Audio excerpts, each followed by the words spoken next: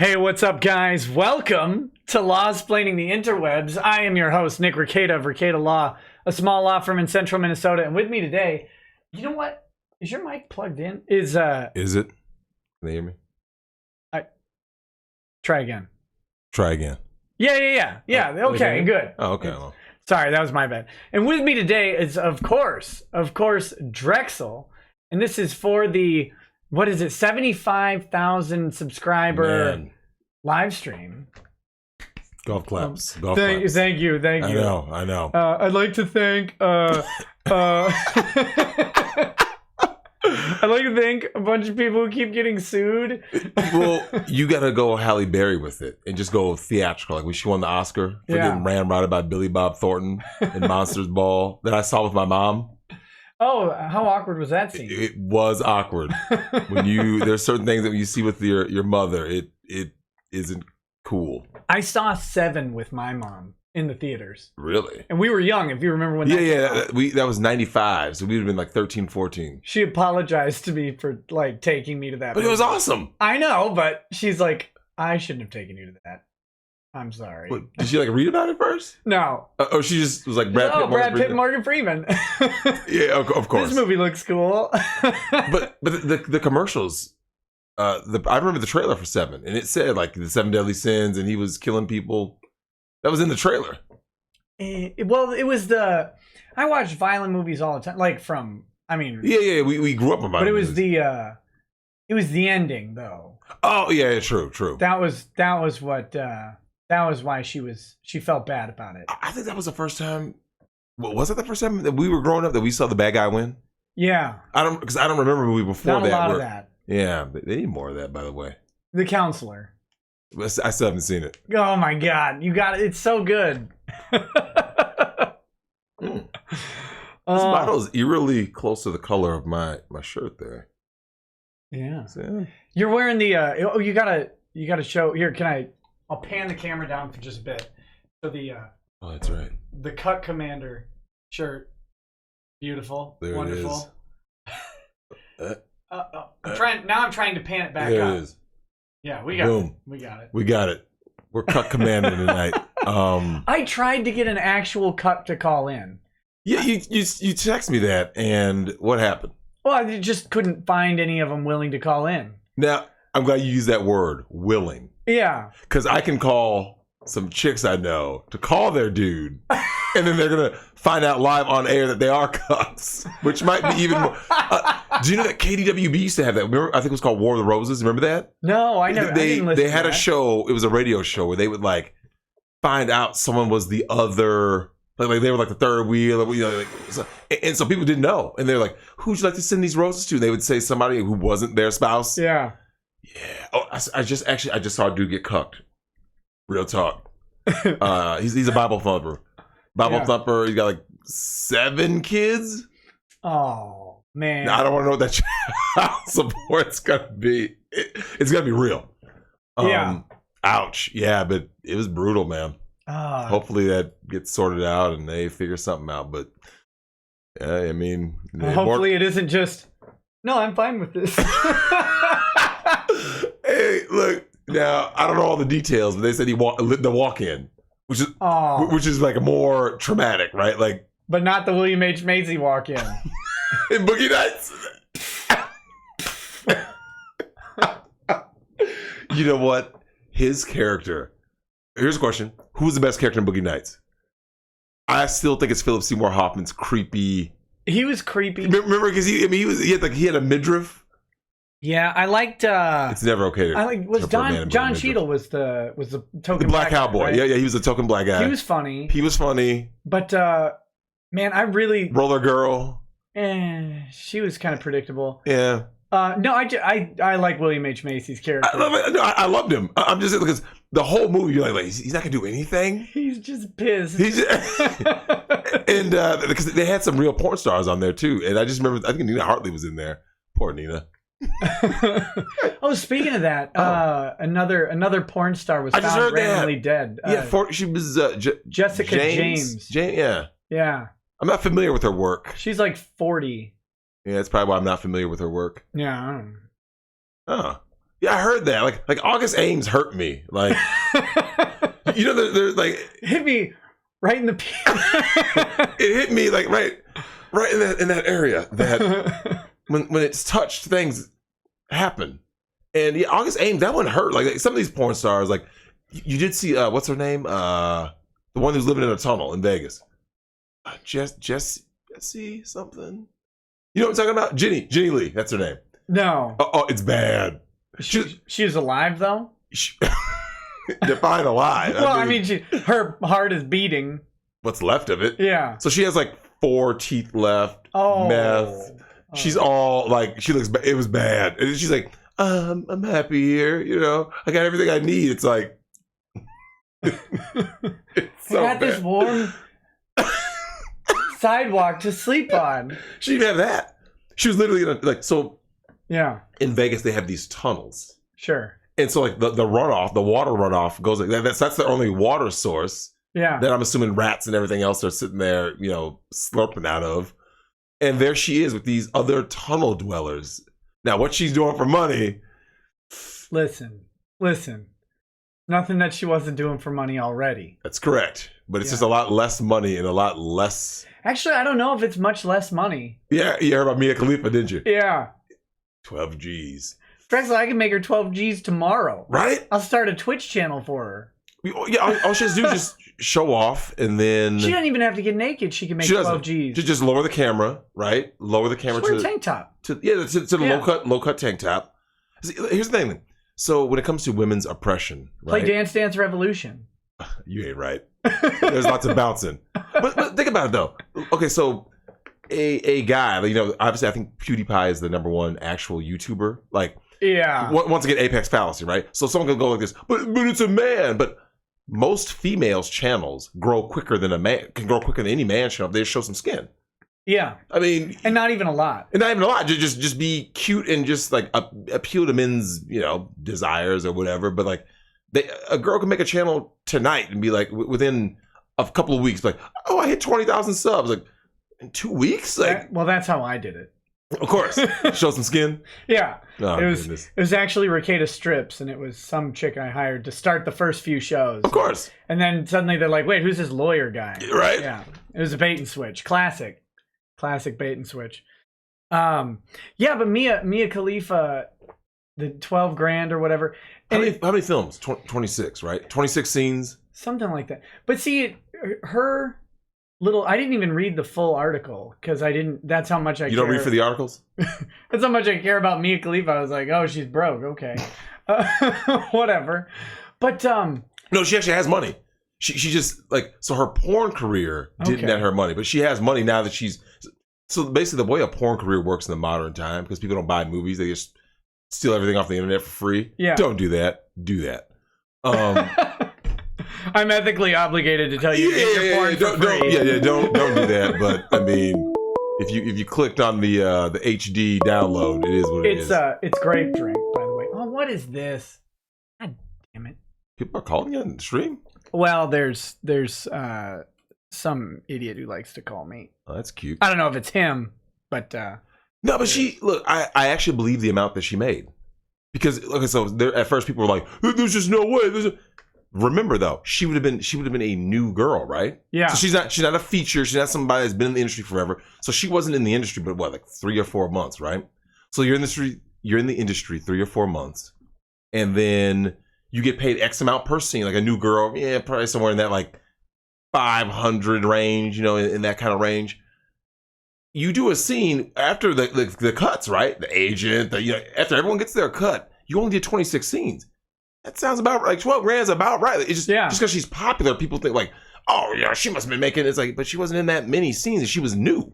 Right. She was in and out of the industry quick. Well, the funny thing is, the person who ripped her scene and uploaded it to Pornhub probably made more than 12 grand. Correct. It's like, 26 million views. Yeah, right. Yeah, wow. Now, I'm not gonna lie, I didn't see the appeal. But here's the thing: I understand the appeal in terms of, I think she's Lebanese, so I get it. Are you racist? Is that what's going on here? But you know what I'm talking about, right? Like you look at her and it's not like you're like, oh my god, like in Troll 2 style. Yeah, who could forget that? Oh my god, that was just awful. But You look at Mia Khalifa, and it's like she just looks like a like average, maybe above average girl. You could just see walking around, just having to have big boobs. But it's because she played up that whole Arab thing. You know what I'm saying? Like, because on her own, like none of her scenes made you go like, wow. It was just the novelty of saying it was an Arab chick doing porn. These are mundane porn scenes to me. It was. I mean, she's not Adriana Chechik. Oh, come on! Hey, that's my girl, man. Any of these Ukrainians and these Eastern Bloc chicks on legal porno, they can all get it. They're working for something more than just 12 G's. I mean, they're doing scene after scene. Yeah, lots of them.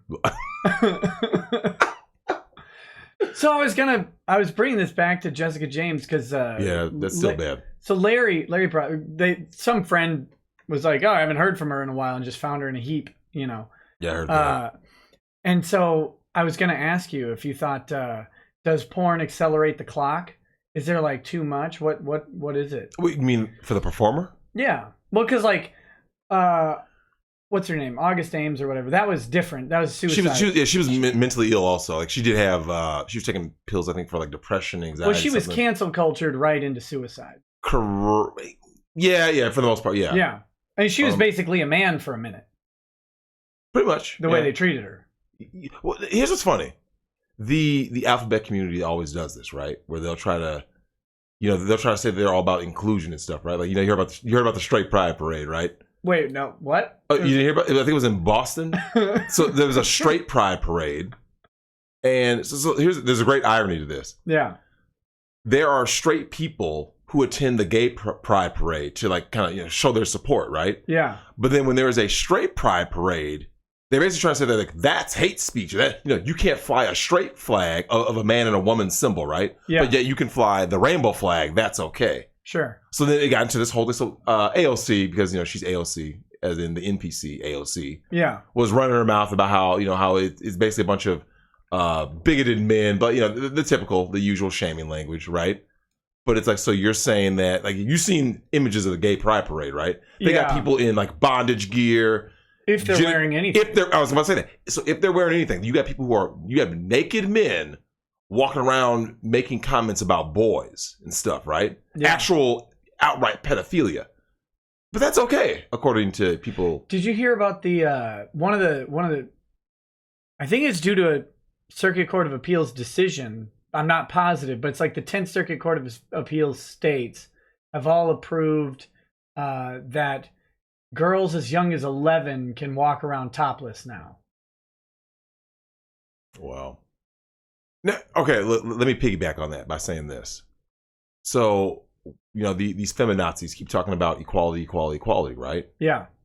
So then, now I'm not talking about the girls. I'm not going to get into any underage stuff, but all I'm going to do is just say this.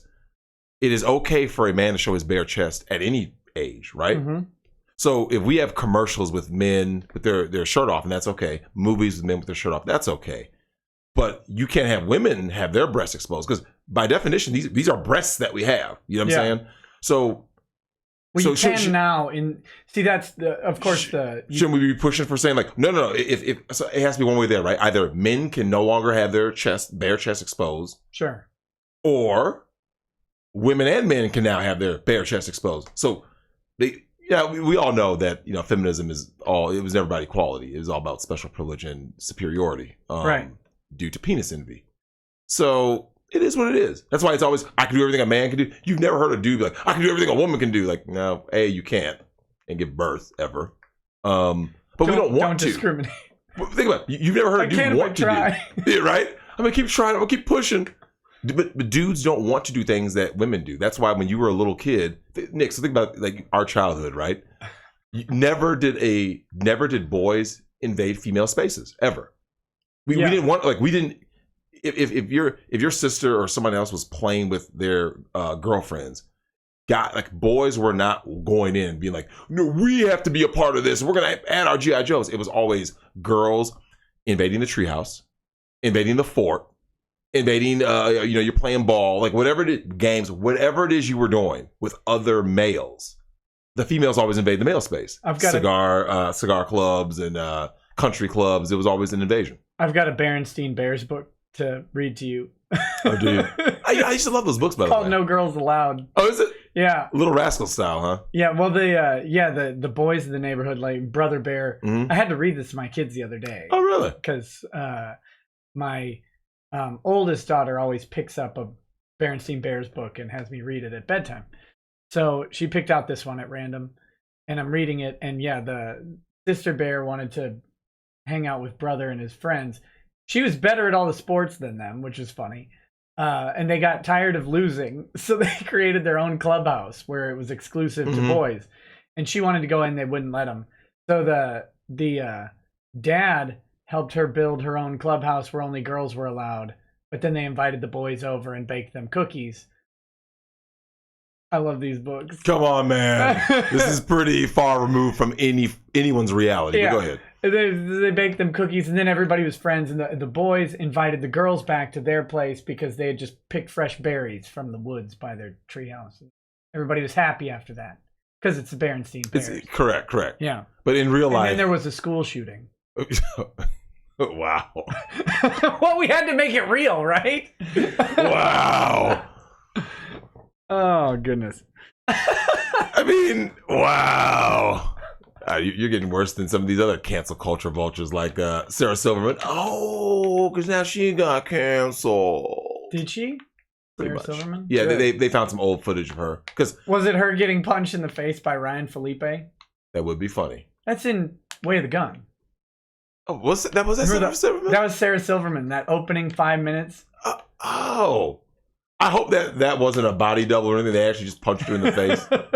Because people like Sarah Silverman, they're always the real racists. Always. Like, sorry, I'm watching the chat. Someone said, "Don't come to the clubhouse tomorrow." Come on. Well, look. So I'm sure there's people in the chat who are pretty sure about what happened to Justin Trudeau. He's a Super Saiyan cuck. I mean, that dude is Super Saiyan simp cuck to the max. That dude, he's a Cuckosaurus Rex. Trudeau, if you're watching, please call into the show. Please do. Because so he was wearing, whether you call it blackface or brown face. I guess he's supposed to be trying to be an Indian guy. He was darker than he was darker than he was Mr. Popo dark. He was. And Mr. Popo needs to lighten up, literally. Did you see the Dragon Ball clips that I played? Oh, with like Black Goku? No. I a while back I leaked some audio clips that were from Wild Takes from Funimation, where the Dragon Ball actors were saying things that are like probably not okay to say. Of course. And they kept them and all this stuff. And maybe I'll have to play those for you because it's the actual guys doing the voices saying things that they really just shouldn't ever, which is always said. Good. So that was funny. Yeah, I'll play that later. We'll have to.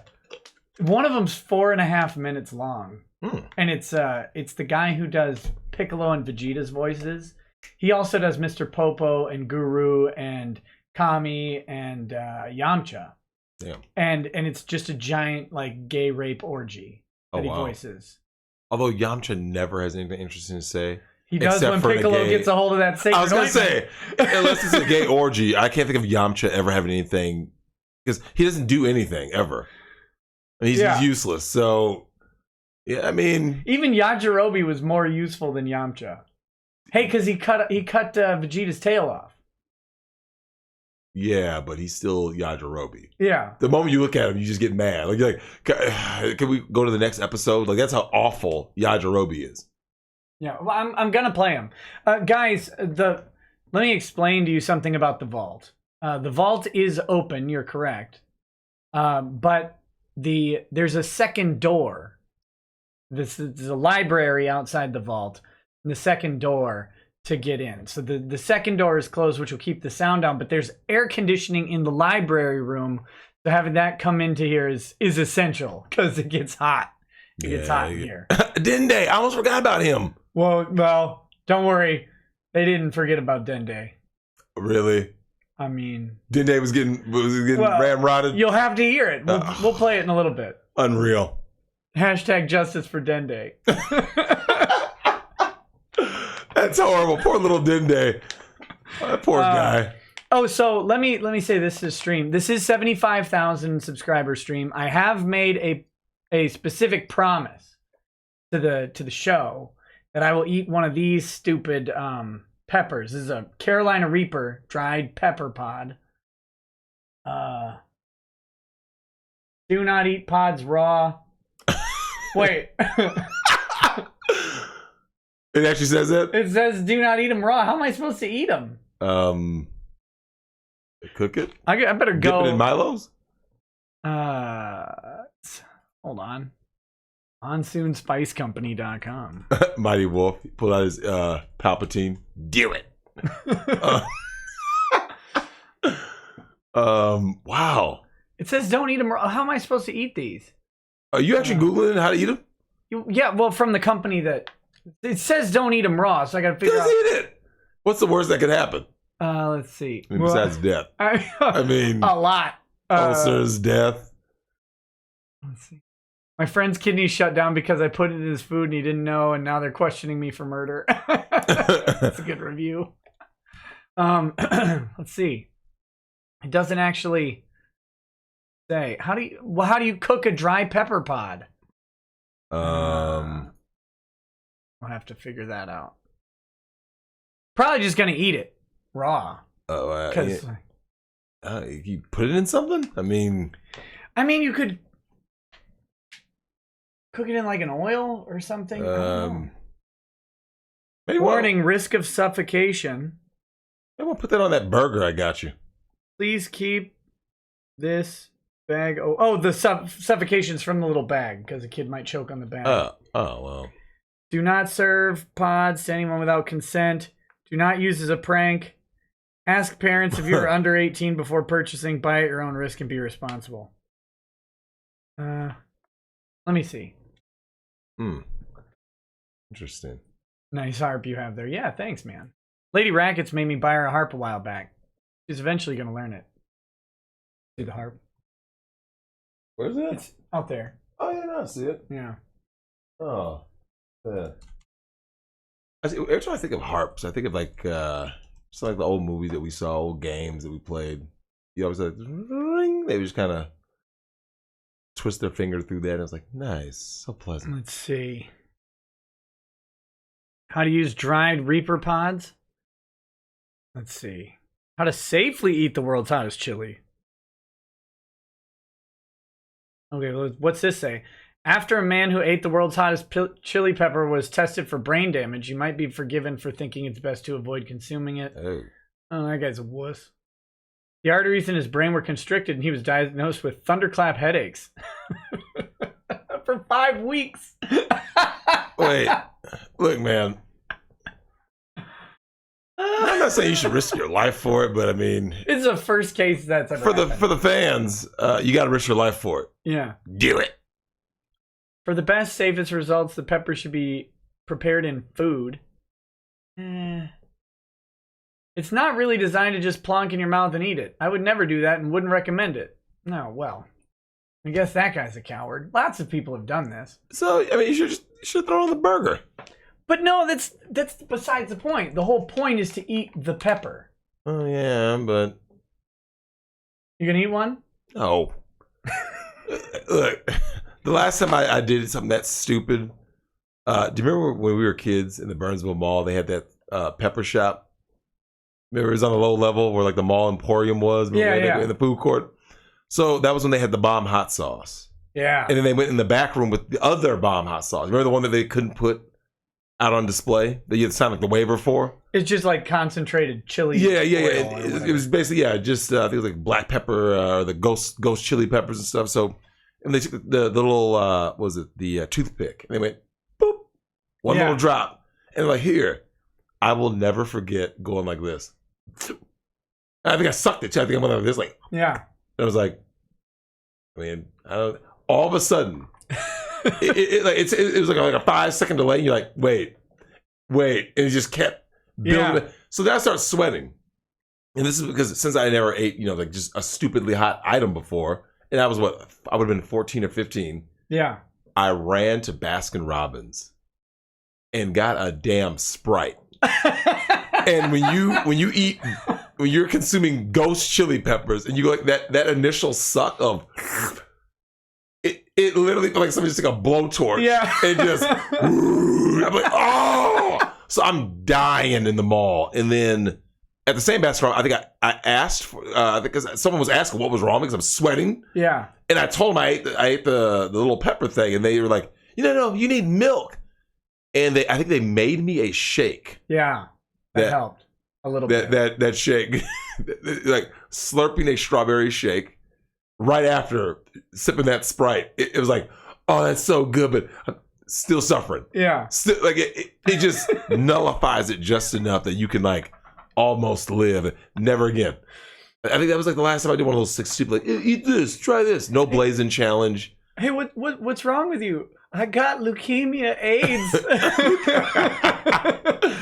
but you know what though? Like you look at some of these like challenges that people are having, like a man versus food. He's usually he does one of two things. Either he's gonna mass consume some exorbitant amount of food. Right? I got 20 minutes to eat 8 pounds of food. It's either something that's a big quantity, or it's a heat challenge, right? Right. Because that's really the only two. Really, I mean, what else are you gonna do? A sweet challenge? So when he does the heat challenges, though, and especially like back when it was Adam, I can't remember what the new guy's name is with the stash, but when Adam would do it, I didn't know that show was still going. Well, yeah, with the new dude, I think the original dude, I think Adam had troubles. Yeah. Yeah. Oh yeah, you can't live that life. You can't do that, man. So you would see him struggling. Oh, real quick, I'm gonna eat the pepper at midnight.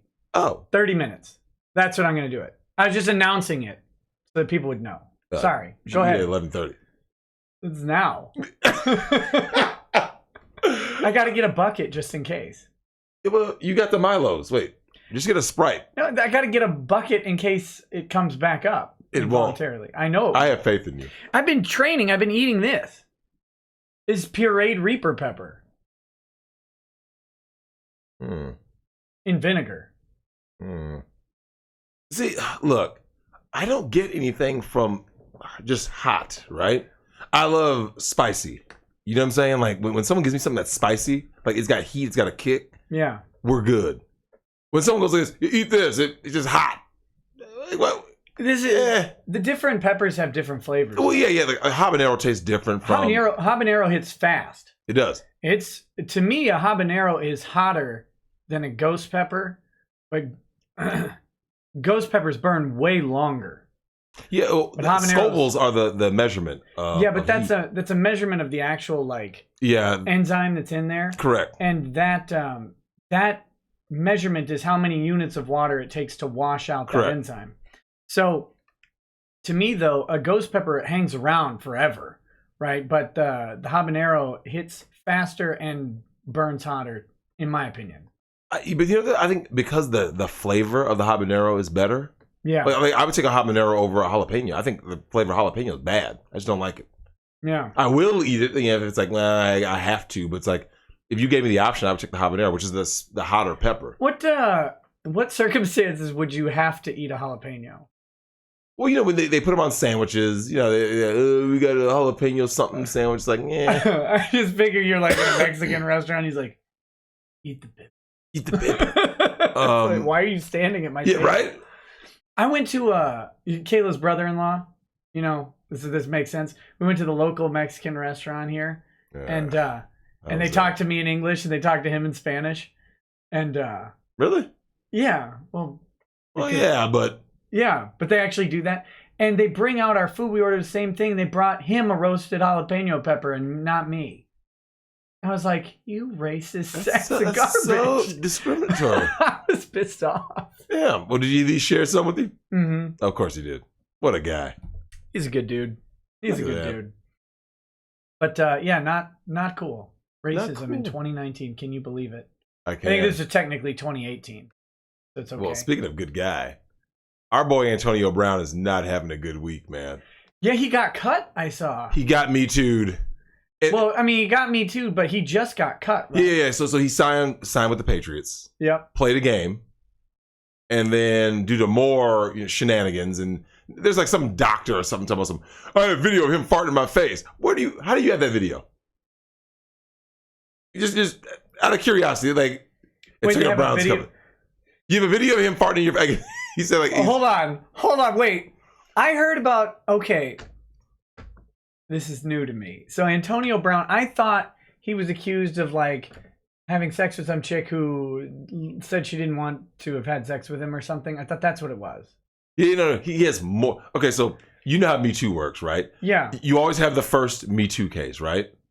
Unsubstantiated. No, there's no evidence ever, right?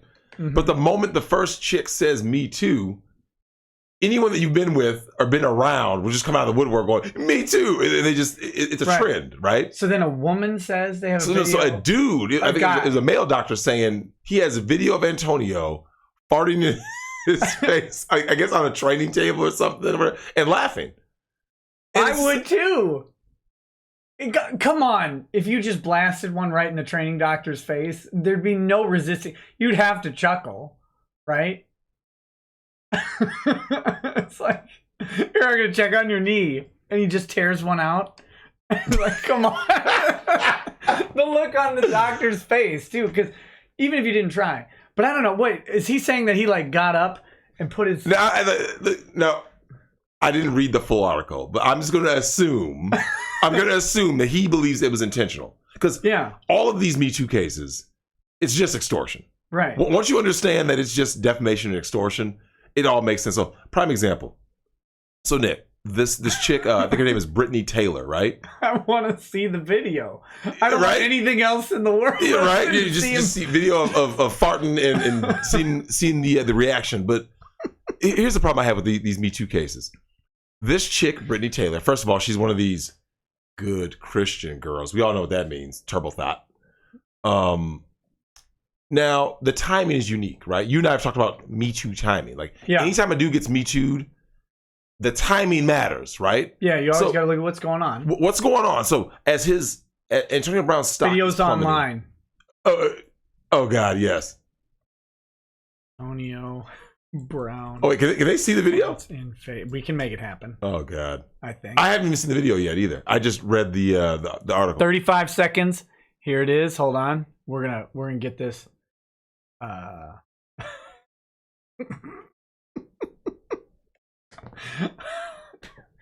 Sorry. Who has that video? Even before we get to the video, how do you have that? Like who's just like, I'm gonna make sure I got this video on Antonio? Like, I'm trying to figure out how I can do this and make it. Go ahead. How we can make it visible. I can. I'll do it this way. Keep talking. Okay, so now here's my issue with a lot of these Me Too cases. Like, and let's just use the Antonio Brown one as the latest in a long stream of them, right? Right. Biggest problem I have with Me Too is that it's always that you sat on it, right? That's the first suspicious action. And in Brittany Taylor's case, the biggest issue I have is that she, much like the Derrick Rose case, she went to civil court.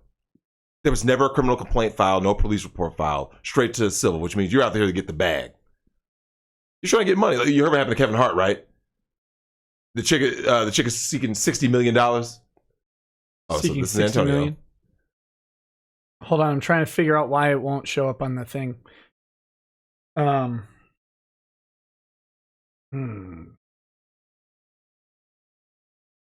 that the one I need? There it is. Okay. Uh-oh. So I gotta. We're just gonna figure. No, it's not the. What is this? Oh, yeah, someone said she denied $2 million. I heard that he denied the $2 million. So she was seeking. Her and her mom. She wanted to make some facility. I can't remember. I can't see who that was. Loretta Silver member. He basically, like, it's extortion. Someone is saying, "Give me money," and you say no, and then they cry to the media. It's always the media, or they go to civil court. And at some point, people got to put a stop to this, man. Or I guess every dude's gonna go MGTOW. Okay. So let me. Can you see that now? Yep. It's in your window. Can the chat see that? Yeah, the chat can see that now. All right. Okay.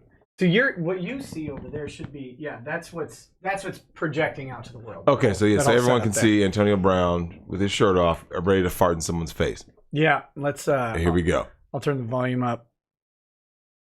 Let's see here. Damn, my bad, dog. Shitty. It wasn't really in his face. That wasn't. I didn't even get that one. He's in front of him. So you can do another one. I've done some bodybuilders, and this is pretty freaking low. My bad. Damn, shitty. That's it. Okay, now let me ask you something. If everyone in the chat just saw that, are you serious? Oh, he said my bad. Yeah. Who cares if he said my bad? I'm dying. Is that dude for real? He was seeking money. That's the weakest thing I've ever seen. He farted in my face. You're in front of him. He farted near you. I mean, Look, man. you'd be seeking money from everybody on the bus. But can people not look? Antonio Brown is a buffoon. Don't get me wrong. I mean, the dude is just.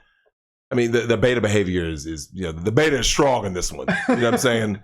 But for all of his missteps with his time in in Pittsburgh, I mean, he was doing clownish stuff even after he got drafted.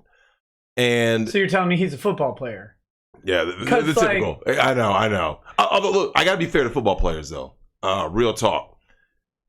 Pro athletes commit crimes at least are convicted of crimes. They try. The legal process at a significantly lower rate than the general populace. So when people are like, other than the Dallas Cowboys, you're right. Yeah, the '90s.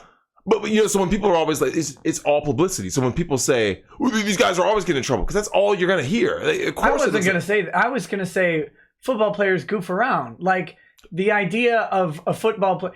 When they said there's video of him farting in someone's face, I fully expected a video of him like ass out, just left and right cheek, right squarely in his face, like he was like maybe he had like a glute injury, right? Like, yeah, doc, I got this glute injury, and then like the guy was like, well, Antonio, I just need to really get in there, and then also like, and like that's what I was expecting. So me too. The moment you put up the video image, I'm like, why is he facing forward? That was I was expecting him bending over. Cut, I thought it was going to have another angle, and another one of him turn around. Yeah. He was in front of him the whole time. Can people see that Me Too is everything about it is fake? Nick, I've been saying this from day one. Like, every aspect of Me Too is purely fraudulent. Yeah. It's extortion. All you do is like this. So now, look, I had someone ask me recently. They said, okay, so Drex, I want to hear your take, Nick, as an attorney. They said, what would be your solution to it? Like how do you get it so that it's a fair system for the accused and the accuser, right? Sure. I said, okay, new SOP, right? New standard operating procedure. So hear me out. A, the accuser must file the police report within 72 hours and do the rape kit thing. And the only time that is not valid is if they were held against their will. You see what I'm saying? Like, if someone was obviously kidnapped and they say, oh, I escaped the house, that's different. Yeah. So if that weren't the case, you need, and like the thing, I might give it a week. I might say okay, even a week. Like, but if that time expires, you could be emotionally traumatized or whatever, right? Like, consider that it's a valid charge, right? Yeah. And if you sit there and go like this, 7 years later, done. No. Yep. If it's outside of that 1 week, you cannot bring up the charge. That's A. B, you cannot go to any other avenue other than the authorities. So that means you can't rush to go do civil first, right? Yeah. You cannot rush to, and this is the big one, you cannot go on social media. Because, that's the big thing, right? Like, a lot of people, they never went to the police. They just went straight to social media or the news source. They're just telling their truth. Yeah, their truth. So now the person, you can't unring a bell. So this is how you have to protect the accuser. You have to go like this. We want to make sure we get the facts right. And in Ireland, your name is never released until there is a conviction, right? Yeah. And I feel strongly about it because I could get Me Too. You and I could both get Me Too tomorrow. And if they put our names out there, it's like, okay, well, we had no way to defend ourselves. And if they find out every word that our accuser said is a lie, well, it's too late. We've already been defamed. Yeah. And you can't really go after these chicks because they're all broke. Like, yeah, okay, well, and even so, I mean, the cost. The cost of going after the them cost is of going after astronomical. the person, and no attorney's going to take that case pro bono. They're like, no. Hashtag me toot. me too. That's classic. And I see all these problems with the system. I said, the biggest thing is that there has to be accountability on both sides, right? So if you get Me Too, whoever is saying Me Too, every aspect of their story should make logical sense. Now, did you actually read this Brittany Taylor story? No. Nick, it's more fraudulent than the Asia Argento. Oh, by the way, speaking of cancel culture, she didn't get canceled. She just was posing pictures in a bikini and all this stuff. I'm like, she was I think she like walked on a model, like a catwalk kind of thing. Listen, what'd she do? She just had sex with like a 14-year-old boy, right? Well, 17, but he was 17? she knew him since he was 6. Oh, And that's okay though. oh yeah, that's Perfectly fine. Mhm. That's rape. That's rape of a minor. But yeah, you have to have the accountability on this side. Like, so then people would say, but that's gonna make women be so afraid to come. No, it doesn't, because now the burden of proof is all on you, which is supposed to be, right? Yeah. When you're the plaintiff, you have to prove it, not the other. That's why, with like the O.J. Simpson thing, right? I tell people all the time, I go, the defense attorney's job is to just create reasonable doubt, yeah. right? That's why defense attorneys are best attorneys. They're the best attorneys. Like, remember in Scarface when he's talking to Tony about, Tony, honey, baby, it's hard for me to come up with how this money you found in a taxi cab, but I am an expert at creating that doubt, though. Yeah. Like, you got to come up with something. And these Me Too stories, Nick, she claims that there were 3 different incidents. Now, let me ask you something. If someone did something to you, Oh, don't you dare! How dare you? how dare I suggest- shame them? Why would they go back? Why would they go back? That's an unfair question. Yeah. I mean, I've been talking about the Vic case, and Of course. this goes the assault of Monica Rial happened in 2007, Of course. which of course she remains friends with him Yep. and appears publicly and privately with him for the next 12 years. Everyone saw them. And when you ask the people around them, what do they always say? I didn't see anything wrong or that there was any behavior different. What is that telling you, Nick? It's a lie. Yeah. Anytime someone says, this person did this to me, and you go like this, wait, but I have seen you for the last decade. Being around this person, like everything was, you've been hugging and kissing on the person. It's the emotional turmoil that I get. These people are so phony. I've always maintained you have to hold the accuser 100% accountable. And then the best part of my theory, or I say my strategy, would be this. In the event that you are proven to be a false accuser, Nick, someone goes, what should happen to you? Let me ask you this. Prison. But how much time? What the other person would get for the crime you accuse them of. I agree. And let me ask you this, though. Should they get parole? Should they get any kind of time off or anything? I think it's fair to say if the other person would have a chance to get parole, they would get parole. Same conditions. Same sentencing guideline. You say 0. I believe, like Crystal Mangum, the Duke lacrosse team, right? Oh, yeah. I believe that Desiree Washington, we all know Mike didn't rape that chick. Do you know that's the one thing of all the things that Mike Tyson has done, cocaine, this, that, he's done a lot of crimes and stuff. He's cool about a lot of things, right? Like basically he's like, look, man, I was making some bad choices. Are you talking about that interview? The moment you bring that up, you just see him snap. Yeah. The reason he's like those of us who know, we're like, that is a man that was falsely accused. The only reason why you have that violent reaction every single time. And he even said, he goes, after what happened, he goes, I should have raped her. Like, everyone's like, damn, Mike. It's like, but look, Nick, Mike Tyson at that time. It's funny that little kid Mikey grew up to be Mike Tyson. Yeah, little Mikey. Well, what's wild is that, like, you look at that time, that was during it was the Miss Black America pageant. The other. It's ludicrous.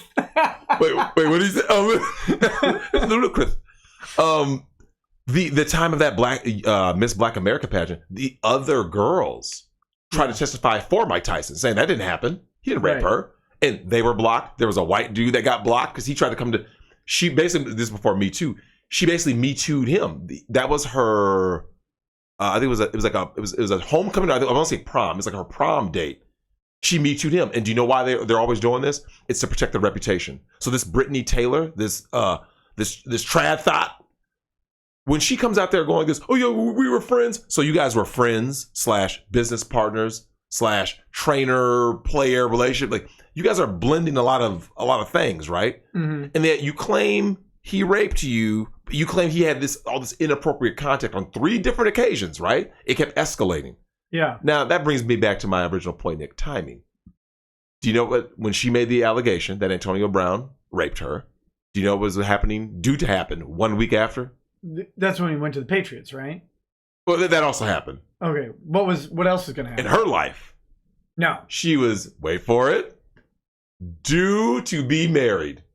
So what do you think? We're not going to say what we know happened because we weren't there. But if you had to take your pick, what do you think happened? That's called the excuse. The excuse accuse. It's what happened in the Jim Crow era, right? White girl gets found in a barn with rolling in the hay with a black guy and rape.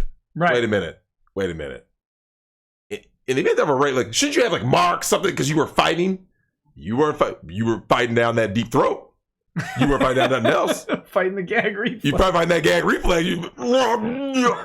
You're fighting that. But when it comes to these chicks, it's like, wait a minute. So what? Likely it happened to the bodybuilder. You heard about that, right? Similar situation. It was in a hotel. Which bodybuilder? Oh God, he was Miss. If anyone in the chat knows what that guy's name is, they can put it up there. He got Me Too. He's like the champ. He's like the defending champion. He got Me Too. Half Thor? Not half. No. Remember bodybuilding. That's strongest man. Yeah. If someone can put it Was in he the there. black dude with the glasses? Are you thinking of Ryan Coleman's been retired, but No, not him. there's a new dude. I wish I can't remember his name. Because I watched a video the other day and it was Mr. Olympia. Oh wait. Oh no, yeah. It's not like Sean Roden. Is it? Larry Wheels. Is it Sean Roden? Maybe. A couple people have said yeah, a lot of people Larry have said Wheels. that. Yeah, Mr. Olympia. Yeah, Sean Roden. Yes, that must be who it is. And that the Sean Roden story was basically like this, Nick. She claims rape, right? But the location. Sean the rapist rodent. Sorry. But what makes it so bad is that it was at a hotel, right? And she's claiming all this stuff happened, but once again, it was like her husband, the cuck, was in the vicinity or whatever, right? So what most likely happened, Nick, much like what's happening in the Jim Crow era, much like what's happening with the Antonio Brown situation, all these other situations, they will not take responsibility for anything. So what's most likely to happen is the husband or boyfriend finds out somehow, and now to save face, they go, no, yeah, it was sex, but it's because he raped me. What was I supposed to do? What was I supposed to do? He's so much bigger and stronger than me. It's like, wait a minute. Wait a minute. And then they do the whole like, he's so powerful. He's so powerful. Yeah. And he had, I had some, damage in the vaginal area. Man, the dude could just be hung. You could have been asking him to kill it. So he killed it. Okay? And then next thing you know, that's why you got a terror too. Pound me too. Pound me too. It's true, man. Look, anyone in the chat knows it's true. These chicks choke me, slap me, spank me. You do that stuff now, bruh. You are really playing with fire. Speaking of which, Nick, I didn't tell you what happened. Oh. I took a serious L. What'd you do? I swore I was supposed to text you. I was actually going to retain you. Shit hit the fan. It hit the fan. Did it? Yeah. Okay, remember about like 4 live streams ago, I told you about my sub, right? Yeah. So this is pure anecdotal right here, ladies and gentlemen in the audience, in the chat. So my sub is the daughter of my friend, right? Sure. She found out in the most ridiculous way possible. Oh, your friend. Her mom found out. Uh-oh. Nick, it wasn't good, bro. It was actually, I remember the text. It was 12:04 a.m. on August 20th. Yeah. Now, this is basically, Monday turning Tuesday night, right? Yeah. I went through my, normal routine. I'm back from, work, just take a shower. I'm like, I think I may have played a couple games of Smash Bros. And as I get ready to lie down. Jokes. I'm holding off on Sorry. Here you go. And ominous. And as I get ready to go to bed. Wait a minute. This is how bad this is. I know what you need. Okay, were you playing as Mario and just pounding out Daisy and Peach? I mean, what? Dude, it was so bad, man. It was it spiraled out of control in record time, right? And I actually got to find the text.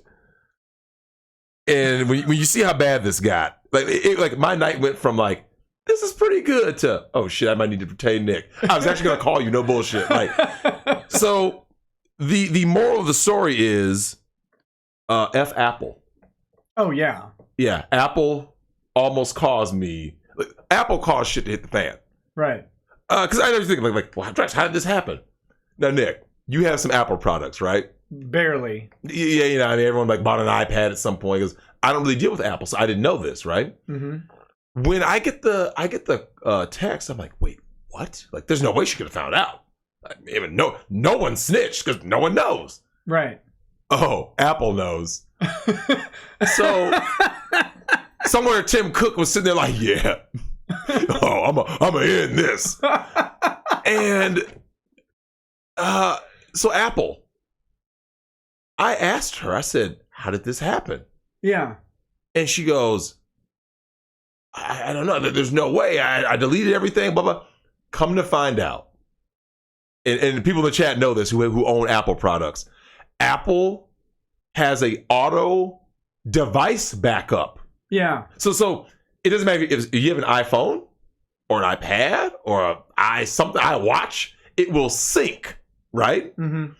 So when she left to go back to where she lives, 1,500 miles away, she deletes everything, right? All of our interactions. Cool. At some point, when I sent her a message, it popped up on the iPad here in Minnesota. Uh-oh. Her mom goes, oh, Drex, sent the text. Clicks it. Boom, the thread. the thread. And the thread was real. Pictures, sexting. Epic fail. Epic. Yeah. It was. What did you learn? I'm going to teach you how to use Signal. Dude, it was so bad, man. It's, yeah, it's one of those things where like, you sit down like in the moment, you just kind of have this blank stare, right? You're like, did this really just happen? Like, because from this point forward, it got so bad so fast. This is someone I've known for going on almost 13 years. Sure. It went so south. And like, what makes it so bad though is that females will react completely emotionally, right? Yeah. So on the surface, it looks like, oh, Drex is just a scumbag. But if you knew, like I told you what happened, like, remember we had that talk about, the protection for male doms and stuff, right? Yeah. If I didn't do what I did, you don't know what kind of the real bad guys are out there, right? Right. These dudes will have her smutted out, smurfed out. I mean, anything can happen. Smurfed out. I'm dying.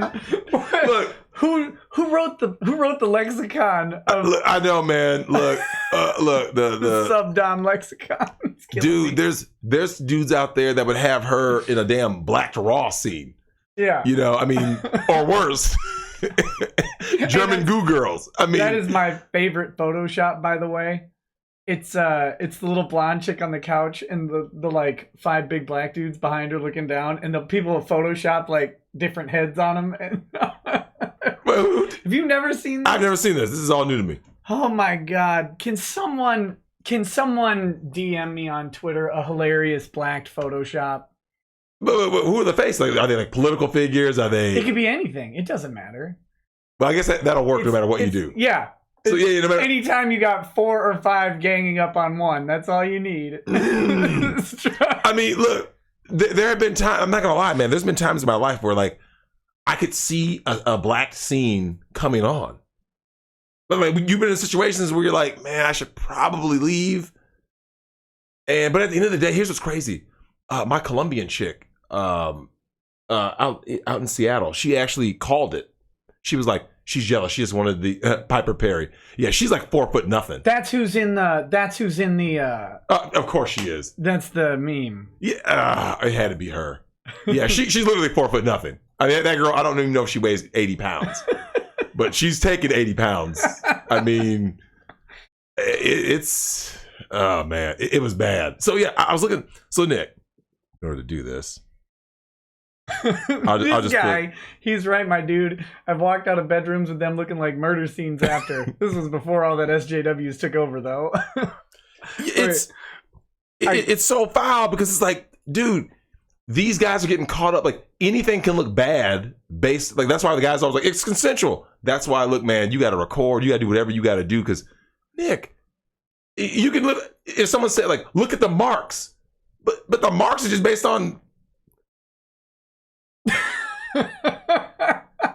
Can they see that? No, not yet. I'm only gonna put the safe ones up on. Yeah, but that one's safe. I know it's safe, but I was gonna put one up with the Photoshop on. Someone probably sent me that. You're so wrong for that. They kept this one. This one's right. This one's perfectly fine.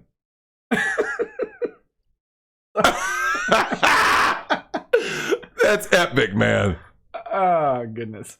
Oh man. So I'm gonna have to read some of these chats before I eat this pepper. Oh, so before you eat the pepper, because we're at 11:58. Look, this is how bad it was. Just read that part right there, Nick. Like it, right there.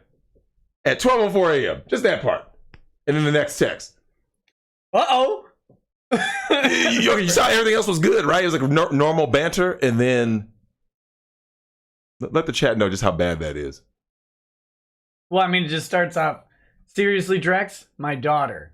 Oh, no. Oh, no. And then the next text says. I didn't think you wanted me to read all these. No, I just said the next text. Like, you were my friend, Drex, of all people. I thought that meant something special. Heartbreak emoji, because... She saw pictures, bro. But I mean, but women can't text without an emoji. They have to. They have to be an emoji. No. Here's the reason why that's so important, though. Oh, wait. It's about to be time for you to eat pepper. My daughter, how could you? How could you? I could. And did, apparently. I did. And then you got a wall after that. That's a wall of text. Yeah. The walls kept going. Yeah, I'm sure they did. No, man. That wasn't a joke. I'm sure you got just wall after wall. Oh, yeah. They just keep going, right? Right. I just didn't bother to scroll through because it's not my phone. Oh, yeah, don't worry. There's actually, eat the pepper, because after you eat the pepper and drink that hot-ass grape drink, that I know has to be, like, lukewarm by now. No, it's good. It's got a mild chill to it. Look, man, Ron Soye's little tears can get frozen. Wasn't colder than what you did to her daughter. Man, that's cold. That's cold. All right, let me read the super chats here, and then we'll do the pepper right after that. Boil the peppers first? Boil them? I'm just gonna eat it. What's the worst that could happen? I mean, besides dying. That sounds like a black scene. I'm just gonna eat it. What's the worst that could happen? I mean, that was the what the OJ and when he you know why he came back to Twitter, right? No, because Kris Jenner's first husband, OJ's lawyer. He said something about like he's actually the father of Chloe, I believe. Wait, which one's the big one? Chloe. Yeah, Chloe. But basically, OJ pounded out in the jacuzzi, right? In the jacuzzi, right? He did. Yeah. Well, yeah, but he told that story, and they're like, "Take me to the hospital. Get your husband to take you." What a cuck! And you know he did. You know he did. Did OJ do this to you? He was like rubbing her hair gently, like. Well, see, that's why OJ created a Twitter. Was when that story came out. He created a Twitter to say that was. Well, that's basically not how it happened, is what he said. So he didn't say it didn't happen. He just said that's not how it happened. Of course it happened. Yeah, of course he smashed her. Yeah. She's a thought. Look, a savvy thought. Look, I give her credit. And then the you next. Oh my God, it's my favorite moment. What? Okay. Oh yeah, the knives. Yeah. You next. Okay. AK Arbiter says, think you should both eat a pepper, and whoever gets too scared to eat one should eat two. And for good measure, no balls. Ninja Bread Man says, hello, Mr. Ricada. Hello, Trap Master. First question, if it's not okay for a man to be a sub, Is it okay for a man to ever be a switch? No. No. What's a switch? You go from dom to sub. That's never okay as a man. Gotcha. A good friend was raised by women without males. The second question. A good friend was raised by women without males. What can I do to get him to be a more confident man? He's behind the 8 ball, man. Real talk. You and I have talked about that, Nick. Like guys who didn't grow up with strong male figures in their life. Like, yeah. It's a struggle. I mean, okay, look at the guys who grew up without strong fathers, right? Let's look at like pro athletes and stuff. It's simple. You're taking this way too hard. Just watch every Death Wish movie in a row on repeat. Right? That's all you need. Just follow the Charlie Bronson model. You're a common thug. There's a 9% chance came from a single mom. Like a lot of times these guys just have no confidence. Like, do you remember if you watched baseball when A-Rod played for the Yankees, right? A-Rod, in terms of actual talent, is significantly better than Derek Jeter, right? Right. I mean, Sure. it's not even close, right? I don't know, but Derek Jeter, New York loved him, and people go, what's the difference between A-Rod and Derek Jeter? It's because Derek Jeter was sure of himself. So that's why he had, his playoff performance usually was better, and he was beloved, whereas A-Rod was always seeking that validation from New York, from other, certain sports people, and, the juicing and all that stuff. It makes sense. Sure. Insecurity. He never had that strong male figure to give him that security. But I mean, hopefully, I guess that didn't really answer the guy's question. I guess. Yeah. What do you do? You watch videos. I mean, like you can't watch. Like, there's lots of guys in the manosphere that talk about, like becoming more confident and self-sufficient. You know what I'm saying? Kind of manosphere kind of sounds like someone was raised by single moms who invented that word, though. Well, yeah, Just kidding. But I mean, think about it. I mean, there's not much he can do. Guys, I'm just gonna deal with it. I'm open. Really? I'm trying to open the pep. Yeah. All right. Listen. Are we gonna take a drink with it? No, I'm just gonna eat it. But I need the package. It's one of those tearaway packages, but they put the notch in the wrong place, so it didn't actually tear where it's. Yeah. I got it. Scissor it out.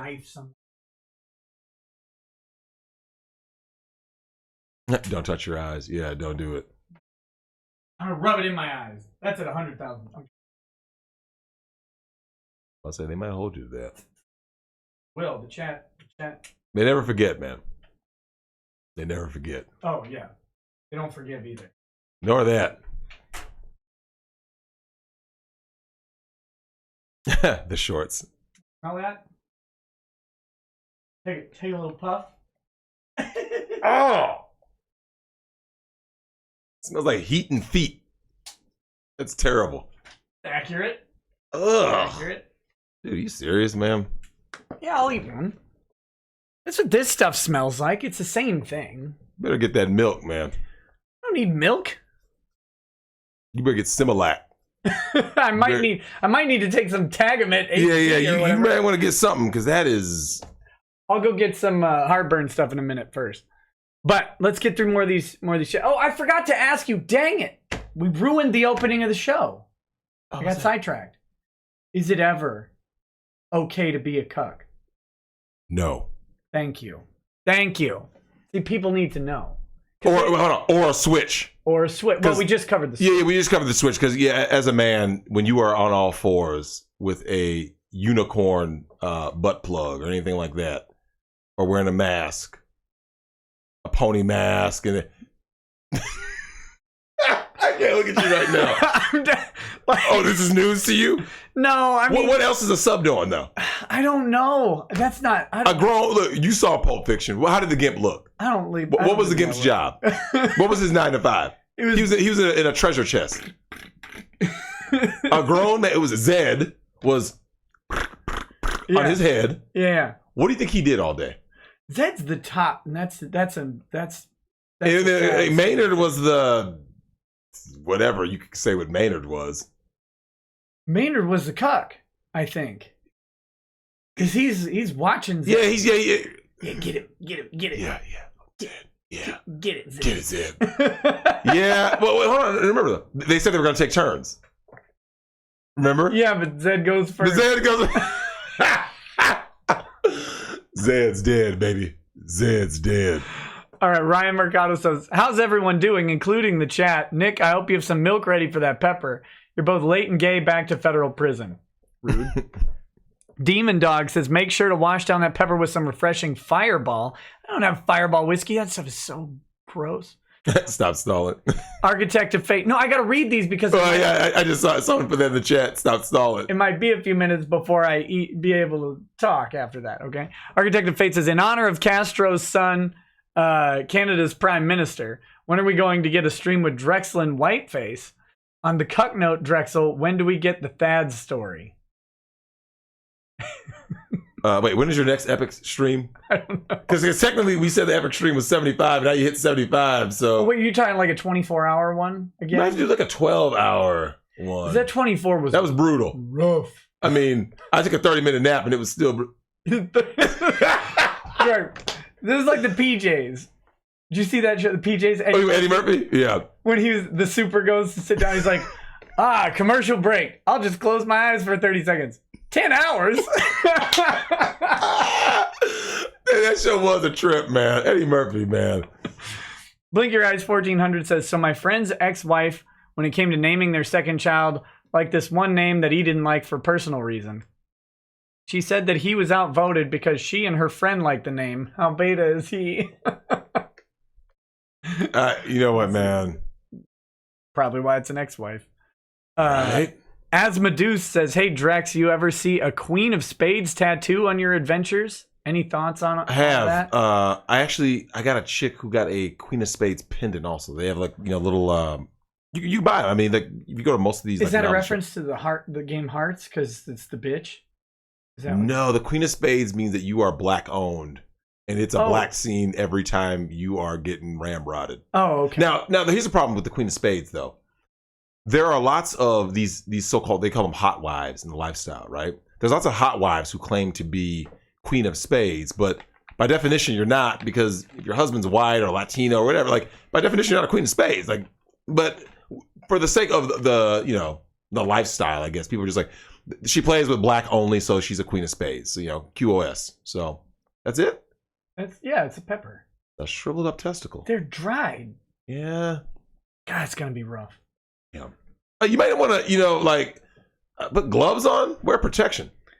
Don't go bareback on that pepper, man. Well, it's just gonna be 2 fingers. I'm just kidding. That's crazy, man. Okay. Asphyxiation says, this guy, you'd love his story. He was on the other day telling the story to the world. He never masturbated until he was 20. Oh, was that like a geyser? Well, that happened, but then the second time he wanted some assistance. So he grabbed tracksuit or track pants, and I hope the story ends here. Like right here. No. It ends with a cheese grated penis, basically. Wait, what? Yeah. Not like a soft pair of sweatpants. Like a tracksuit, right? Like you know what I'm talking about. Well, okay, look. Now I'm thinking of the Adidas kind, right? Like which those are polyester. Polyester and I think cotton. I don't know what specifically it was because he's Australian. Yeah, okay. Words don't quite translate because it's a whole nother language that they speak there. Yeah. But the long and short is he rubbed one out so hard that he shredded his penis. How's that possible? I don't know. You'll have to Wait. Now when you say shredded, hold on. So he's in his pants. So he's he grabbed a pair of pants and I'm guessing. What was he doing? Wait, hold on. He couldn't get a sock or 2 tube sock, something. Listen, you're going way too easy here. He grabbed the tracksuit pants. Yeah. Yeah. But I don't get how that gets him a cheese grated peen. A lot of friction, man. I don't know. That much though? I mean, but he did wait 20 years. I can't. Man, wait. So you talked to this guy? Yeah. Yeah, he's in my Discord. Oh. Yeah. Maybe he'll. How's he doing now? Oh, he's fine now, I think. Oh. He's hilarious. I love this guy. He gets brownie points for being Aussie. See, someone said friction burn is effing mighty. He says. Yeah, that's what I'm saying. Like, I can't fathom why that would be pleasurable to be rubbing with I don't some. So he says, "What's in the box?" Vegemite. Oh yes, Vegemite. Who? This is ask me. He sent me this. I haven't brought. What am I thinking? I don't want to dox your name, homie. He sent me a box of Down Under treats from Australia. Oh. So I like how they got the little koala bear. yeah. That's nice. So I haven't actually opened this yet. Let's see. The Down Under box. Like something. We won't show him on stream, but here he is. Okay. Yeah. And that's the guy who tracksuited himself? Yeah. Damn.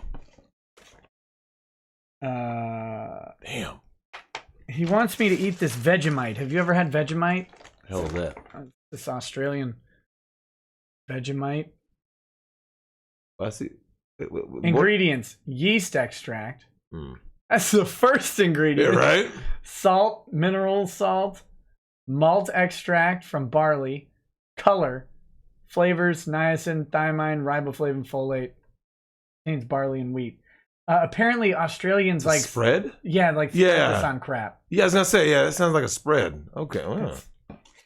Smells bad through the jar. Wait, I'm not joking. Wait, really? I don't think it smells bad. It smells better than that pepper bag you had. It's some Nestle Milo. Oh. Oh, you know what you can do? Why don't you dip the pepper in that In the Vegemite? Vegemite. That's what he wants me to do. Oh, imagine that. Seasoned chicken salt. What's chicken salt? I just learned something new. It's got chicken flavor in it. It's like got, I guess, like bouillon in it. Yeah, yeah. Those All little right. Mrs. Dash. Got some candies, some Scotch finger cookies, Oh. and some Tim Tam. Okay, seriously though, why do snacks in other countries look so weird? Like, you notice that? Like, American snacks look like Oreos. Every other country's snacks look like Tim Tam. To me. Have you ever been to a Mexican Walmart and look at their snack Yeah, I know aisle? what you're saying. Yeah. Well, because I was just at a taqueria over in, I was at Richfield. And, you know, they got it's the taqueria on one side and it's like the Mexican market on the other. And yeah, I know what you're saying. Like, when you go through like the sweets aisle, you're kind of like, huh, they are like that like wafer look to it. Yeah, everything looks like a wafer. Everything looks like a wafer. Yeah. Yeah. Gross.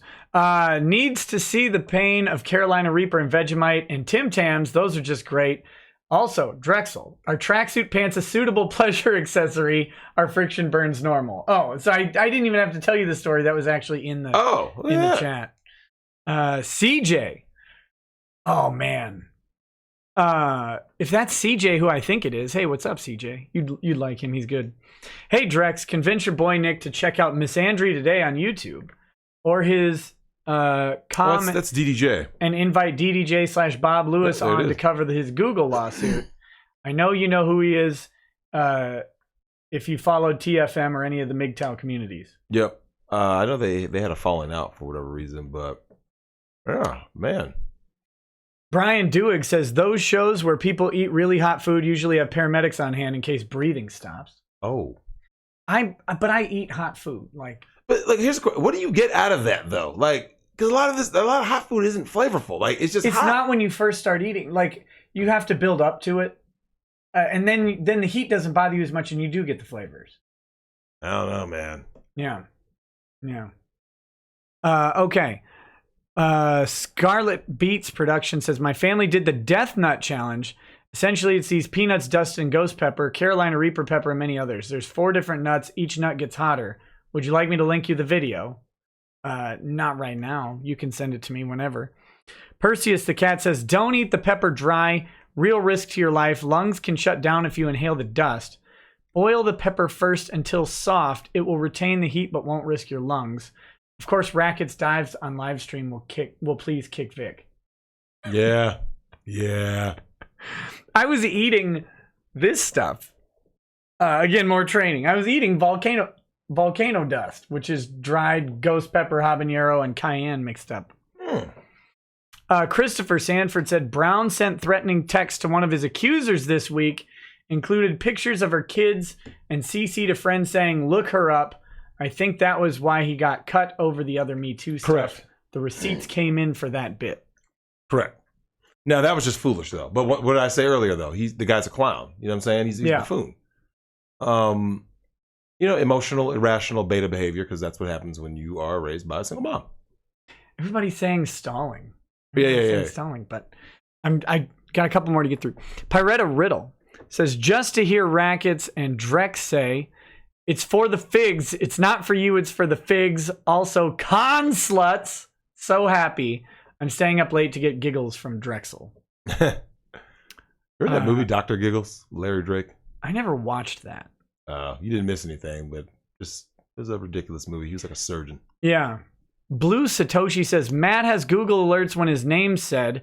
Dame Pesos plays some leaked mundane Matt audio on the kill stream today, including one where he referred to his kid as his girlfriend's daughter. Turns out Matt really is a cuck. Oh, that's too bad. Damn.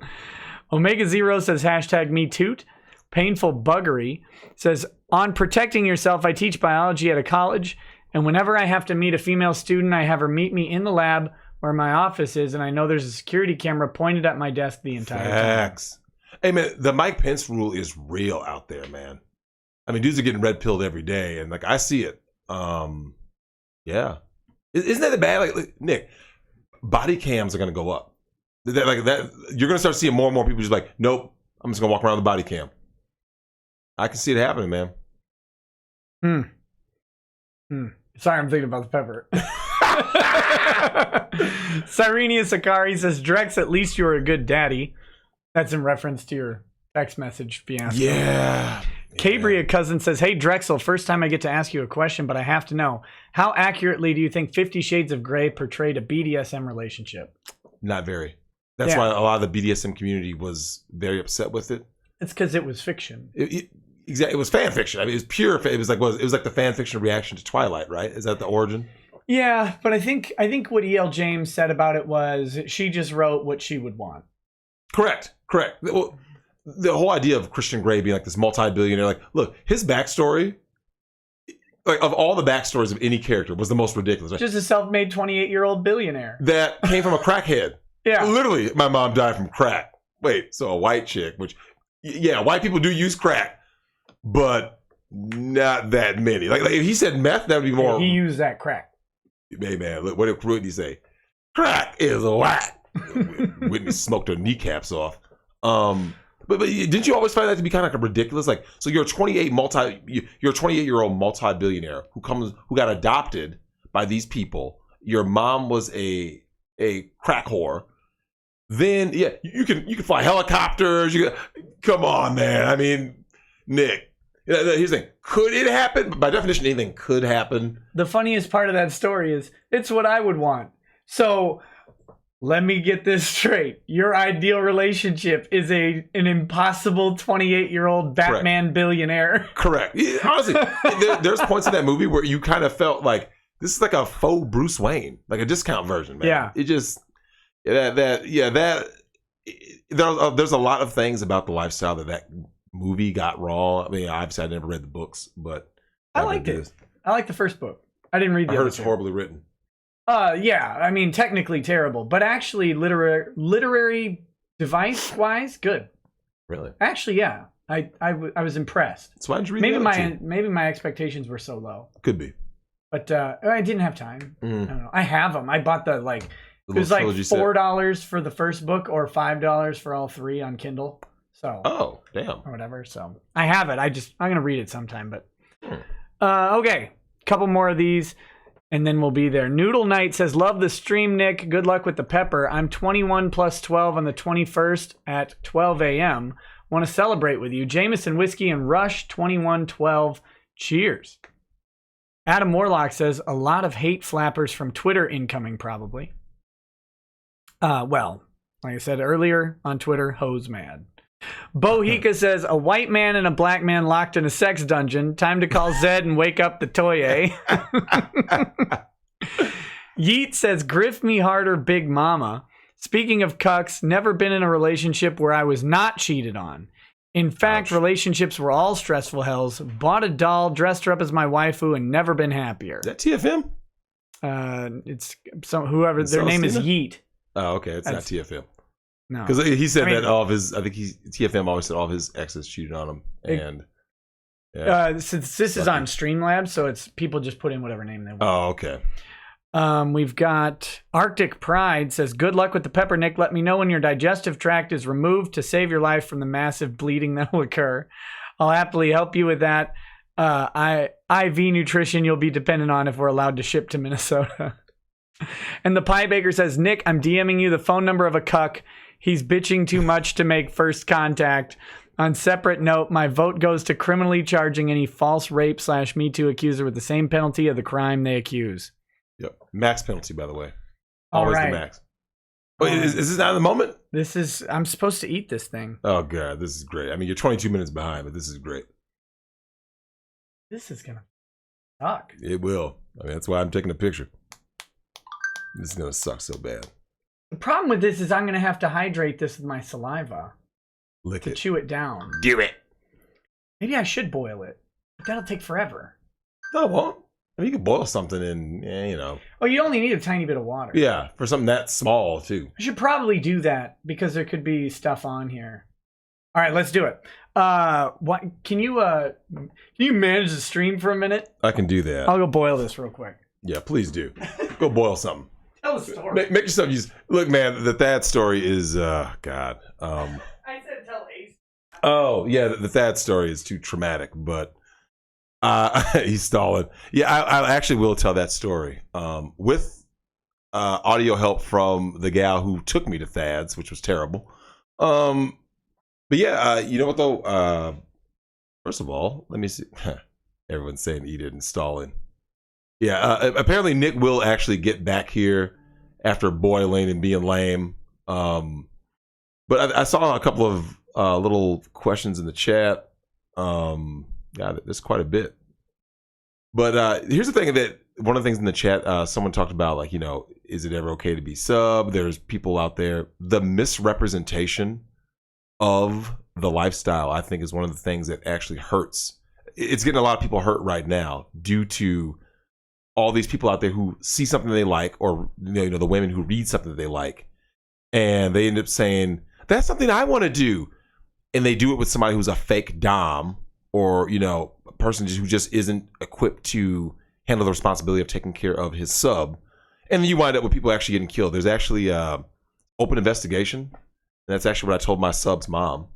Fart on his mic. That's classic. Yeah, there's a lot of things that go on out there, and yeah, there's a lot of things I want to talk to Nick about when he gets back. That's why I don't want to waste our traps gay. That's so wrong. It's just something. I think that if you guys in the chat, anyone who is interested in certain things, always make sure that you know what you're getting into. Otherwise, you'll be that person that decides to go into something that you don't know about, and I mean, yeah, you might end up on a casting couch or tied up in saran wrap, and someone just died from that. Actually, a couple people right here in Minneapolis. Some milk. Yeah, dude's gonna need milk, man. Look, we might need to place a bet. I don't know. Let me see. Do I have my wallet on me? All right. Everyone in the chat, let me put up money for this. Let me see. Let me see what money I got in my wallet. We might have to place a bet of some kind for Nick. I got a 20. All right, so I got a 20 here. Wait, which way I gotta go? That way. So I got a 20 right here. We're gonna bet. We got to come up with something to bet. How long Nick goes before? Let's see. I don't think he's gonna throw up. Let's see. How about before tears? So everyone in the chat, put a time limit. I'm gonna put the 20 on it, and I'm gonna have Nick bet me a 20 of how many. Let's go. Can Nick last 20 seconds? So for $20, can Nick go 20 seconds without? Let's see. Yeah, I guess crying, right? Because your eyes are gonna well up. I think we should do it. So you're about to see it when Nick gets back. I'm gonna let him know that 20 seconds. He's got to go 20 seconds without 5 minutes, 7 seconds. Yeah, I'm gonna go ahead and track it. I'll time it. I will time Nick the moment he puts it in his mouth. Sounds bad. But, oh goodness. Somebody sending my guy some naughty text. $5? Tastes like a champ. Oh, wait, hold on. Wait. Do they, I don't think he swallows it, right? Is he just biting in? I don't think so. Yeah, I'm interested to see. Like I said, I didn't know about this part of the pepper challenge. So I had someone say 10 seconds. If any of you guys are actually familiar with these peppers, how long does it take to actually burn all the way through? Forehead sweat. In 90 seconds. Yeah, I mean, look. Hopefully, Nick actually comes back, man. I'm telling you, if he pulls a Drex and decides to do that 30 minutes, it turns into 7 hours, man. Look, I don't know what we're gonna do with the chat, but he can die. Look, he might. Oh my goodness! He's gonna deep throat it. Who said that? Little poo poos, I think it said. Yeah, I mean, yeah. Look, man. Now, if the dude tears his ass open, I mean, hey, that's on him, man. I mean, I've heard horror stories. And yeah, so 20 seconds. Yeah. I said we go 20 seconds for this $20. I'm going to see how Nick looks. I mean, he's going to look terrible. And this is some of the stupidest things I've ever seen Nick do. Wait, first of all, here's a question in the chat. Who actually put him up to this? I'm actually curious if anyone knows who that is. Like, where did this challenge come from? Press for Nick's butt tomorrow. Yeah, it's gonna be rough. Swallow like Dominique Sky. Ouch. Yeah, I'm not gonna have milk ready. Yeah, I just for some reason I kind of want to see him suffer. 69 milliseconds. Oh, he did it himself? Jesus, I don't know why he did that. Oh, the whole chat did. Oh. Oh wow. So that was pretty stupid then. Yeah, we're gonna see. By the time Nick comes back at 20 for 20. Yeah, this is gonna be bad, man. I'm looking at some of these spices he just showed me. Volcano dust. Oh. Actually, let me open it and smell it. It actually doesn't smell bad.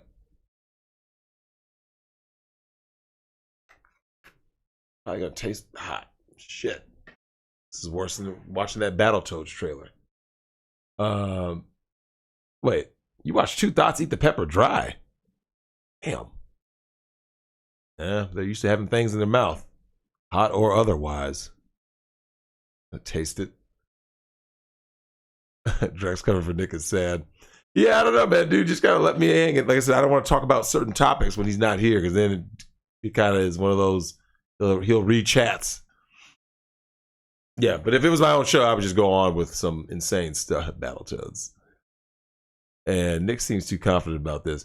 Hey, look, man, you're telling me, because if he put up this challenge himself, now if Nick feels this comfortable eating a bunch of hot food, I don't know, man.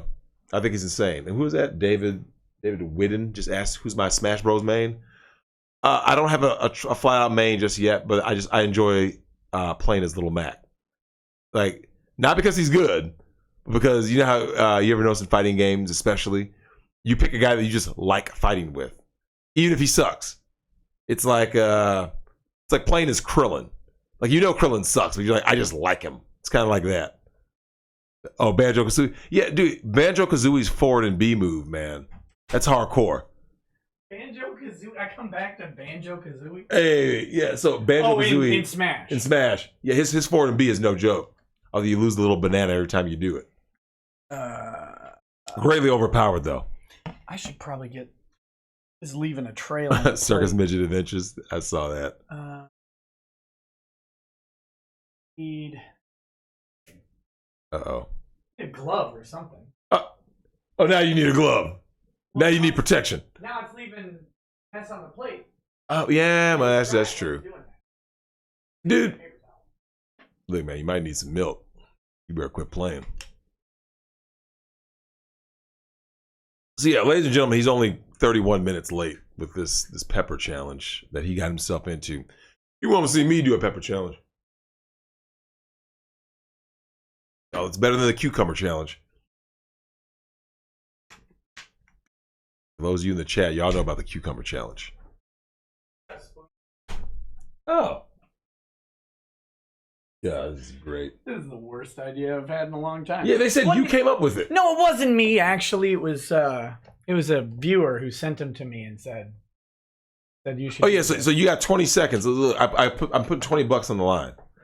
20 seconds. Yeah, you got 20 seconds. So there can't be any sweat, any teardrop, nothing. You got 20 seconds to burn. Then you get this $20. You think I'm gonna cry? Well, yeah. You think there's gonna be tears? They better not be unless you want to go ahead and give up that 20. I'm not giving up a 20. Look, man, if you do this and then do a cucumber challenge right afterward. What's a cucumber challenge? Is this safe for work? Look, man, you don't want to be about that cucumber challenge life. How's it smell? Terrible? Smells hot. Let me see.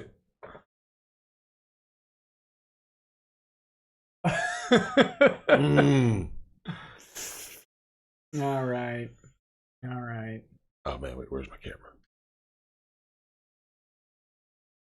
Hold on, I'm not recording yet. You got to record it. It's broadcast to the whole world. I mean, I know, but I just want to see you suffer on my own phone at any time.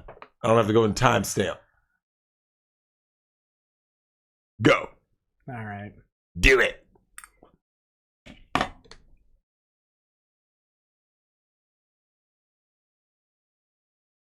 All right, I probably should start timing you. So, I mean, you got 5 seconds.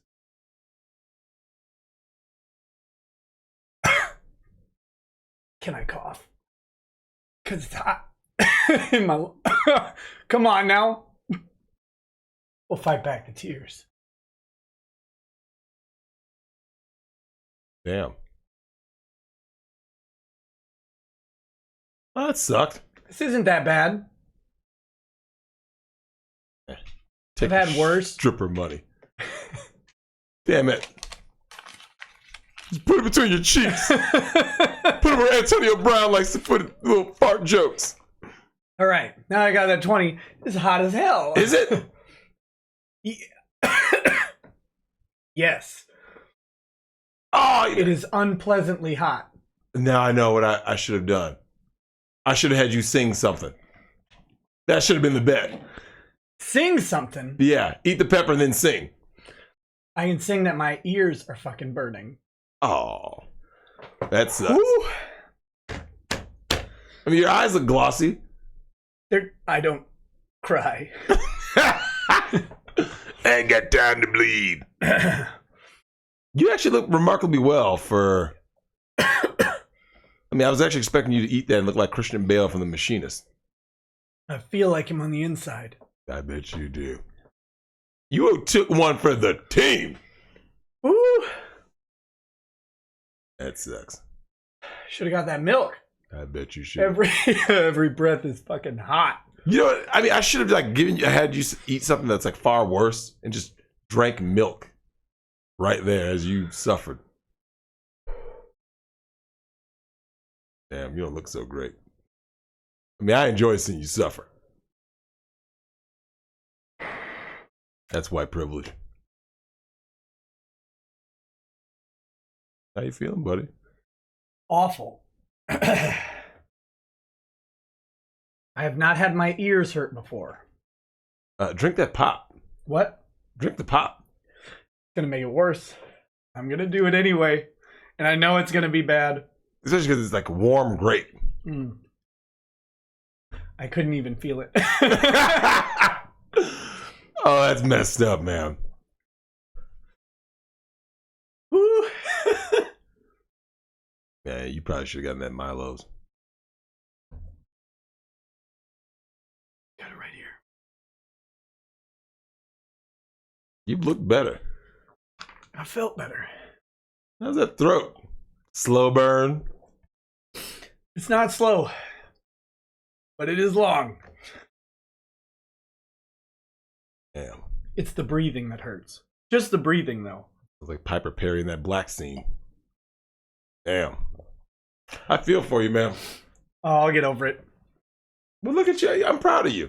You know, no, here's so Nick, you know, one of the things I was going to tell you, that's why I said, I told the chat there were some things I would wait for to talk to you about, is that Okay, so cancel culture. Real quick, if you make me laugh, I will walk over there and beat you to death. No. All right. I don't think I have anything funny. But so cancel culture, right? Mm-hmm. Okay, last time I was here, I meant to tell you that you started seeing the pushback against wokeness, right? Yeah. Oberlin College, I'm sure you did your research on that, right? Yep. And now they're going to go ahead and cough up that bag.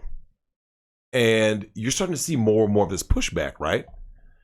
So Dave Chappelle does his comedy special, right? The Sticks and Stones. Bill Burr, who I love. I want to see him live.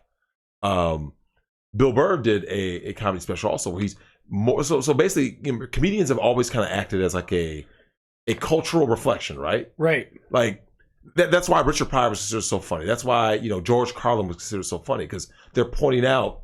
It's kind of like what the Joker talked about in The Dark Knight, right? Like it is a big joke because people are saying like, oh no, it's this, it's that, and then all of a sudden when a comedian flips that right back in your face, you realize like, yeah, dude, you're tripping. So Dave Chappelle went at everybody, which is what comedy used to be. Remember that when the guy used to get up there and they would just go at anybody, right? Anybody and everybody. Then it became until Kramer. Oh yeah, Michael Richards. Paper Tiger, that's what it's called. Yeah, my homegirl told me to go see that Paper Tiger. I want to go catch it. But you look at this pushback, and you're starting to see more and more. Like you saw what happened to Gillette, right? They lost their $8 billion. Good. Like I won't buy Gillette, but like you're seeing more and more. Like there's my man Coach Ray Adams talked about that. He goes, 2019 is like the return of masculinity. Like you're going to see this turn. Because remember, you can only beat someone so long, right? Right. Now, the pendulum has to swing. The pendulum, it's always that way. So what you're starting to see now is the pendulum start to swing. Like I said, it starts with, remember, the culture war has been just brewing. It started to kind of bubble to the surface, right? With all this misandric garbage. But I'm starting to see and feel some of the repercussions of all this wokeness. Sorry. I just burped. Oh, whoa. Hit the chest? Yeah, that was good. Ugh. Oh. But Nick, I'm out there, like out in the world, right? Seeing some things that have changed, right? Since all this wokeness has come out and, all these women out there talking crazy. And I don't know if anyone in the chat has seen this also. Maybe you could just put like a yes in the chat if you have seen the following. Women have started to be a lot nicer to men because men aren't dealing with them anymore. I'm starting to see it and feel it.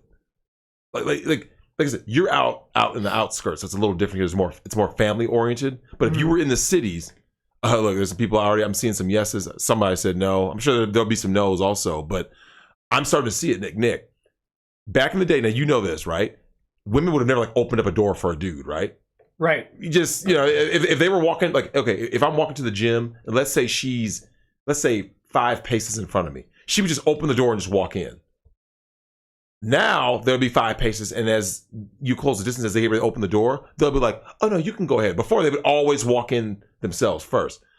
I'm starting to notice it. I'm starting to notice people they're trying to smile more. Because they're starting to realize a lot of stuff has changed. Dude, Nick. When I was out in Detroit before I went to go see It 2. Yeah, how was It 2? Not way too long. Way too long. Did they do It 1? They did It 1. Yeah. And then they did It 2. Yep. But remember, it was always broken up, right? Because the Losers Club always starts off, as children they beat Pennywise. I didn't realize that they redid it like in 2 parts, like they did the TV special. Yeah. I love the first one a lot more. The second one is just too long, and like it just first of all, there wasn't much horror. You see the dots? Oh, is that your little condition? It's the heat rash. That ain't right, mate. It just ain't right. And so Nick, I'm starting to see like I said. I'm seeing these chicks be nice now. I'm seeing them trying to be friendly now. Now we all know it's BS, right? They're trying to secure the bag. Because then Nick, I want you to imagine being a female. And so the same the sub's mom. I was actually at her friend's place last Saturday, right? Right. And here I was thinking that it was gonna be cool. Do you know what's the funniest thing in the world? When you see it's funny and sad at the same time.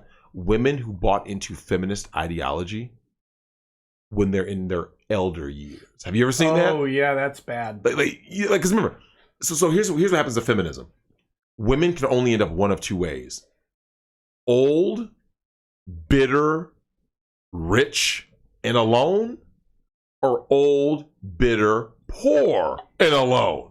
Right? I think there's somewhere else on the spectrum. No, but here's what I'm saying though. But like the fact that they're all bitter, right? They're all bitter, all feminists, right? If you bought into feminism, feminists. I thought you said women, and I was no. I think some women end up not bitter. Right? No. I'm saying the feminists. Like, so the women who bought into that, they they all like either they're gonna be cat ladies or they go like this.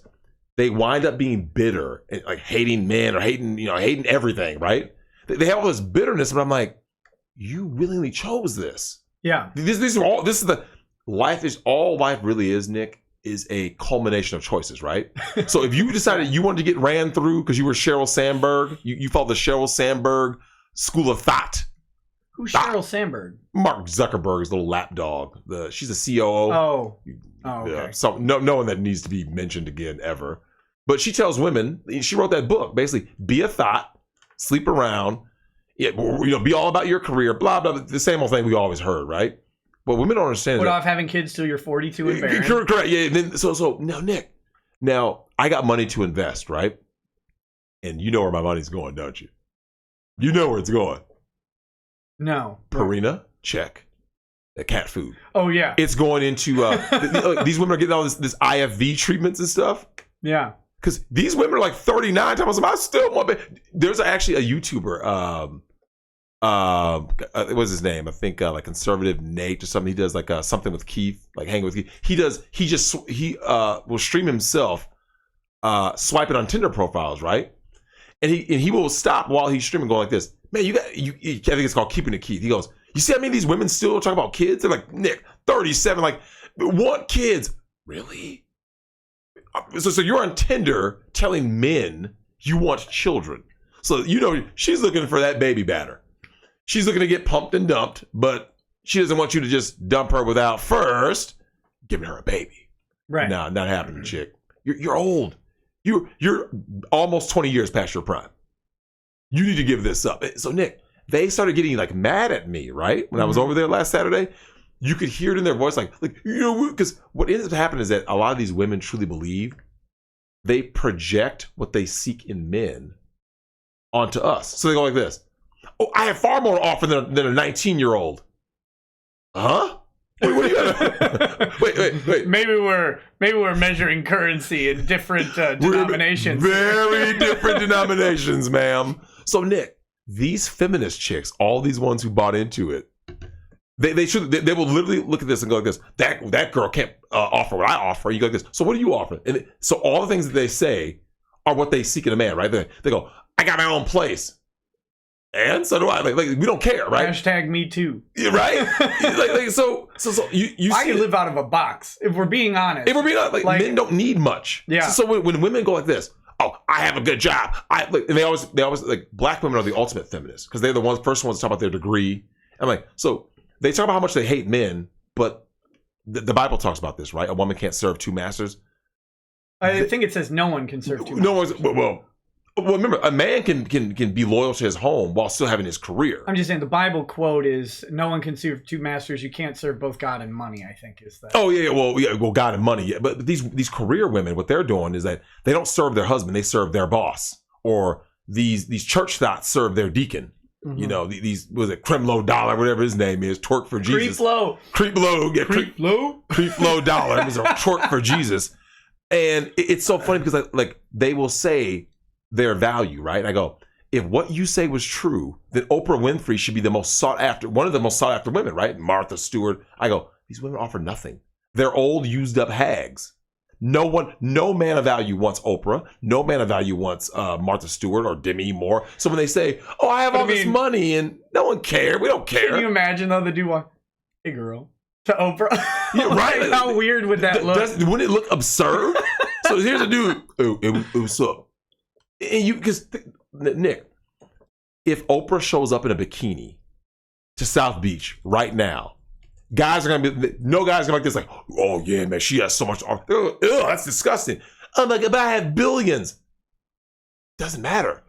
I don't need billions. I don't need billions. I don't need millions. Like dudes will look at her and be like, are you serious? Are you serious? Nick, these chicks actually look, and then they're all alone, right? So they are alone. And this is the great irony to feminism, is that these old, used up hags like Candace Bushnell, right? The writer of Sex and the City. Yeah. So she actually fits my description, right? Because, she didn't have kids. So she's old, bitter, rich, and alone. I think she's in some relationship with some guy, but she's alone.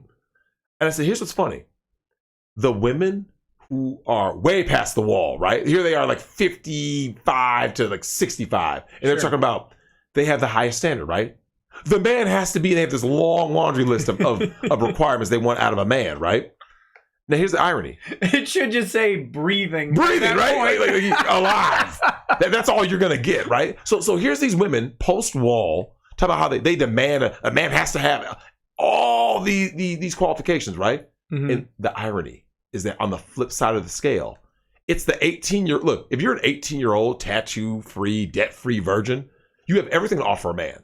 So then that chick has no real stand other than a guy who's just a nice guy who treats me nice, I guess. And obviously she wants provision and protection, but like for what she wants out of the man, very minimal. She's like, yeah, just a good guy. A good guy who treats me well, provides, protects me, and I'll have children. So she's seeking the least amount of requirements, right? She has the fewest prerequisites. The old used up has-been thought who's been ran through is talking about a man better be at least 6 foot. He better make at least 7 figures. The guy's like, but any man who has that is going to go for the young chick. Yeah. It's so bad. I think it was ultimately fake, but there was a classified ad in Manhattan or whatever. And I'm pretty sure it's fake. It had to be fake. It was too funny to be real. Like life. Well, hold on now. I know. You saw that 83-year-old still doing Tinder hookups, didn't you? No. See it. No, I don't want you to, because you can't unsee it. But yeah, she's 83, still doing Tinder hookups. So anyway, it was a classified ad in Manhattan, and it's a woman. She's like, I'm like 23, model or whatever, and I'm looking for I'm looking for a guy who makes at least $500,000 a year, works on Wall Street, has a house in Madison Avenue or whatever. Oh, this big giant list, and then a guy responds, and he's like, I actually fit this description, and no way would I make this as a business transaction because my wealth is an appreciating asset and your looks are a depreciating asset. So it's better to rent, basically, is what he comes down to. Yeah. It's like, but she's a depreciating asset. Yeah, it was pretty funny. Absolutely. It's good stuff. But Nick, unless a woman bears your children young, like they are hugely depreciating assets. Like, because if a woman bears your children young, you have pair bonded, so you guys can build something together. These chicks who, Nick, there was my man Undead Chronic did a video about a girl who goes, just because I've slept with 60 guys in 2 semesters doesn't make me. The moment you should just stop everything right there. Use a hoe. 60 dudes in 2 semesters. Slow down. I'm like, and so now Nick, look, there are some guys in the chat who got at me by saying like, oh, Drex is XYZ. I was like, the things I'm telling about what's really happening out there is real. Like when I tell you, Nick, remember I said I was like, these chicks are getting ran through. But no, Drex, you're just saying that. Nick, some of these chicks body count. Remember some of the girls we went to high school with? Yeah. You and I both know they became sorority girls. Now, what do you think their body count is? Hundreds, plural, not 100, hundreds. Because think about it. If a college stock can have 60 dudes in 2 semesters, what's she gonna have in a 4-year career? 5 years, however long she stays in school, right? As long as she doesn't get on academic probation, she could literally be 2 to 3 different dudes, up to even 5 or 6 dudes per month. Because you're only in school for 7 months. Depending kind of like on your schedule. You got the big break for winter break. What's the other big break you get is a spring break. Like, so Nick, you're basically these chicks are averaging like 5 dudes per month. Right. So more than 1 per week. They're averaging like 1.25 per week. Yeah. And it's like, so at the end of your college career, however long that may be, these chicks have bodies in the hundreds. Damn. I mean, seriously, like, and these, like, Nick, now, you know, I've talked about this. These guys wipe them up. They wipe up actual thoughts. And I'm like, bro, like, trains were ran on her. and they was there, no, Drix, you're wrong. Her 16 tattoos just say that she's an individual. Now you're tattoo shaming, man. What's Yeah, here we go. I'm just curious. Look, man. Why do you hate tattoos? Look, when you see all these tats. I heard what you said about that midget. Which one? When I want to smash? Yeah. But she didn't have tattoos. I thought she did. I thought that was the whole point. Oh, no. You're talking about no. That's the midget. I thought you were talking about the midget from the gym. Remember I talking about the gym midget? Yeah, but the other midget is the one, the white chick who lives in Thailand, who's a queen of spades. Yeah, she has the Africa she has a tattoo of Africa. Yeah. Okay, That's, okay. I got them mixed up. I thought that's who you were after. Now, ask me, Nick, would I smash both midgets? would I? Have you seen? Oh my God. Would I though? You just reminded me of a meme. There's a meme smashing midgets? Shh. That's terrible. We're gonna find it for you. I'm also supposed. Dang it. Oh, I never Google what I just Googled. Let me just, I think I have it saved somewhere. Hey, man, incognito mode is real.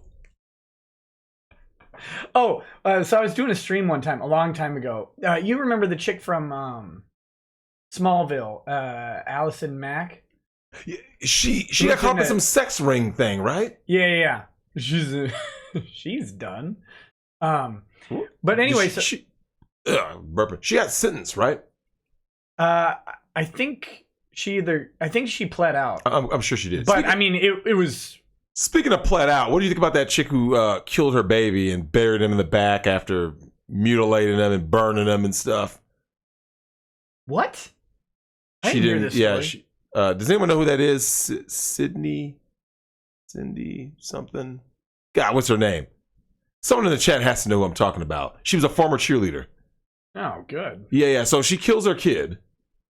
Yeah, so she had a baby that she claims, like, you know, her mom was saying, like, oh, you know, basically, so her mom was shaming her about teen pregnancy, right? Right. And she said, okay, now how she was able to hide a pregnancy to term and carry to term is, you know, unfathomable to me. Some chicks really don't get. Now I know some you know don't show as much. It's Richardson's. God, can someone remember her name? Jesus. I read about the story. But Nick, she didn't serve time. She murdered a baby. She can literally get. Let me tell you, if you are a white female, what can't you do? I mean, you infanticide, legal. Oh, wait, there it is. Brooke Schuyler. Yeah, Brooke Schuyler Richardson, I think is her last name. Something like that. That's her name. Yeah, there it is. Yep, Brooke Schuyler Richardson. Yep. Nick. Look, remember, they found out, this is not like Casey Anthony where they were like, you know, you can't prove cause of death, blah, blah, blah, right? They knew what happened. No jail time. Well, no additional jail time. I think she was being held, obviously. But, yeah, acquitted of all, like, the major charges, right? This is mutilating. Just to tide you over for a second. Oh. That's just. Did you ever see that? That was during those. This was back in 2017 when the Antifa riots were like really starting to kick up. Aren't those people funny? Because they're the real bad guys, but they walk around talking about we're anti-fascist, but you're the one who's always attacking people. Hey, that chick, she was throwing glass bottles with firecrackers in them. That's not smart. Into the crowd, and that guy comes up and just wrecked. She was. I mean, seriously, if some of these people, like, you know, when it comes to like all these like marches and protests, they only protect these super lefties. Yeah. Like now, if you protect both sides equally and fairly, I'd be like, okay, well, you know, you're doing your job. But yeah, Schuyler, they always seem to only protect the left side, the super liberal side, which now, like I said, you're starting to see more and more of a pushback. Because more and more people just need to start hitting people in the face when it comes to someone throwing projectiles at them. Yeah. You know, I mean, because that's even your right. Shakes. Yeah. Yeah, you saw that one? Oh, God, that's so ridiculous. Was that a political rally, wasn't it? Yeah, over in England. Yeah. Jesus. A couple of them. I am trying to find this picture here. There it is. Here we go. is for you. But you gotta look. I know. Nudes scattered across the internet. I'm not surprised. I'm really not. Read the comment. Can you see the whole thing? No. Wait, can they see that? No, they can't see this. Well, I can see the comment. I'm making it smaller so you. Oh. Bro, I would hit them both so hard they wouldn't have scoliosis. You know what though? Look. Wait, so they couldn't see that? No, I can put it up for them. You got to. Okay. In tonight's edition of Smash or Pass, put the double midget up, man. Smash or Pass, man. Real Okay, talk. hold on, I gotta make sure I got the right. Look, I'm gonna go ahead and just say it. I'm gonna try to win my $20 back. 90% of the stream says Smash. That will be my 20 back. Wait, but is it both or one? Oh, that was 2, right? Yeah, but what's the? I say 90% of the streams. 90% of the stream says Smash. Oh, she faced up to 40 years in prison. Oh, she pled guilty to 2 charges of racketeering. Her sentence has been postponed as of now. Okay, well, she's white, so she won't serve time. That's my guess. White women don't serve time. They're the most privileged group of people on our planet Earth. I hope you guys can read that. I hope you guys can read the comment from Oscar Hughes. Did you put it up? Yeah, oh, yeah, there it is. Yeah. Okay, look. Someone put hard. Someone put, okay. Smash. Someone put half smash. Hey, I'm keeping it real, man. Hey, look, man. Twin midgets. Look, man, I see a lot of smash. Little smash. Look. I used to be in a Facebook group with this Oscar guy who left that comment. Like, that's not a random meme. Oh, that's an actual. That's a guy I used to. Yeah, he was in a Facebook group. That dude is riotously funny. Oh, I bet. Now, here's the question, though, Nick. Okay, so for all of you in the chat, for anyone who says they wouldn't smash, so anyone who says pass, would you smash if you were what I told you guys I recommended, which was we have to rebuild our community and start doing these 2.5-somes. That threesome shit's played out, right? So the question I have for you guys now, for everyone in the chat, yet again, would you smash if you had a regular size chick there? Right? So that's not a 2.5. That is a threesome. It's 2.5. It's 2.5. With both of them? No. Well, one. Okay, so 3.5-some. No, it'd just be 3 because half and half is 1, right? I guess so. Look, man, if you had a regular size chick with one or both of them, yes or no? I say yes. Because now, Nick, like I said, I'm 6'6", 6'7", and that's okay. Howard Stern, like I told you, when I used to watch the Howard Stern show, when Bridget the Midget was on, Howard Stern goes, I gotta see if I could do this. Now Howard Stern is a tall dude, right? Yeah, he's a big guy. He stood up. He looks down. He goes, "There's just no way." Because Nick, Howard's always sitting down, right? Because like Robin's over there. Yeah. He has his little, motley crew, like was it Hank the drunken dwarf or whatever. But once Howard Stern stands up, you realize how small Bridget the Midget is. Because she's tiny, but like I'm not gonna lie, man. Nick, look, man, I'm keeping it. I'm gonna keep it a buck. I will report back to the show. Well, but that's how I'll even have my own channel. As you know, I'm getting the equipment. Everybody asked me if you found your midget waifu yet. Like, but see, I don't do waifus. Well, but I don't use this. Yeah, but given the chance, you guys will be the first to know that I went ahead and knocked down a midget, man. Nick, when I saw that chick at the gym doing I don't think you can call those deadlifts. I better get a text while you're crying with regret. That's what No, but seriously, look. So here's the thing. Okay, do you remember? You and I talked about this in The Wolf of Wall Street. Obviously Jordan Belfort goes the corrupt route, right? But do you notice that the things that Jordan needs to kind of hit his peak? I've never watched this. You're killed. How did you not watch The Wolf of Wall Street, Nick? I want Scorsese. I know. I mean, well, because I don't have 2.5, 3 hours. True. Hey, when are we gonna see Rambo? Dude, wait. It's out today. It came out. Wait a minute. Wait. Okay. There are gonna be kids here tomorrow. What's the nearest theater? It's like a couple miles from here. We could rent it out privately. The whole theater. Yeah, but we don't need to. We can just have the ladies sit here with the kids, all 10 of them. But we could go when they're not showing. Like, so I know the manager. We could go. Oh, okay. I see what you're saying. We could rent the theater when they're not doing a show. So there won't be like 50 other scrubs in there. So what time? You want to go early? I don't know. I'll just text him.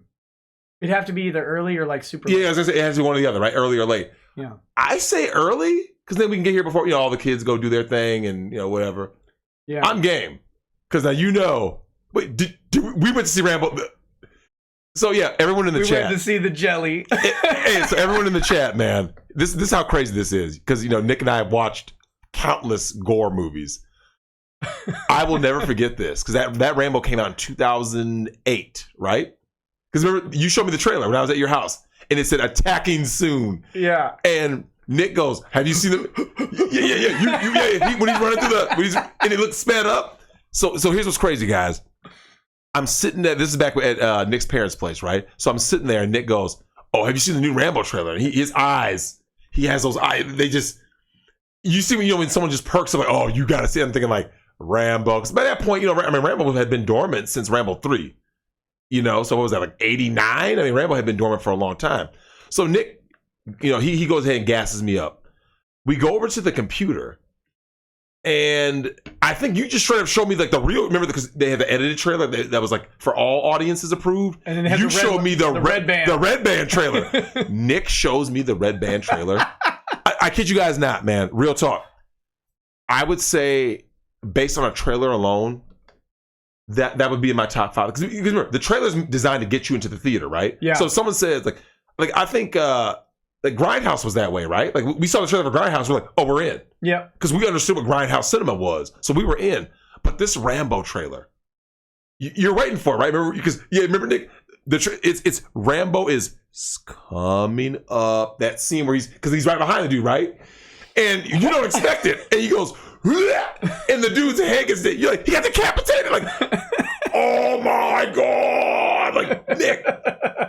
Up until that point, like most red band trailers usually were just a matter of cursing, right? Yeah. Like maybe a little bit of gore. Like, a little someone gore. Gets murked on screen. Yeah, like you saw a gunshot. Like maybe you didn't get headshots, right? You never like in a red band trailer. You never saw someone like John Wick 3 style, where my man's head, his whole melon got took off. Yeah. Or in the movie Drive, she got a 12 gauge. God, Nick. Oh, I never watched Drive either. But I did watch that bad movie that Ryan Gosling did after Drive. Yeah. Only God Forgives. Yeah, it was so bad. It was so bad. I was really because I like the director. I like Ryan at times. Someone said Deadpool. Oh, speaking of trailers, here goes something that's crazy. I was talking about this with a guy, right? And I said, because he asked me about Ad Astra, right? That new Brad Pitt space. Because Interstellar has been my favorite sci-fi movie for a while. I haven't watched that either. Heard it's great though. You're dead to me. You're dead to me. I mean, who are you? So Interstellar was my movie. Like everyone has like their movie. Like, and that to this day, I would pick Interstellar as like my one movie I wish I had seen in theaters, right? Oh, okay. Because like certain movies, like they can be great, but like you wish you were there opening night, right? I missed Interstellar in theaters, but loved it. Obviously, when I saw it when it came to video, right? I will say this about trailers. Do you remember when we saw it was me, my brother, and our guy who went to go see The Matrix when it came out, right? But do you remember the trailer for The Matrix? No. All it was that it looked cool. Like, so let me ask you guys in the chat, don't you guys miss the days where when you saw a trailer, you knew nothing about the movie, right? But it just gave you like the most basic outline of the movie. Now, these trailers are based like this. And here's the beginning, middle, end. Oh, we're even gonna tell you the plot twist in the trailer. Mm-hmm. Nick, you go to the theater, and you kind of know everything. You're like, oh well, here it goes, My man's sliding on, making it rain. But let me ask you guys in the chat, what was your favorite trailer in terms of like, yeah, obviously favorite is just favorite, but I'm saying that got you into the movie. So like, I don't mean like a movie that you like love, that you're like, I'm gonna go see this anyway. Like, you saw a trailer, you went, whoa, right? I'm going to see that. Because The Matrix to me is the quintessential, I know nothing about this movie, but damn, I don't even know what's going on. Do you remember the guys were floating? You were like, because they didn't show too much. Right. It just looked slightly I don't know if I weird. ever saw the trailer for The Matrix. I remember, because remember, if you didn't see the trailer, you saw the TV spot, right? Like, 'Cause I went with your cousin to see it the first time. you did. Yeah. Really? Yeah. And he pissed me off. Did he? Yeah. Oh, he's coming here on Sunday, by the way. Really? Yeah. If you're around. I don't know if you're staying, how long you're staying. Look, I don't know. You know how my daughter is, man. Yeah. Kids be... Anyway, long story short, so we're saying, you know the scene, right? Where they go through the metal detectors and Correct. So that the music's rising, it's Yep. building up, everything's getting excited, and he like looks at me and he goes, "Hold on to your seat." And I'm like, "Come Ruined on it. now, Ruined it. come on now, Ruined it. don't mess with the climax. It's done. It's Yep. done." Although, you know what's And I crazy? Now here's what's wild. Yeah, I see some people saying Joker. No, Yeah. I'll tell you what trailer. Which one? Alien 3. The Lie. Excellent trailer. The Lie. But hold on. Be fair. You can say the same about Prometheus. You see what I'm saying? Yeah. The Prometheus trailer made you go, whoa. But Alien 3. But it was a terrible movie. Aliens on Earth was the trailer, right? The teaser. I remember seeing Charles S. Dutton in that, and just first of all, it just wasn't a good movie. You know what I'm saying? Like, but I am a murderer and rapist of women. so bad. But you know, to be fair, Drive. The reason why I hated Drive the first time I saw it, like trailers can be deceiving. Like, so deceiving trailers can really hurt a movie, right? You know what? Drive did that to me. You know what is the best? The person who should win an award for making the worst movie into the best trailer? Battlefield Earth? Third Twilight movie. I like the third Twilight movie. It was the only one I liked. Eclipse. Is that right? Yeah, Eclipse. I don't know. Eclipse yourself. You're ridiculous. You liked that? Hold on. I didn't say I liked it. I did say I liked it. You said you liked that one. You literally just said. I literally just said I like. Okay, hold on. We can check the record. We have the tapes. Right? Okay, let me explain what I mean by I liked it. I was forced to go take my friend's daughter to see those, right? Breaking Dawn. Breaking Dawn. That's the one. Oh, yeah, okay, that's the fourth one. Yeah, fourth and fifth. Yeah. I don't know, yeah, because nothing happened in the movie.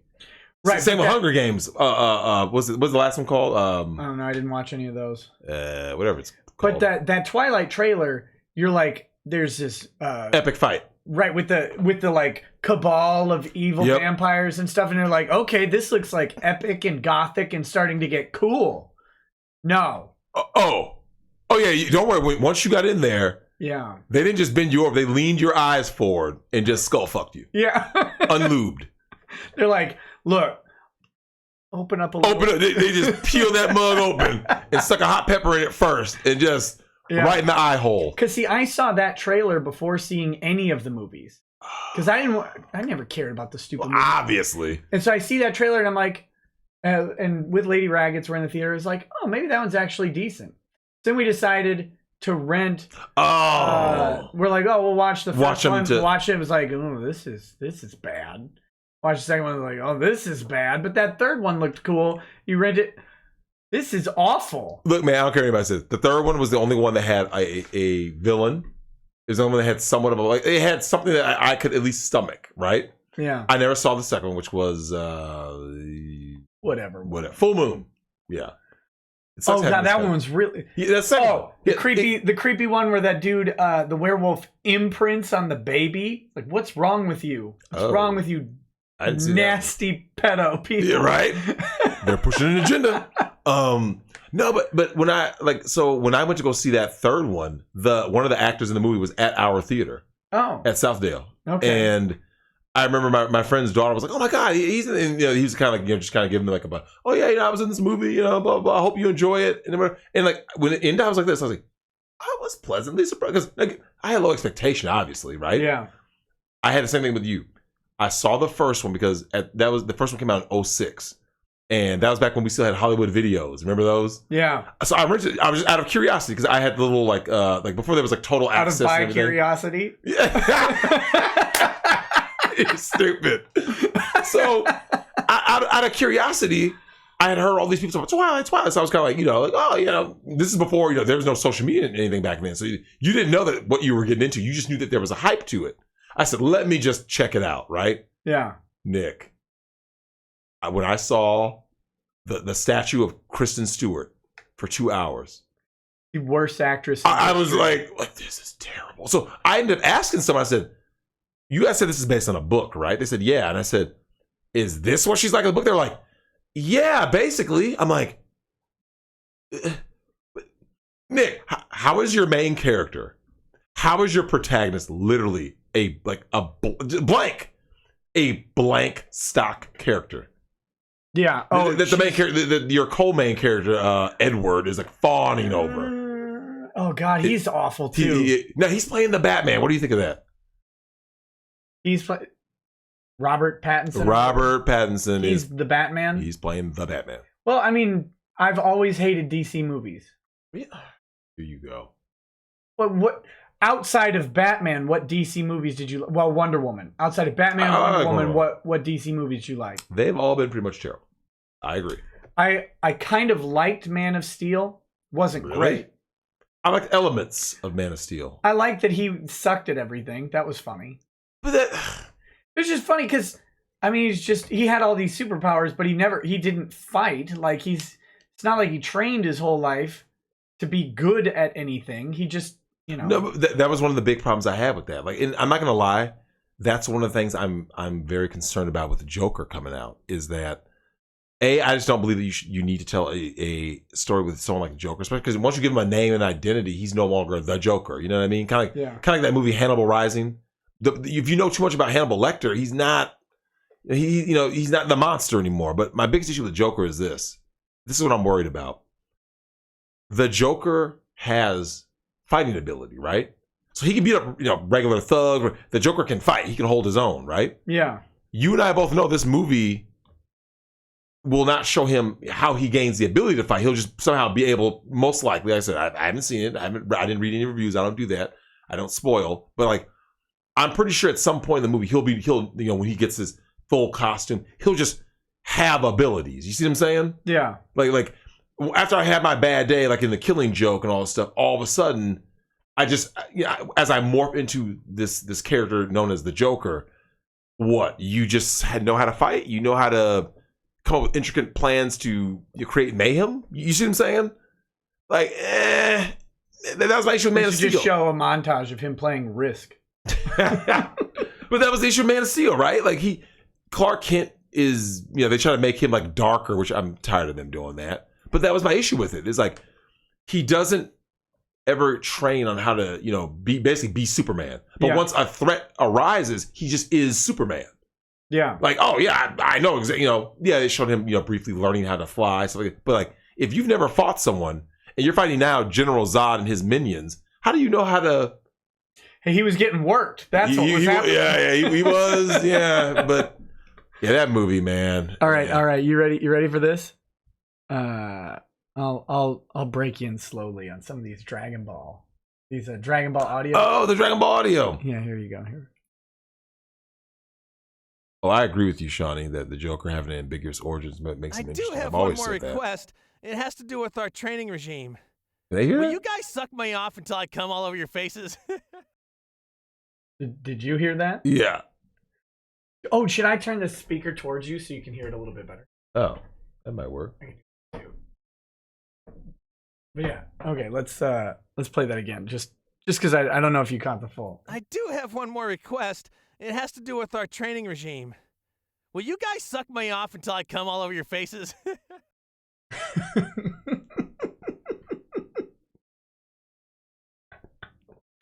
It's so bad, man. Hold on. And then you got, you said Piccolo and everybody else is in on it? Hold on. We got a bunch of stuff. What about your cock? Oh, this is the press man, like the reporter talking to Hercule, okay? The Hercule. What about your cock? All right, so here's Hercule's response. Well, I wouldn't keep anything from my fans. Not even this gorgeous cock. Fucking Hercule. First of all, Nick, now don't you think Hercule is almost like what he's like that character that you like due to his absurdity, right? Like, Yeah. do you remember in the Cell games? Cell was like perplexed by how like bizarre Hercule was. Like, there's like he just kind of has like his eyes like total disbelief. Like, this guy for real? Like, he like Cell, the villain, is shocked that a character is this whatever. Just remember like the little reporter guy like, our last hope is Hercule. What are you gonna do? He's like, I'm just gonna let them warm up or whatever. It was, oh man. I met Cell, the voice of Cell. Oh really? He's a nice guy. Oh nice. Well, one of the voices of Cell, Damian Clark. Oh, Cell has more than one person. Well, you know how this goes. Yeah. Well, Bulma, Monica Rial is like the 15th Bulma. Or Is she really? I think she's 4th or 5th. Oh, that's news to me. Yeah, well, it's probably news to her too. Well, Sean Schemmel, the voice of Goku, is like the third English Goku. They've gone through they're racking up sorority level of bodies in these voices. Man. The anime world. Here we go. This is the one that got the most attention. All right. Hey, look at those faggot-ass clothes. Faggot, faggot, fag, fucking fag. My son's a fag. What talking about Gohan? Well, What's Goku's? It's either Gohan or Goten. Or Goten, yeah. That's a little rude. Poor Goten. He's like 7. Right. Yeah, I always found that was something that they never really expanded upon correctly in DBZ. Was that like the part of that is just because that Saiyan men give birth, and how did Chi-Chi have babies? That's one thing they didn't really cover. Well, no, my biggest thing with the Saiyans was that like they get so exponentially powerful, but it's like, how come Saiyans this is like almost like from an evolutionary standpoint? Saiyans have been around for however long, right? Yeah. Once Frieza destroys planet Vegeta, the Saiyan that ultimately rises up to defeat Frieza, Goku, being Bardock's, Should have been Raditz. Raditz. Well, but here's the biggest problem I have with the DBZ, like, it's the way it works. So let me get this straight. Bardock's son, Goku, is the one who becomes the Super Saiyan and defeats Frieza. Yeah. Later on, when Goku's gone, Vegeta gains Super Saiyan status, right? Doing those one-finger push-ups. Right, that was hardcore. But my problem is this. I can get behind that because those guys have been in so many battles. It's this idea that, because by definition, remember when Goku was born, Bardock discards him because he's a lower power level. He's like, yeah, he's a nobody, right? Yeah. How do the kids get Super Saiyan status as kids? Like, I never... That was the funniest scene, though. Yeah, well, I loved it because Vegeta was mad about it. Like, what? Like, I trained my whole life for this. Hey man, I loved it. Toy. I love that part of it because like they I do remember his next line. He's like, it's unbelievable to be a Super Saiyan at his age, and then he like, has that wide grin. But then again, he is my son. I never liked that they didn't flesh out the relationship between Vegeta and Bulma. I always thought that was lame because like there was a lot of potential there, right? Like more than they do in Super. Oh, do they? I think the second episode of Dragon Ball Super is Vegeta having to go on vacation with Bulma and Trunks, and he's just pissed. He's always pissed because Kakarot's training, of course. And so they're like flying in their capsule core thing, and he's just standing on the roof with his arms crossed. I love it. The next scene, like Bulma's buying a bunch of stuff, and he's just walking, carrying all the bags, just angry for a whole day straight. God. But because their personalities are polar opposites, I always thought they should have used that time to really expound upon the relationship, because like their relationship was always more interesting than anything that between Goku and Chi-Chi, because that was just kind of a ridiculous kind of relationship. But it's like, I never liked the thing about DBZ. Like Vegeta, I've always felt was the best character easily, and yet like they ruin him with just some of his antics. Like Vegeta fights a villain, he gets the upper hand, but as soon as Vegeta doesn't have the upper hand, it's like he's just beaten. It's like, come on. Like, Yeah, because that it's always the, like Goku to the rescue, except for when Gohan beat Cell. But it's like, it was always with Goku. Goku. Yeah, with Goku. But you know what I mean? Like, it was always Goku to the rescue. Come on. I wanted them in Dragon Ball Super to have Vegeta end up at least in a mid-story arc having the moment to come out and where he was the actual protagonist hero for just a little bit. Correct. And he has one really good moment near the end where he delivers literally a white power speech about being Saiyan, which is pretty funny. But he defeats Topo or whatever, who becomes a god of destruction. Shoots the destruction ball at Vegeta. He just punches through it, and Topo's like, "Wait, what? It's not even supposed to be possible." Right. But other than that, they always. Do you remember his best moments were actually right, like before he dies and after he dies, when he gets resurrected, when Goku has transformed, is when he fights Frieza. You know what I'm saying? Like everything leading up to, like, you know, when he fights Frieza, he loses to Frieza, is killed. Everything that leads up to that, because remember, Goku comes as Vegeta. # spoilers. Fine, this was only 18 years ago. Yeah, right. 20 years ago this day. But you look at that scene when remember, because Goku like carries Vegeta's body, and he's like, like, we never got along, but you always had the spirit of a warrior and stuff. It's like Vegeta had so many great moments in that Frieza saga, and remember, he cries. Yeah, he's like, it was him, Kakarot. He destroyed our home planet. So like, he had all these good, like, he had such great character, and it's like they ruined it. It's just like, terrible. Always bothered me. Hey, how about this? This is from Chi-Chi. Okay, the voice of Chi-Chi. This is not disturbing. Go on. I was like, yes! I was just like, right there! Wow. Little bit of incest to yeah. Wow.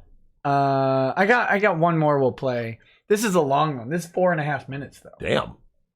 Let me read a couple of these chats that have come in. Since now my mouth and lungs aren't on fire. Yeah, how you feeling, by the way? My stomach has rumbled a couple times. Oh, that's sad. Might have to put some ramen down or something to help. Oh. HB says, remember, Nick, hot going down, hotter going out. That actually doesn't happen to me. Interesting. I mean, because Taco Bell eaters, they're known to, let's just say that they have a pass through. Yeah, I don't. It's not hot coming out, but it's not pleasant either. How was the marmalade for Drexel? I haven't gotten the marmalade yet, so I'll go check. Are you talking about that? No. Oh, no. Or actual. Or did I get the marmalade? I gotta check. Lady Rackets might have picked it up. For Drexel, what kind of snacks do you like Nick to bring you? Come on now. That's rude. What kind of snacks? Do you like Nick to bring you? Are you supposed to be the cuck? That's what they're saying. That's rude. Oh, that's cruel. Yeah. Yeah, don't make me ban you. I'm just kidding. Crackbot says, Nick's AZZ hole is getting wrecked. Fatal System Error says, you're going to feel it in the morning. Rip Toilet Chan. Cody Bear says, that pepper going to make your Lemoyne impression a lot more accurate. Brian Dewig says, best thing will be the spicy burps for the next few days. Siren Jag says, yet Nick still cried more than Monica Rial did during her deposition. Wait, did she do crocodile tears? She tried. She couldn't get them. She couldn't even get them. Now, what does that mean? Where's my finger? What does that mean? You want to see it? Why? I could pull the video of her. Oh, please do. She's. They're all lying. Yeah. Every one of these. Here's what bothers me. Let me just go on a quick little 5-second thing. Where's the women standing up against this? You don't see women saying anything, do you? As a collective, I don't mean one or two. You know what I'm saying? Like, women are always like, oh, these girls out here lying on these men and blah, blah, me too. It's wrong. We stand with our men. Yet you haven't heard one woman organize a group to stand at family court going, yeah, we're pushing this back. You haven't heard any woman or women's group say that fathers need to be in the homes, that we need to roll this stuff back because it's getting completely insane and out of control. I think you're misunderstanding when they say that man needs to come home. but you know what I'm saying? Like, because Nick, you look at some of these Me Too cases, right? And there's a lot of women that I've bumped into that'll say stuff like, oh yeah, this woman's like, but you don't see any women as a collective going after these ratchets. Men do. You see what I'm saying? Like, if a man gets convicted of like a sex crime, right? When he gets to prison, it's bad news. When women get convicted of sex crimes or lying on someone about a sex crime, in the rare event they ever do any time, it's not like women are like attacking them like, this is an evil person. It's just kind of like, no morality. No, that's because they get to the cell block and say, oh, you also slept with your chemistry student? You're right. It's bad. I'm telling you, like, dudes don't. Isn't it very telling that like hardcore convicts have a greater sense of justice than our legal system? Oh yeah. You know what I'm saying? Like, oh, you're a pedo? Oh, we got something for you when you come in. Yet the legal system's like, oh, shame on you. Only 5 boys? Come on. We'll give you probation and a fine. Let's see. Oh yeah, so cried more than Monica Rial did during her deposition when she was totally telling the truth during her not acting and was just so upset. Blink, blink. Don Grimblade says, hey Drexel, which is your favorite Final Fantasy and would you smash a furry? Okay. Let me answer both questions. I don't have a favorite Final Fantasy because, as you recall, my brother was the RPG guy, especially the JRPGs. Yeah. So, what do you even play? I don't even remember. Remember, I was always... Oh, you just play Resident Evil over and over. No. So I always did. I was like games that were third person, right? That was my first thing. So other than Metroid Prime series, because I never liked seeing a hand. You got to get Risk of Rain 2 on the Switch. Risk of Rain? What is that? I'll show you. Oh, I'll check it out. But like, I like game. Okay, I always liked platformers, right? Yeah. I like platformers. I like any game that was like third person action adventure. So that's why Metal Gear was my favorite series. I like the Resident Evil games. I like survival horror. The first 2 Silent Hills.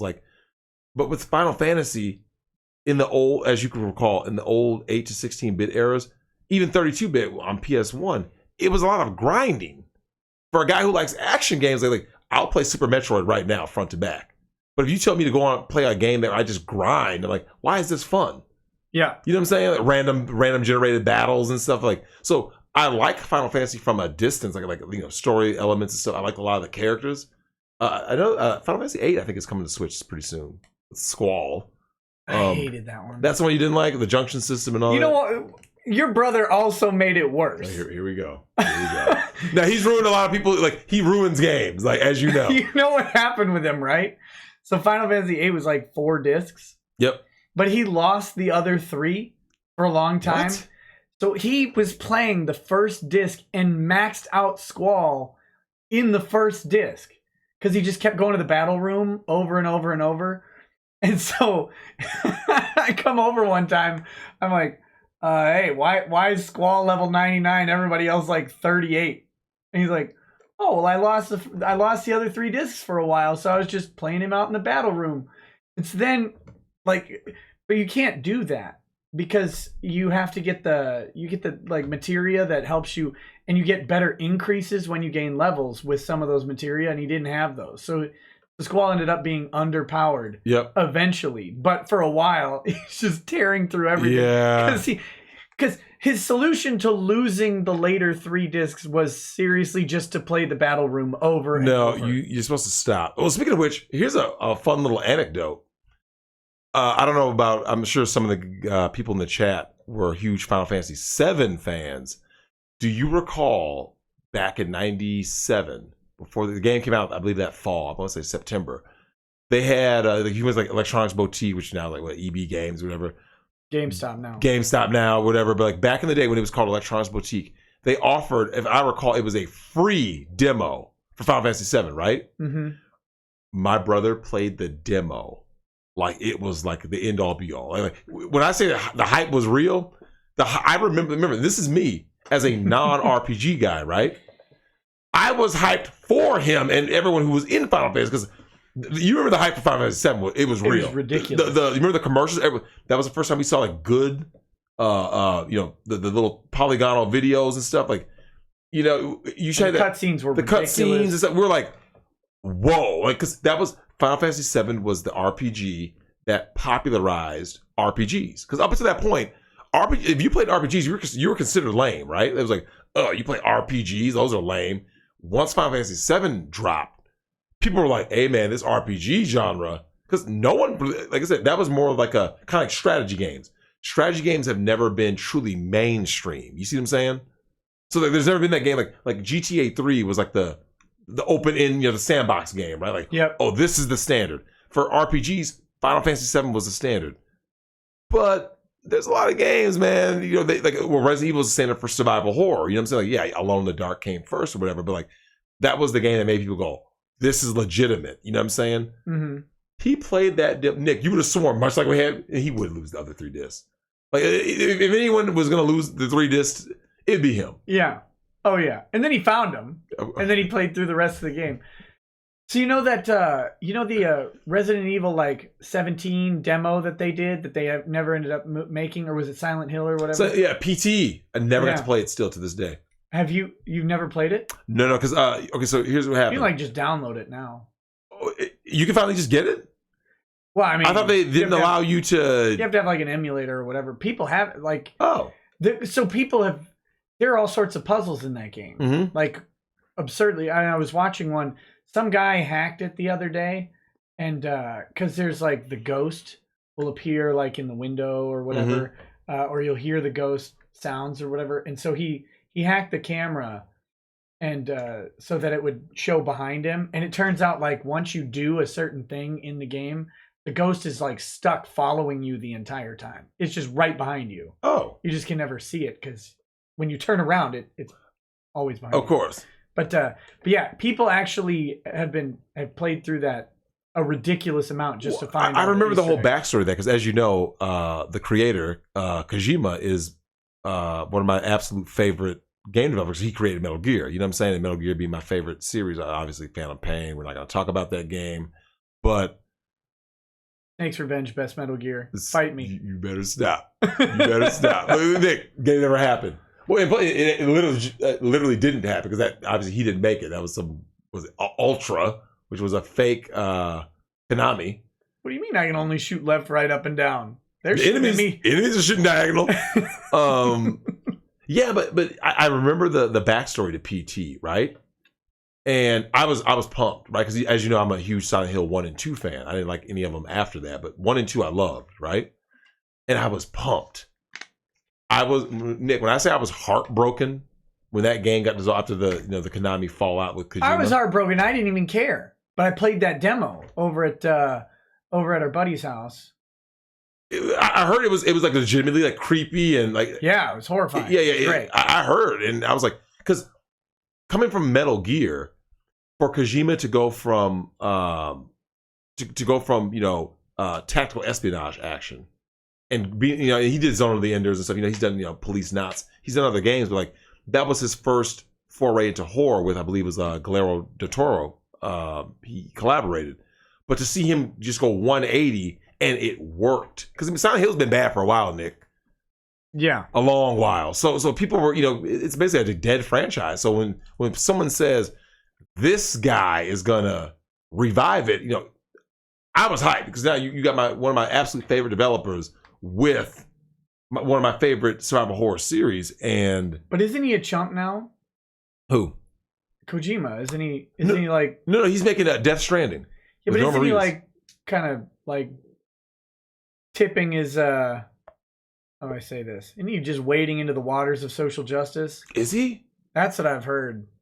Really? Chat's kind of talking about it, but I don't know. Oh, is it? Kojima's base. Yeah. Yeah, Kojima sucks now. Really? But I don't know. I don't know the answer. He's rebooting Castlevania? Huh. Now, here's a question, though.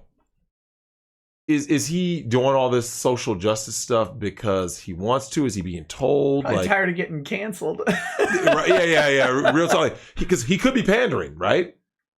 I mean, you could easily, he'd just be pandering. Yeah, I haven't heard that. Yeah, Nick and Drex PT stream. Yeah. So, yeah, I've never actually played because, as you know, I didn't have internet at the house because internet was always through my phone, right? And... Yeah. By the time I was like, oh, I should get, PT, someone's like, yeah, you can't get it. So anyone who downloaded PT had it, but like you couldn't now. You know, if you had deleted, and you tried to go back, it was just gone forever. Yeah. And yeah, I was heartbroken to hear that. Cucked and pink pilled. Really? Is that No, what happened? I think someone might have been pulling on my leg. Oh, 1 sec. My things are right. Your things are right here? Apple fritter. Apple fritter? Yeah, that makes sense. What is this? All right. Well, he left.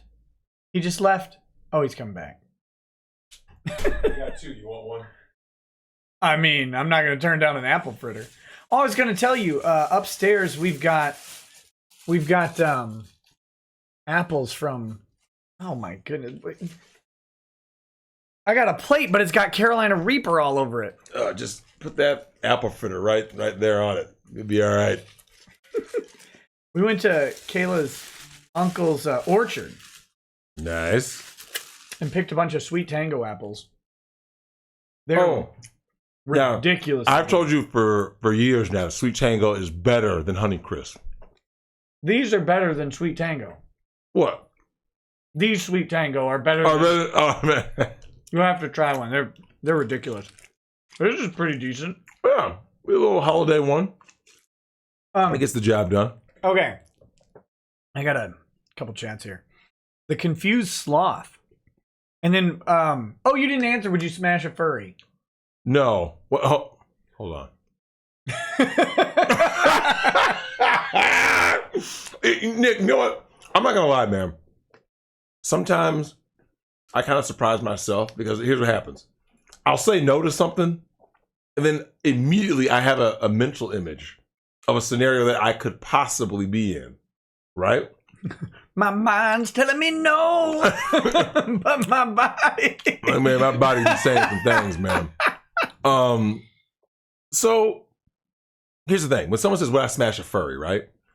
I don't believe I could smash a chick in an outright furry outfit, right?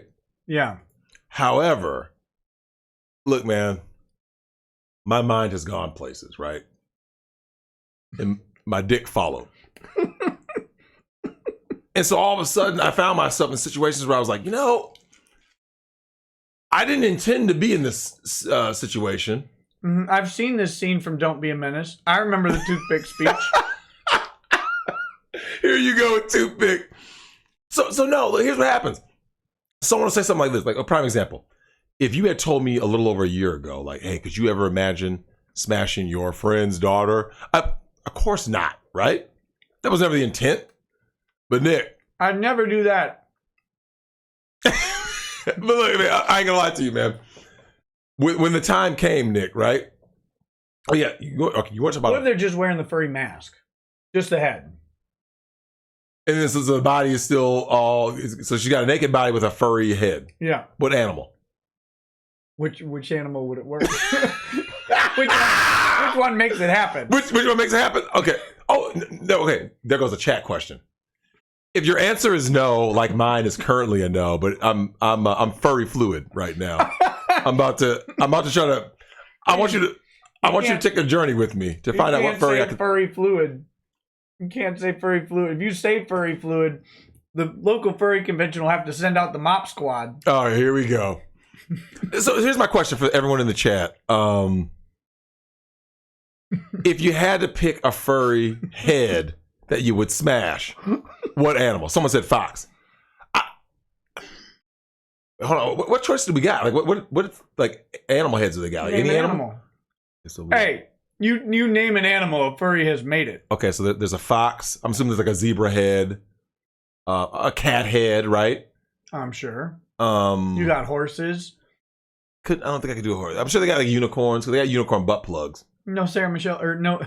Let's say Sarah Jessica Parker. Yeah, but I went to Sarah Michelle Gellar, which is too bad. She doesn't have a horse face. Well, she hit that wall. Not as hard as Jennifer Love Hewitt though, but she hit that wall. Okay. Do you know that Jennifer? Oh yeah, a bunny. I could smash a bunny. Is it Jennifer Love Hewitt or Jessica Alba who invented vajazzling? It's one of those two. What is that now? That's where they put rhinestones above their vagina. I don't think that would be very appealing. Like they wax and then they vajazzle it. I would still smash. I still would smash. But when it comes to some of these things, look, man, Nick, you know when people say like like the wife and I are getting into the mood. So people watch naughty films and stuff to get into the mood or whatever, right? I've gotten to a point where things get to a certain point where you go like this. Your mind has to start going places to get you in the mood, right? So it's not that you're numb. It's just that you get to this level where you're like, I didn't think of that before. It's like just like the furry thing, right? Like you're no longer gaining experience from the vanilla mobs. Yeah. You know what I'm saying? Like, oh, someone said an eagle. So I already smashed. Yeah, I smashed plenty of cougars, man. What about a Those giraffe practice head? girlfriends, huh? What about a giraffe head with the neck? You know, I got issues with funny necks. You know what I'm saying? What? I got my man Undead Chronic always talks about the neck. I got issues with necks. Okay, look, prime example. You just reminded me of a picture I saw the other day. This dude had a neck that was like 15 inches of neck. It was. Oh, really? Yeah, it was. Oh, you know what's a weird thing to see though? You ever seen people who have like?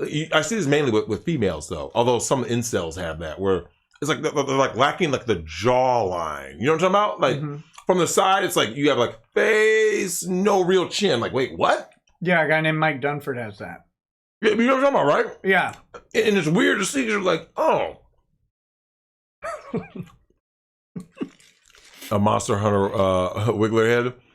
Yeah, I've heard of that game, by the way. Yeah, you know what, Nick? I could smash the bunny. In fact, I'm gonna let you in the chat know when there's certain things I'm gonna have to update you guys on. Because, like I said, Nick, things have gotten real out there in these streets. I gotta get Bonitis to get us into the furry convention out here. There's one out here? Well, Midwest Fur Fest, they just banned Milo Yiannopoulos. Why? I don't know, because he's Milo Yiannopoulos, and they're a bunch of crazies. He was going, I can't remember if it was that one or the Minneapolis one that he said he would take me to. Bonitis is the guy who drew this picture back here. Oh, nice. He's a furry porn artist, but he only draws human genitalia. He doesn't draw like dog penises. I know a chick who wanted to smash a dog. She's a white chick, right? She is. White chicks smash dogs. They do. Yeah, well, that's well known. Ringo TV Raw actually did a video about that. I had a coworker who didn't believe me, but I had told her this for years that when you see these females, like I said, you remember I told you earlier when I said a lot of these chicks, because they have no man, they're out here trying to be nice to dudes and stuff. There are some chicks who they still want pleasure from a man, can't get one, and that's why when you see these girls who are 113 pounds, but they got a dog who's 250, you're like, hell, she got that big ass dog. She gave a hell, and they're going, they came in to hold him, right? Yeah. That dog is putting in work at home. Real talk, man. Whether they get the creamy peanut butter. In sadness for humanity. But you knew about this, right? Yeah. Yeah. So it's Nick, I'm telling you, man, like you can go into certain girls' houses, man, and like, yeah, the dog always sleeps with me. Like their attachment to the dog. I'm like, it's funny you show this dog all this love, but you will be very callous and cold toward a man, right? And the best part is I see more and more chicks turning gay. A lot of these women, because they can't get a man, they want to, become lesbian or whatever. Yeah. And you know how I feel. I've always remained the same in my stance on lesbianism, that it's not real at all. Yeah. Because when shit hits the fan, Venezuela style, there are no lesbians in Venezuela. I promise you. None. Zero. We'll see. We'll have to see, right? You see it now. I don't go to Venezuela. Well, I know that, Nick. But look, how many chicks do you think are out there looking for women for provision and protection? None.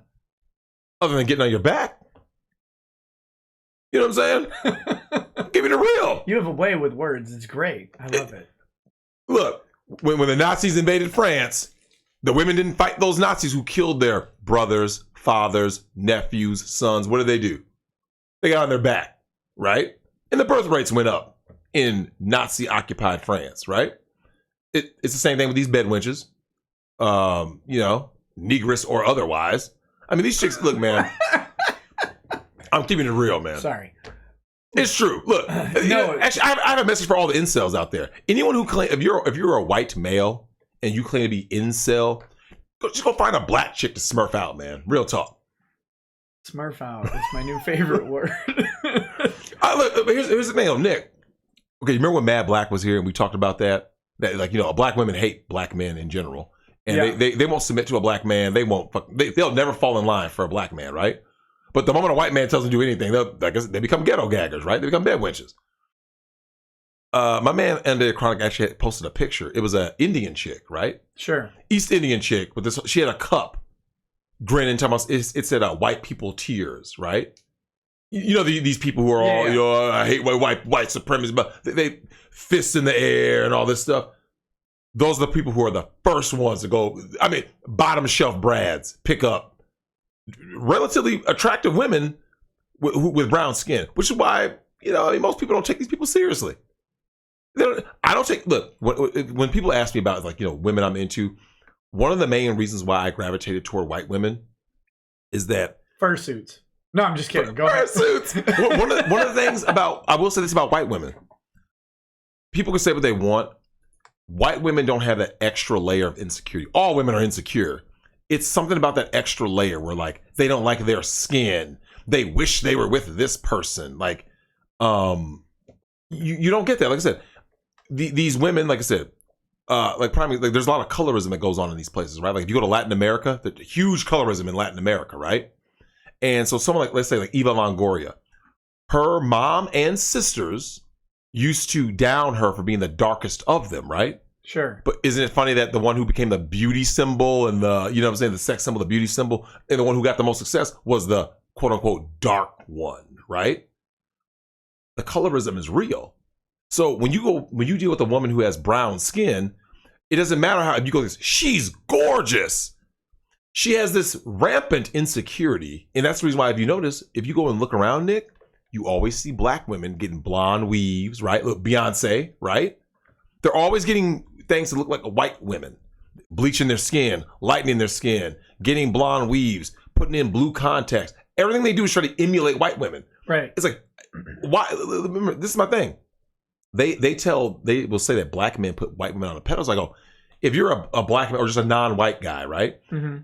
If you see women trying to emulate white women, you go, I might as well just go get a white woman then. Sure. Like, what's the point of getting a fake version? Like, okay, so this isn't, you can't even pull her hair when you smash it from the back, right? Don't pull it. You're gonna pull my track out. Track slips. Next thing you know, you look at one of these damn chicks that was ghetto gagging last week. And look, a lot of chicks is bald headed, man. These chicks' hands are shiny. You know what I'm saying? Look, they don't put so much. I'm not into the bald chick thing. It's not sexy. I don't. Hold on. You see Naomi Campbell recently? No. It happens to a lot of women. So a lot of black women, they put weave in their hair and all these glues and shit for so long. Yeah, it kills it. It kills. So it pushes their hairline back, like LeBron James style, right? And you said you want to hit one of these chicks from the back, and I must slip. And all of a sudden, you just see a LeBron James forehead. And you're like, wait, but that don't make no kind of sense. What happened to your hair?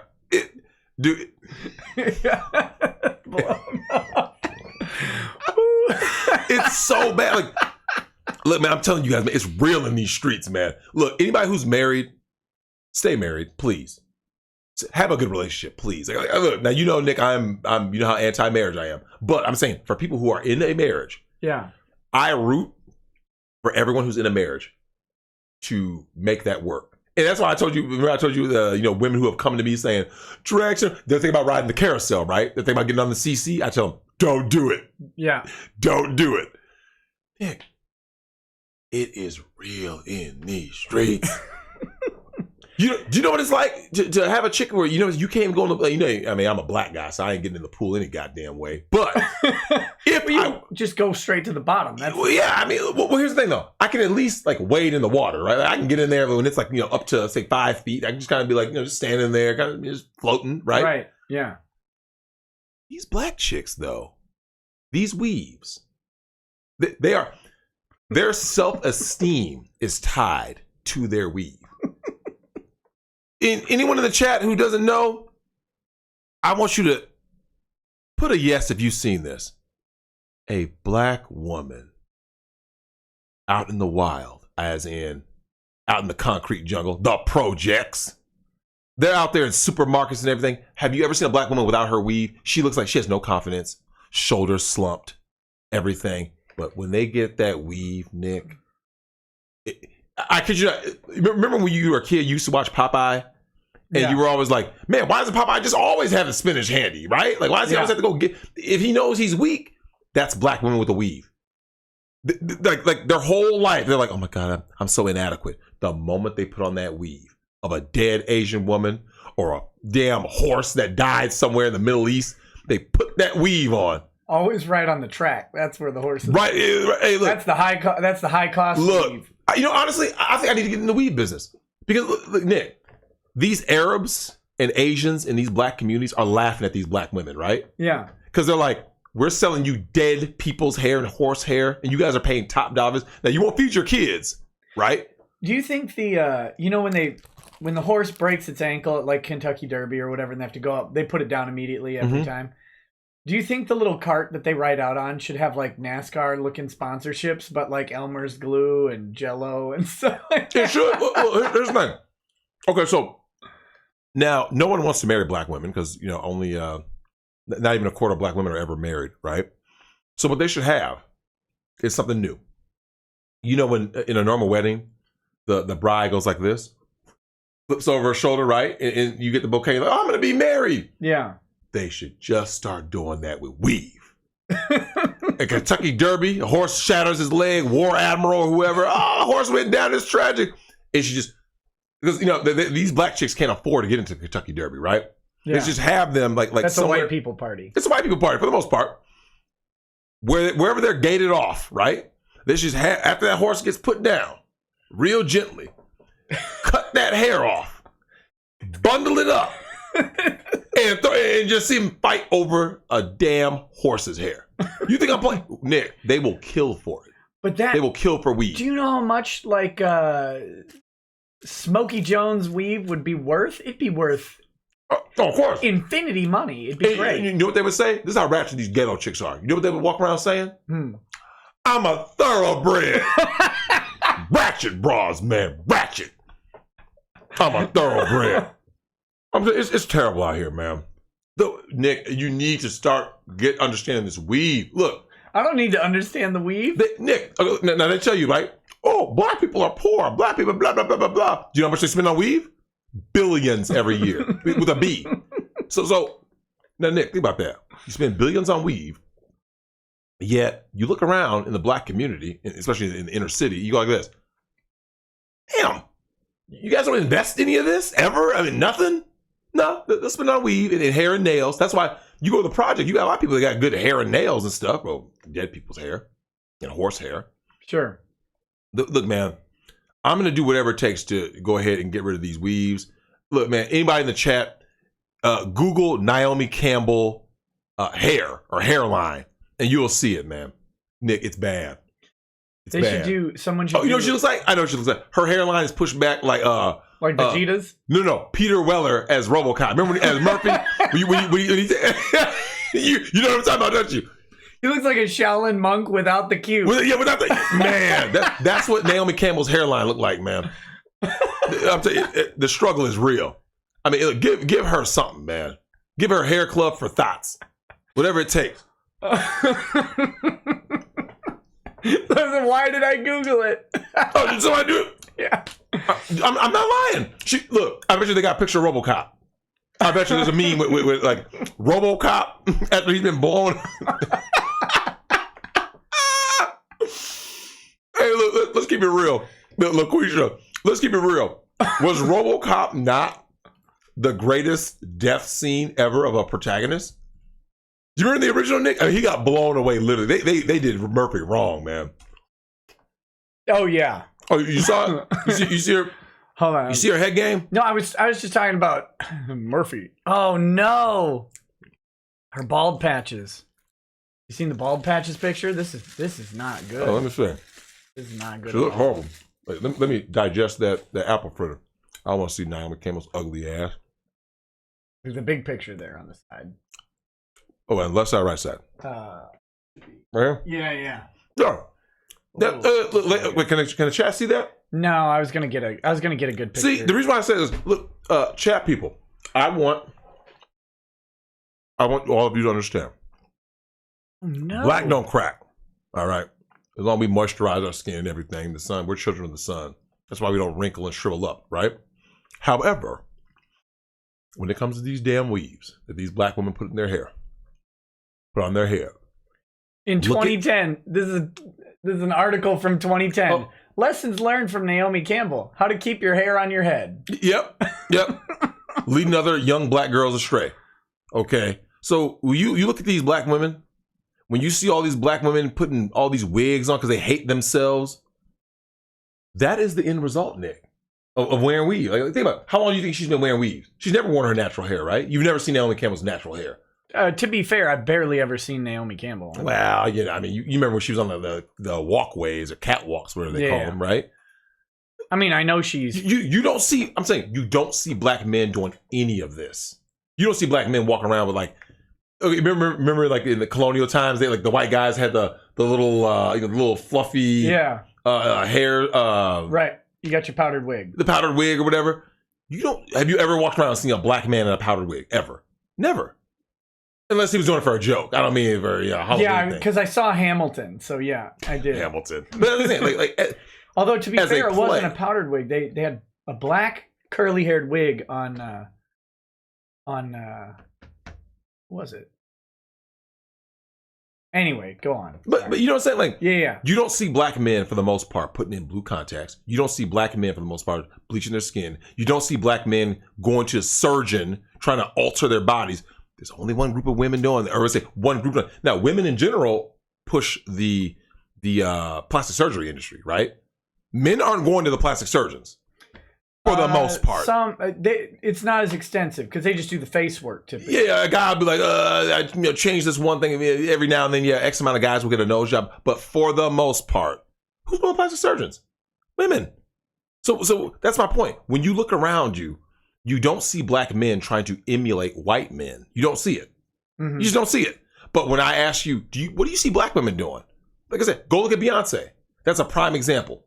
You start looking at that picture like, man, why does she look lighter? Every time I see you, these women are lightening their skins. Go to Africa. They're bleaching their skin, right? They have bleaching clinics. They had them right here in the United States.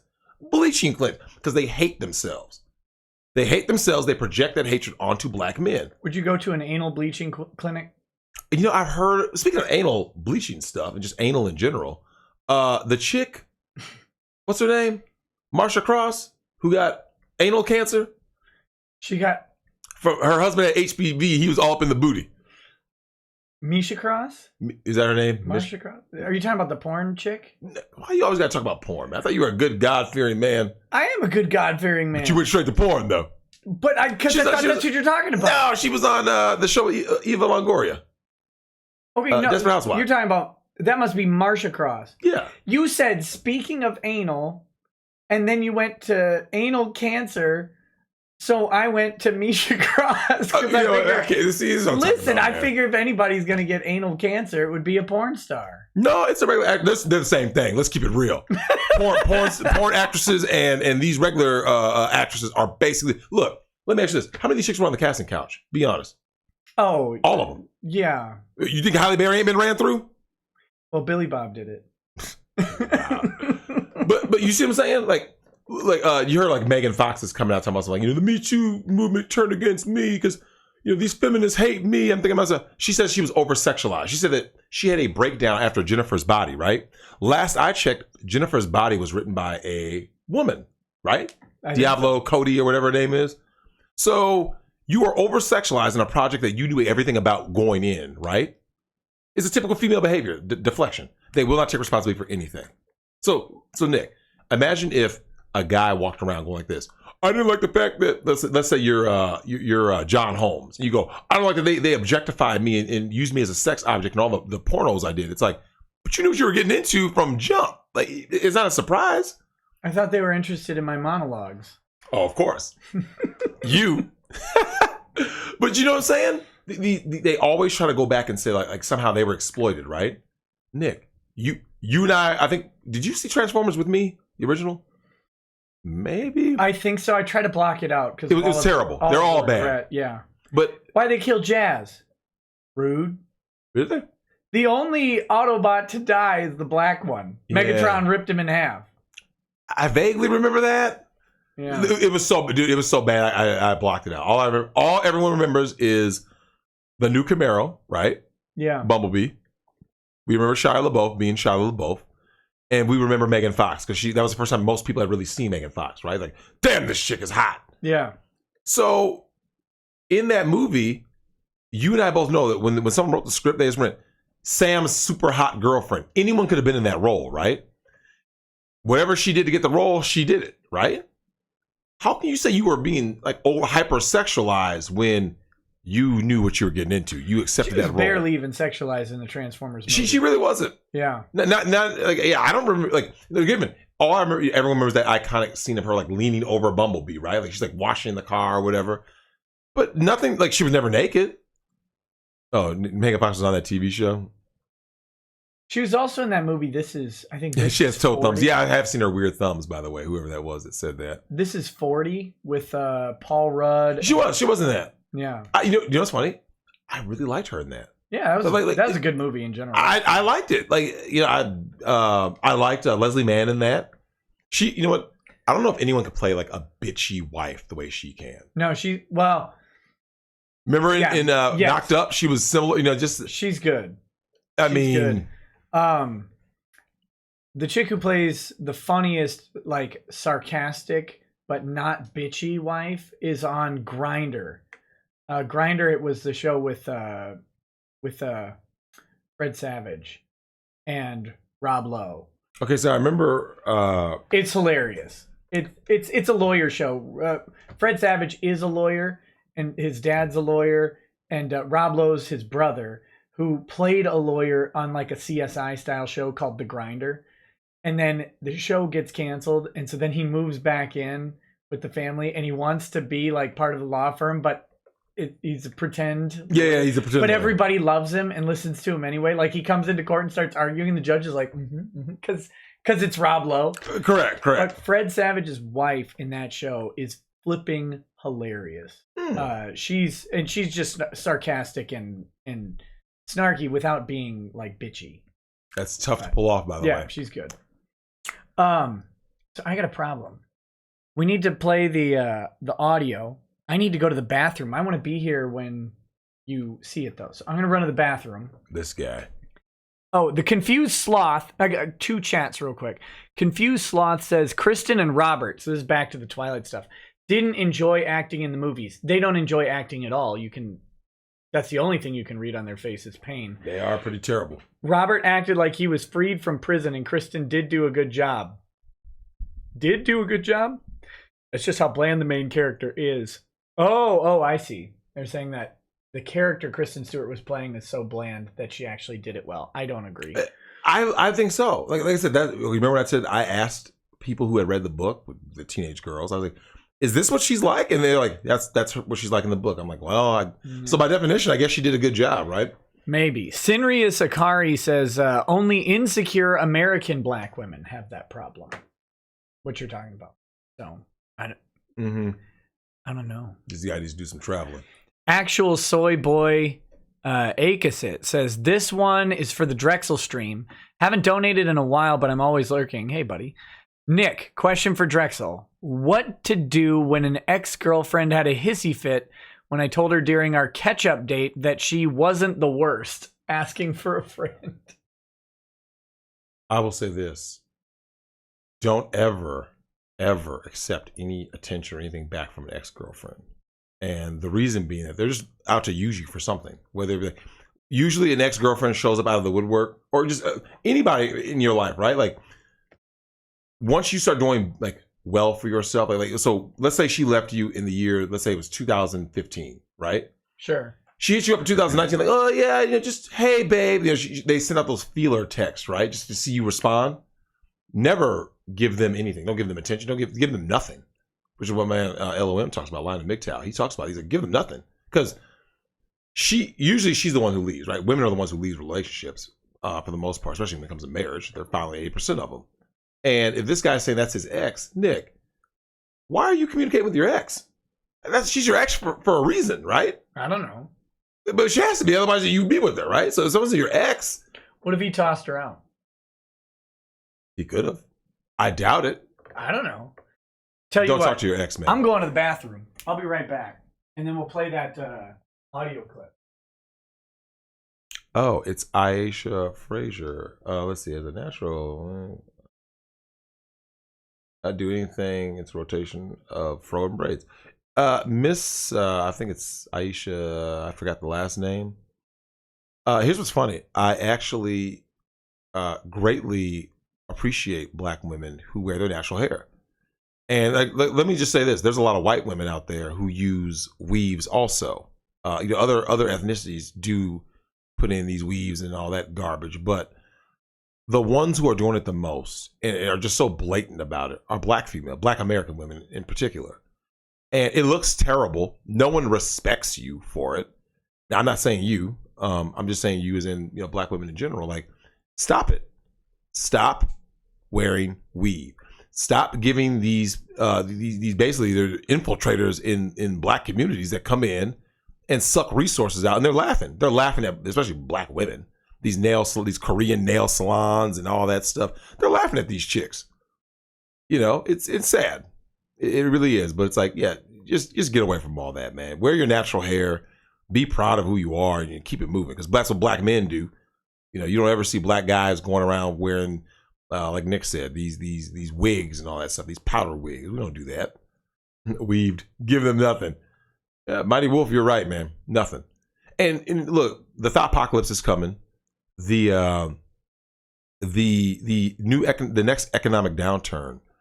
I'm sure a lot of you guys have heard about the recession coming, and it is coming. Because Nick, you and I have talked about that a couple times. You know it's coming, and when it hits, Nick, that's what I'm saying. A lot of these women out here, Nick, their pet wallets ran out, right? Like I said, when I was out in Detroit, I started seeing things that we didn't see growing up, which was tables full of women eating, or just a woman, a solitary woman, not married, nothing, sitting there, having lunch by herself and stuff.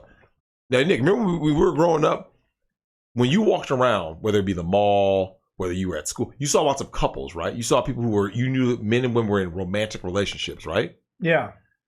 You're in the country, so the world you see is very different. Just start going to the cities, even the suburbs. The relationship thing, that's over. Hookup culture ended that. And when this recession hits, there's going to be a lot of thirsty, desperate females. Nick, they're destitute now. You know what some of these girls' student loan debts are? Credit card debt? It's no joke. Yeah. When that recession hits, all these post-wall thoughts are going to be struggling. That's why they're looking for a bailout from daddy government right now. Okay, let's play this audio. You ready for this? This is 4.5 minutes long. How is it 4.5? Oh, it's a orgy 4.5 minutes? Just listen.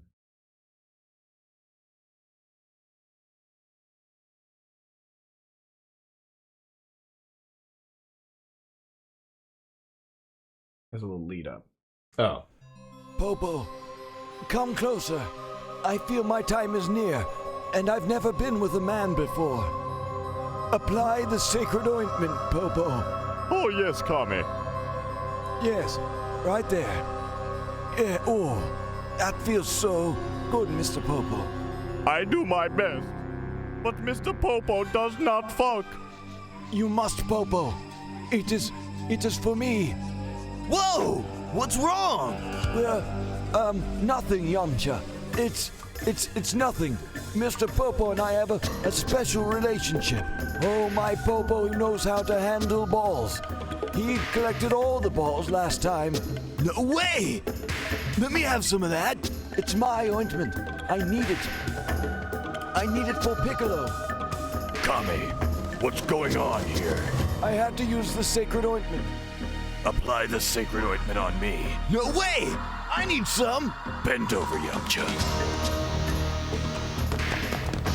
No! That can't be! Ah! Yeah, more of that. No! Bend over further, Yamcha. It can't! Stop it! Bulma! Yeah. Bulma! Think of Bulma. I must think of Bulma. No, Release yourself, Yamcha. It is the right thing to do. Popo, tell him. Yes, it is true. Kami does not lie. He likes big butts. He cannot lie. Wow, no way. You're right. It feels pretty good. Why don't you try, Mr. Popo? Okay. No. Oh. Oh. Oh. I need some more sacred ointment, Kami. I'm afraid we've run out. The only ointment left is at Korin's tower.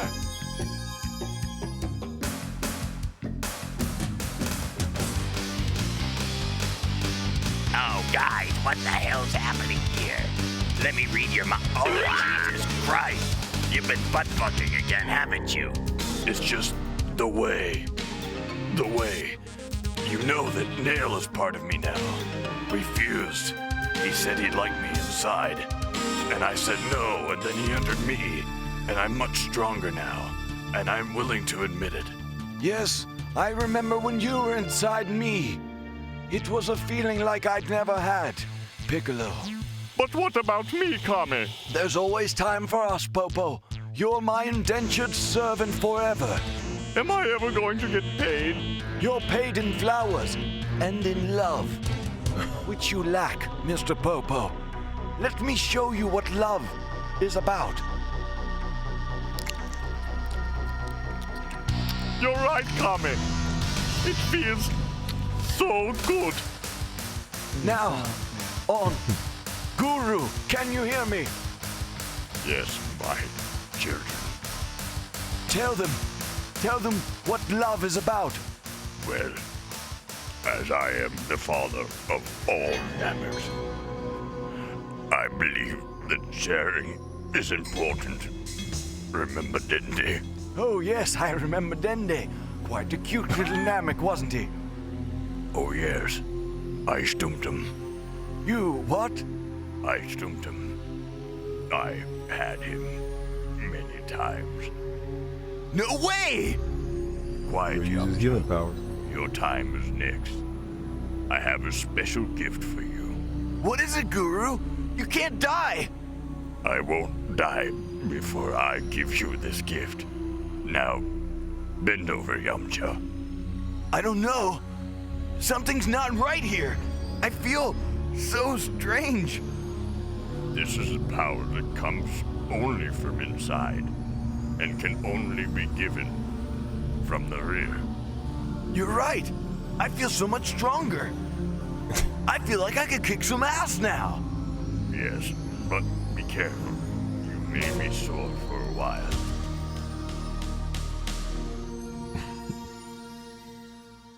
No way.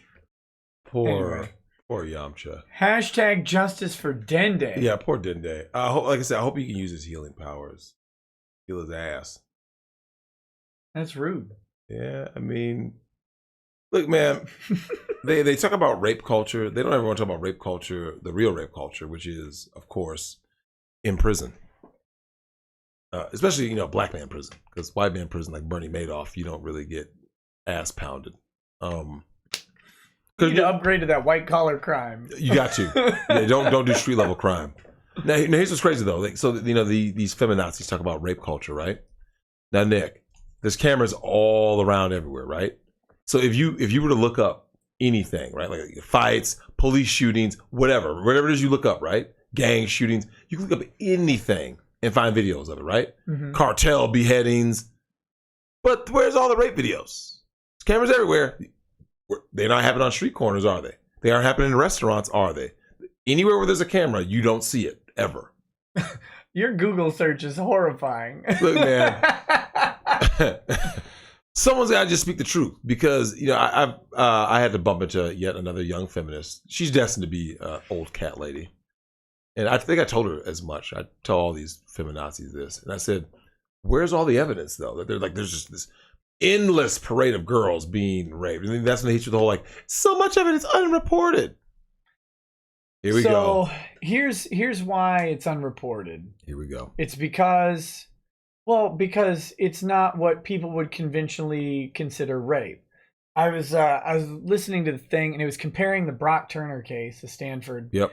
kid with this other guy. I can't remember his name, but it happened in like 2007 over in England, and he was convicted, sentenced to 5 years, but after a couple months he was let out on appeal. Mm-hmm. It was a similar case where he and this chick met that day, had a bunch of drinks, got really hammered, went back to the house. He went back to her place, and like basically they played they did a reenactment of his transcript from the court hearing, where he said, he asked her if he just wanted a place to sleep, and he asked her if he could sleep in her bed. And so he's sleeping in her bed or laying in her bed, and she gets in the bed, and then they're just kind of hanging out for a while, and then they're hugging, and then they're kissing, and then they're touching, and then foreplay starts happening, and then he has sex with her, and then it's over. And that was his version of the story, and her version of the story is basically the same, except that she never consented. She didn't not consent. She didn't resist. She Correct. didn't say no ever. I mean, he talked about, and who knows how long it actually, he talked about foreplay for 30 minutes. 30 minutes of foreplay before actually having sex with her. Mm-hmm. And then when he got done, she remembers asking him to, saying, can you leave my room or whatever. So he did. But he doesn't know anything's wrong, leaves the room, and then she like locks the door and starts crying or something. Oh, here we go. And then he even comes back later and knocks on her door. He's like, hey, you want to go get some lunch or whatever? But she's like, no. And then that was his rape charge. Yeah, it's all just regrettable sex. Right. And drunken regrettable sex. And that's what the English court ended up ruling. The appeals court in England eventually said that. Like, look, they were... 2 adults are free to drink with, hang out with, go home with whoever they want. Now, all of this was a free choice. And he said, and we don't have any way to confirm whether or not or like what level of consent there was. We Correct. don't know. And it kind of seems like now we're shifting the goalposts, so to speak, where we say sexual assault is sex that you regretted later. Correct. And, I was too drunk to consent. Well. So was he. Yeah. The guy, so the way that this always works is that they always go after the nearest man, right? So they'll go after the nearest man, or what they'll do, that's why women always deflect. They never take responsibility. So anytime something like this happens, you see the deflection, right? And my thing is this. This is for the guy. What are you doing? At what point do these guys figure it out? Like, listen, I can get. Problem is these guys getting the charges are 19 years old and they're idiots, and they're getting it. Remember, there's too much information. We now have a couple years of this going on. True, but this has been going on for a long while, man. Yeah, but the regret equals rape. It's newer, but it's not that new. 10 years old. Yeah. Newer, but not that Remember, new. that case was 2007. Oh, okay. That I was talking the English case. Now, Brock Turner, I mean, similar story. His entire story is she consented the entire time, and her story is, I don't remember. Of course. But I wouldn't have. And then the judge's ruling on it, or no. The prosecuting attorney said he was fingering her by a dumpster. I remember that part. And he said no self-respecting woman would choose that place to be penetrated. Please. That was his actual closing argument. No self-respecting woman would choose that location to be penetrated. So he must have raped her. First of all, he doesn't know modern women, or just is in denial, because listen, these thoughts don't care. Nick, when I say anywhere, these thoughts will do anything, anytime, anywhere with anyone. They're thoughts. They have no soul. They can't pair bond. Oxytocin is gone. They've been ran through, right? So I will say this about Brock Turner. Obviously, people have different opinions on the guy, and I do know this: had Brock been black, his sentence would have been worse than his 3 months that he got. But here's my issue with Brock. What point, Nick? At what point? At what point are these? Listen, this is for everyone in the chat. At what point? What? The war is against men. Oh. At what point are these guys going to figure this out? Yeah. Like, I'm tired of people going like, but Drex, he's 19. Well, I was 19. Nick, you remember me in college? I didn't touch nobody in college. Nobody. And there's a reason for that. Especially as an athlete, I always knew all it takes. Because like I said, this was instilled in me by my parents who grew up in the Jim Crow era. And they talked about it. They're like, and their boogeyman really was the white female. Because at any time she'd just go, he did this to me, which basically that was that era's Me Too, right? Yeah. Which is what happened to Emmett Till, but Me Too. So growing up with that mindset, I kind of looked at what was going on. I said, I'm not going to get myself caught up, right? But see, that's a different thing. Like, that's an interesting byproduct of growing up black in America, is that you have this warning, right? True. Look, you've got to watch out for this, because if you get just an accusation, yep, you're done. You're done. But see, growing up white and rich enough to go to Stanford, Brock Turner never had that warning. Never in his life. I do believe that. However, I will say this though. One thing, even like I told you earlier, with women being so nice to men all of a sudden. Yeah. One thing that you're going to see, Nick, within the next 3 years, especially once this next recession hits, you're going to see men completely ghost females. It's going to start with the quality men, right? The men that women actually want. And it's going to start to trickle down, right? Like, so the Mike Pence effect, the rule has gone into full effect on Wall Street already. One accusation, especially by a white female, right? More than anyone, a white female, you're done. So for all the white guys in the chat, this is a time that you should like go up to a black guy that you may or may not know that well and just be like, hey, look, man, real talk. Can you kind of just give me like a rundown of like what to expect? Like what do I do to curb what could happen to me? What could potentially happen to me? We as black men have the playbook. Follow-up question, grape soda or grape punch? Always soda. We want things that are fizzy.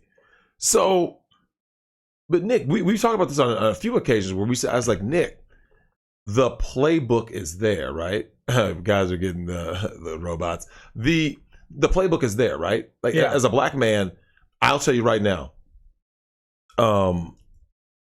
you do need to keep yourself safe, but also you still need to know women. And this, like I said, this goes back to the playbook of the Jim Crow era. You need to be segregated enough, but still have good white people in your corner. And the reason why, because my parents talk about this, they said, if you were accused as a black man for something, because women weren't really accused of anything. Black women didn't get accused of. What were they going to get accused for? What, rape? Black women can't rape someone, right? So they would just go after the men, right? As a black man, especially if you're the head of a black household, you had to also know white people who could go to bat for you, right? So similar to what's happening now with Me Too, these guys, listen, I understand the MGTOW monk. Trust me, I get it. However, the flaw with that is if you totally isolate yourself from women, if and when you do get accused, falsely, of course, you get accused, Nick, and you don't remember that you basically isolate yourself from women, right? There's no one there to really vouch for you, right? I mean, yeah, maybe you have friends that you're in contact with that are male because you don't want to be around women because you went full on monk mode, and you're like, not only do I not have sex with them, but I want to isolate myself from them. What happens when you get hit with that accusation? Look, think about it. When we were in college together, all it took was anybody. Think about it. You go into a dorm room. Oh, hey, you want to study with me, or you go to any chick's dorm room, you're done. I mean, you should go to the dean and be like, yeah, he did this, and the chancellor's calling you like, we need to talk. You're like, what are you talking about? We went to study. Well, I think the new Kavanaugh accusation. I know, but this is what you're talking about. And of course it's a dude, complete chump. Wait, you have to call him your favorite word, simp. He's a simp. A stone cold simp. Someone was asking me if you would say simp on stream. Odds are good. Odds are good. But anyway, so that guy, yeah, who comes up? I saw Brett Kavanaugh He got pushed into some, wave his penis at someone Yep. in a dorm party. Mm-hmm. Let me help you out. You said the two magic words, dorm party. Correct. I'm sure many a penis have been waved at many a dorm parties, and it does. I mean, it's 30 years ago. He waved a penis at someone, even if true. Who cares? Who cares? Because now, hold on, no, Nick. Here's what's funny about Me Too. I had one of these feminist chicks talk all this garbage about, oh, Drex, but consent and blah blah blah. I said, hold on now. I checked her because she was like, women don't want to be called honey and blah blah blah. I said, hold on. I said, hold that thought. I said, so by your definition, shouldn't I be able to go after every woman in my life who grabbed my genitals, who pinched my butt, who grabbed my pecs, who grabbed my biceps, who called me sugar, honey, sweetie? You've been in the South. I prefer sweet cheeks. They'll call you anything, right? Yeah. When you go to Texas. Hey baby. Hey baby. That's all you need. Now, should we go Me Too them? And then she kind of had this dumb face like, Nick, women don't have the ability to empathize. They don't. That's why if you tell women about all the horrible laws that are against men, they're like, so why don't you want to get married? You're like, what? And when it comes to like the Me Too thing, Nick, do you know that every female I know, except for one, right? This half Latino, half black chick I know. She said that she used to roll her eyes at me, right? Until I explained to her and I started giving her all these examples. Yeah. Past, present, and then what will become in the future, right? She finally said, I get it. You know what caused her to have like that finally have that aha moment? You know what it was? I said, for any woman out there who says the Mike Pence rule has gone too far, that you shouldn't be isolating yourself, I said, let me ask you this basic question. You ready for this? And she goes, yeah, what's that? I said, if you're claiming that these women are not all liars, that most rapes are really happening, I said, let me ask you this. If your son was a star athlete going to college as a freshman, what would you be saying? She went like this.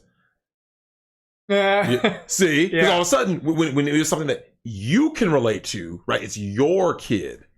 It's not just Brock Turner's no longer Brock Turner. He's your child. You wouldn't be telling them, oh, women never lie. They're all angels. You'd be like, these broads are ratchet. They will lie on you. They will poke holes in the condom. They will cry out rape on you. They'll cry out anything.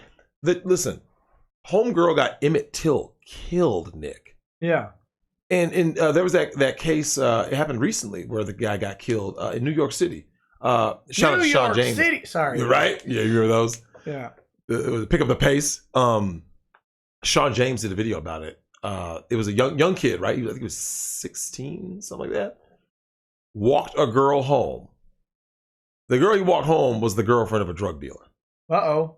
So she was doing this as a shit test to make the crazy beta male boyfriend jealous, right? Mm-hmm. We've seen how these play out, right? She gets in an argument with her drug dealer boyfriend. He's steaming, fuming over here. She walks this guy, like basically throwing it in his face. Total disrespect. As you know, the beta male never holds the woman accountable, right? Yeah. He always goes after the men. That's why, like, remember when Mad Black and I were talking about what happened to Nipsey Hussle? This is for his name Nipsey. I know. Come on. Sorry. With any black men, if there's any black men in the chat, or black men, never ever ever be shamed into going to help the black community ever.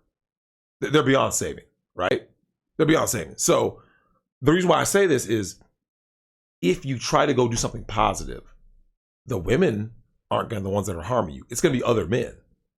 It's going to be a bunch of envious beta males. Nick, there's a video of a guy pulling up in an Audi getting his ass beat in the inner city. Just pulls up, not bothering nobody, nothing, because they see he has success. You see what I'm saying? Did you see that the video of the like kids mugging that guy right outside the Twin Stadium the other day? No. I mean, was it bad? Hey, he got worked. Oh no. How many kids? Like 6, 7 of them. What age? Like teenagers? Like 16 to 18. And Something how old like was the victim? it was kind of hard to see. I mean, he looked like maybe 30, something like that. So he's just walking and he's attacked? He was sitting. It's hard. It's like from the skyway. You know, someone's in the skyway, like filming down.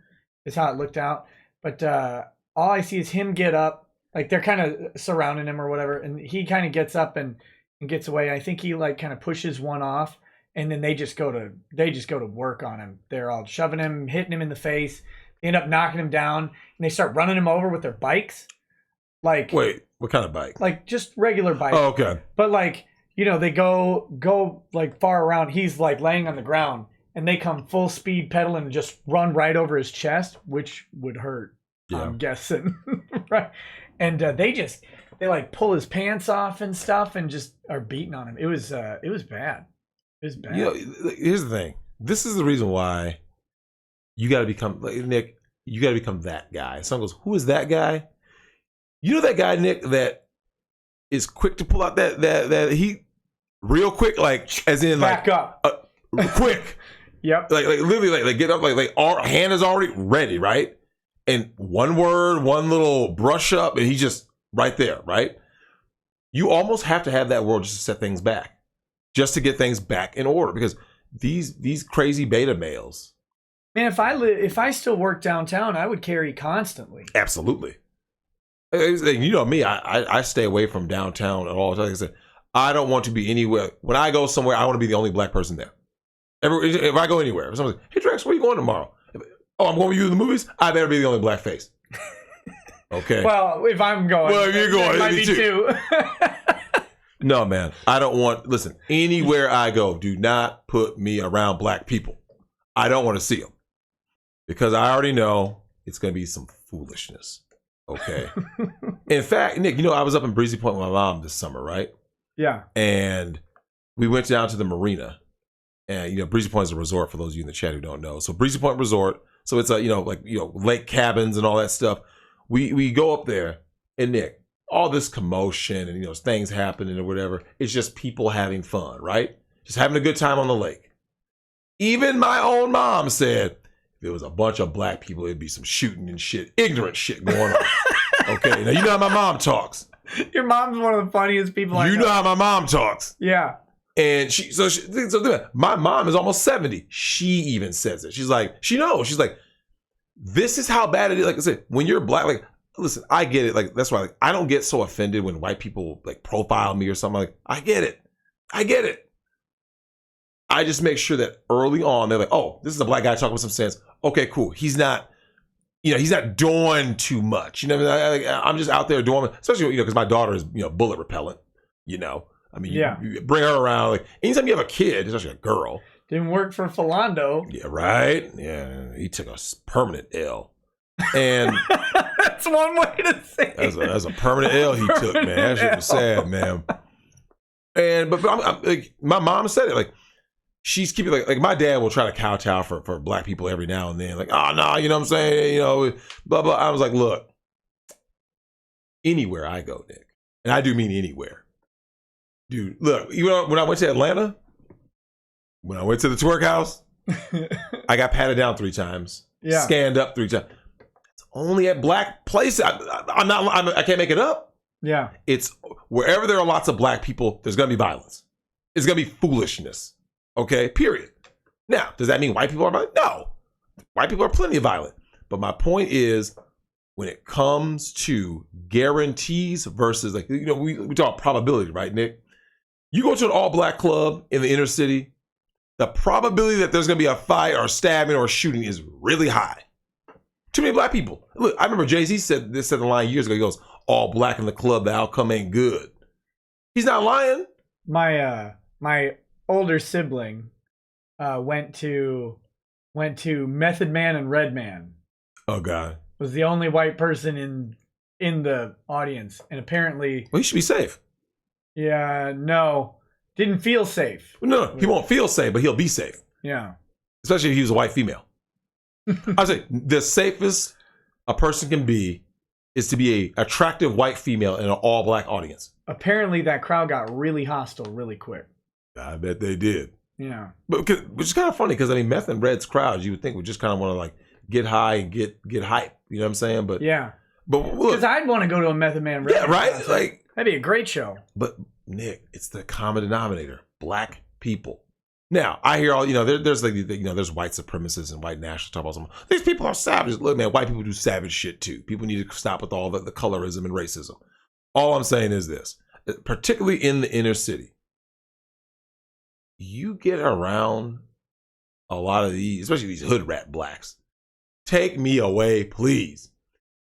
Find me some white people, please. Find me some Asians, please.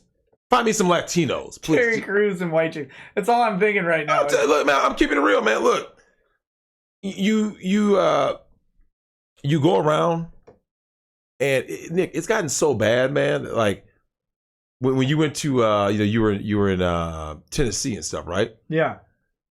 Listen, if I ask anybody, any white person about Tennessee, they never go to Memphis. I've been Nashville's nice. Except for Ethan Ralph. He's from Memphis. He's from there, though. But he loves it. He loves a Memphis barbecue. I don't know if he loves Memphis. I like Texas barbecue. So of course he likes the only thing good in Memphis is the barbecue. And the crime. Crime rates and barbecue. The only thing that's good in Memphis. So when I went to Nick, I'm telling you, I have talked to plenty of people, and I have noticed any non-black person that's been to Tennessee was in Knoxville, Nashville. They were anywhere but Memphis. And you go, why is that, Rex? But isn't Memphis the barbecue capital? Yeah. And it's too black. It's too goddamn black. Okay. I mean, Watts used to be a white place. You go to Watts, California, it used to be a white neighborhood. So the blacks moved in, tore shit up. Just keeping it real, man. I want to be the only black face everywhere I go. That's it. Yeah, that's right. Just look, Asians, game. Like I said, Latinos, game. Indians, game. I don't care who it is. They just can't be black. Because I already know. It's going to be the same ignorant, violent bullshit. What about Inuit? I'll take that too. They're cousins to Japanese. What about the Irish? No, black people, we don't come out of the house on St. Patty's Day. Y'all white people do too much. Way too much.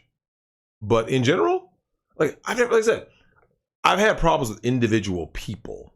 Yeah. Regardless of color. I've gotten into fights with white guys, black guys, whatever.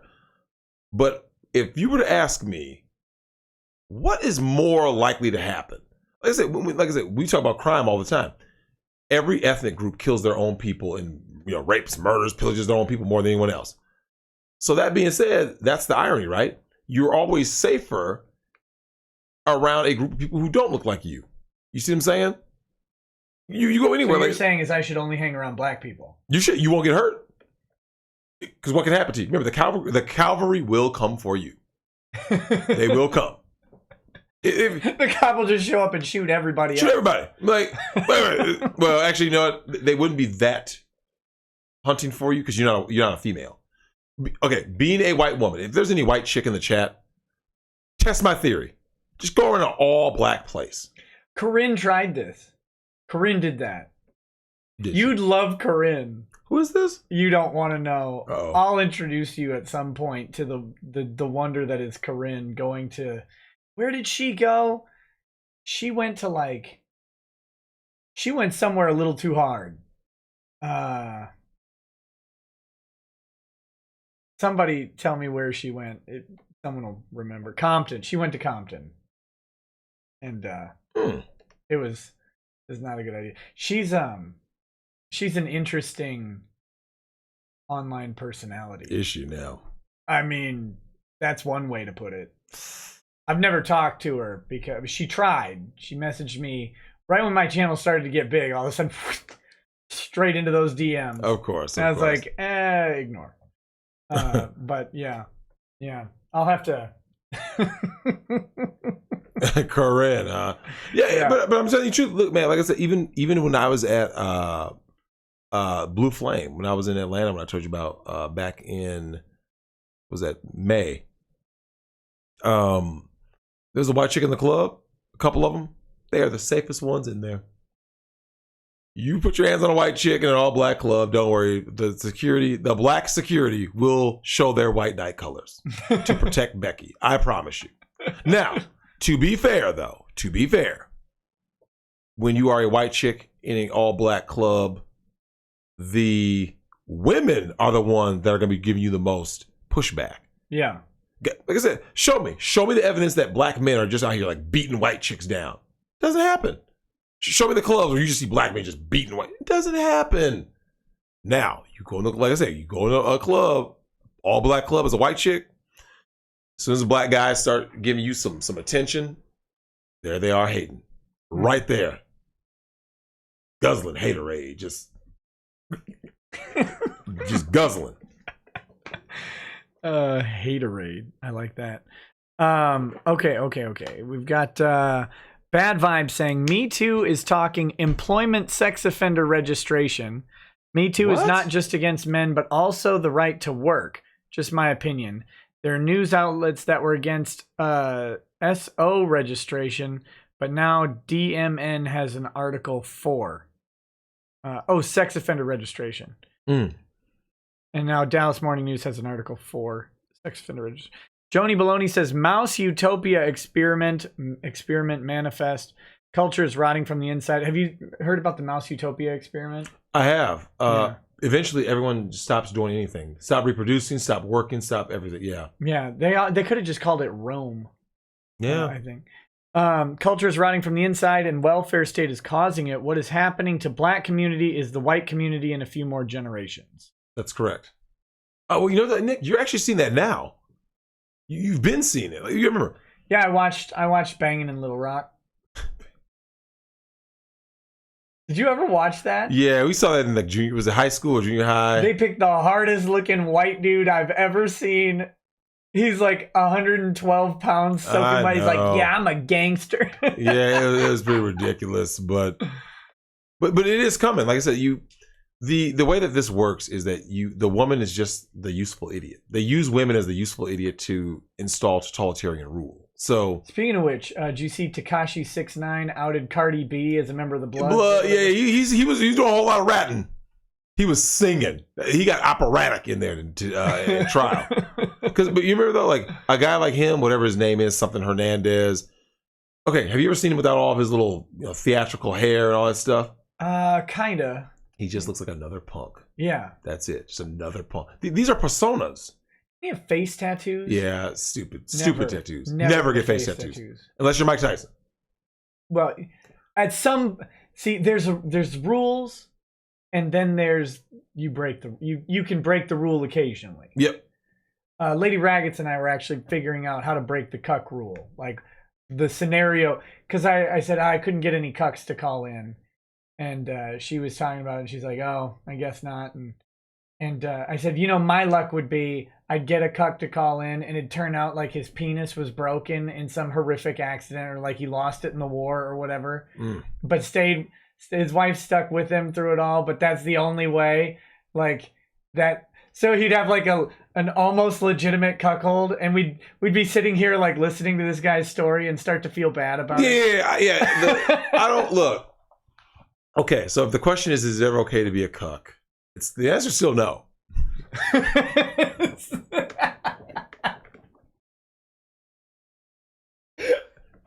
So look, the answer is still no. Okay, look, even if your dick breaks, even if you lost it in a horrific accident, even if you were, I don't know, like sticking it in, I don't know, some kind of acid, you were just trying to experiment. Whatever happens. The worst tracksuit pants you've ever seen. The worst tracksuit pants, and somebody just shredded the D. It is still not okay. Because, Nick, you know why? Your dignity is worth more. Now, here's the thing. Now, to be fair, let's just say the guy went like this. Honey, it's gone, right? Yeah. Either do a non-divorce, right? Like, so you're legally married, but you both live your separate lives. Yeah. Or you just get the amicable divorce. Like, look, I know I can't please you. I know I can't do X, Y, and Z. So look, how about we just go our separate ways, legally? But whatever you do, don't be in the corner while your chick is getting Never smashed. be in the corner. Don't be in the corner. Don't be in the closet. Don't wear a chastity. Don't do anything that is remotely cuckish. Don't, Nick. But these guys don't listen. You know, when I was going to high school and then to college and then to law school, you know what I never thought would ever be a thing that I would have to like learn about and deal with in the world? Cuckoldry. Yeah, it's a thing. Yeah, I mean, it has been for a long time. But, Yeah. But now it's like a thing. Yeah. Well, here's the thing. Do you know how you know if something is a thing? If you can go on any of these sites, Pornhub, X Hamster, X Videos, and see lots of it. Like if you had searched cuckold, like let's say 10 years ago, 15 years ago, do you think you would have really found much? Probably not, right? Who's watching the cuck porn? Like, is that meta cuck? You answered your question when you asked it. Who's watching cuck porn? Who do you think? Who are they watching though? Are they watching the guy like they watch? Okay, so I'll tell you who watches cuck porn. The cucks watch cuck porn, right? And the females who are either cucking their husband or will cuck their husband watch cuck porn. Now, do I think it's cool? No, obviously. But I will say this though, Nick. You think about the life of a cuck. Oh, I told you there's a movie called Cuck, right? Oh, I didn't tell you? Mm-mm. I sent it to my homegirl, right? Okay, I need to. So the Joker movie is coming out, right? Yeah. And they said, like, forget Joker. Here's a movie that's even bigger about the incel issues and blah blah. And it said there's a movie called Cuck. I kid you not. I should get a premise. All right, let me go on Rotten Tomatoes right now. Just get a premise of this garbage. So now, Nick, when you see the picture of the guy who is the cuck, he looks exactly like you can imagine, right? Yeah. Cuck movie. Let me see. Here it is. An isolated. Here's the thing, according to IMDb. Oh yeah, okay. It releases October 4th. It's the same day as Joker. Yeah, it's the same day as Joker. Yeah. Okay, it says an isolated and unstable man becomes increasingly unhinged as he explores the hateful rhetoric of an online alt-right community. Wait, first of all, how is Cuck? This is a Ron Toye life story. A biopic? A biopic. Dude. But they'd have to put someone else in for it to be a proper Cuck biopic. You'd have to watch that. Yeah, you got whoever God. Monique Parent is, Sally Kirkland. I'm trying to see if anyone may recognize David Dion. Wait a minute. I mean, far be it from me to stereotype. These names have a certain ring to them. Is everybody in this movie black? No, it's all white people. Wait, what? Hold on. First of all, if you had to take a wild guess on percentages, how many black cucks do you think? No, I don't think there were many. It was just the names sounded like. Oh no. Monique, Dion. What? Oh no. Okay, so look. So the people in the movie are David Dion, spelled Diaan, Hugo Armstrong, Travis Hammer, Monique Parent is actually a white chick, Sally Kirkland, white Monique chick. threw me off. Well, yeah. At least it's not Monique, right? The comedian. Yeah. I actually just had this conversation with a chick I know. I said, Monique is proof positive of what true self-hatred is. And so she goes, well, explain. I said, think about this. Monique made a career out of dissing skinny women, right? That was her whole shtick, right? She was back when she was real big and fat, right? She was morbidly obese. Mm-hmm. All she talked about was how much she couldn't stand skinny women. And then when she got interviewed, she talked about how much she loved being big. I'm big, I'm strong, I can get any man, I'm so beautiful, blah. And then what happened?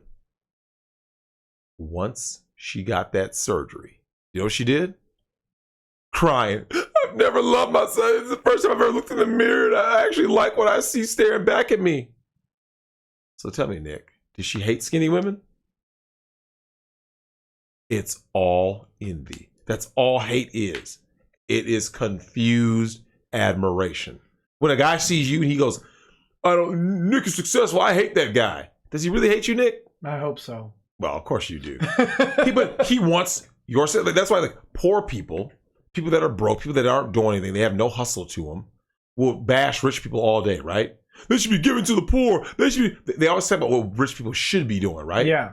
But those same people, when they win the lottery, right?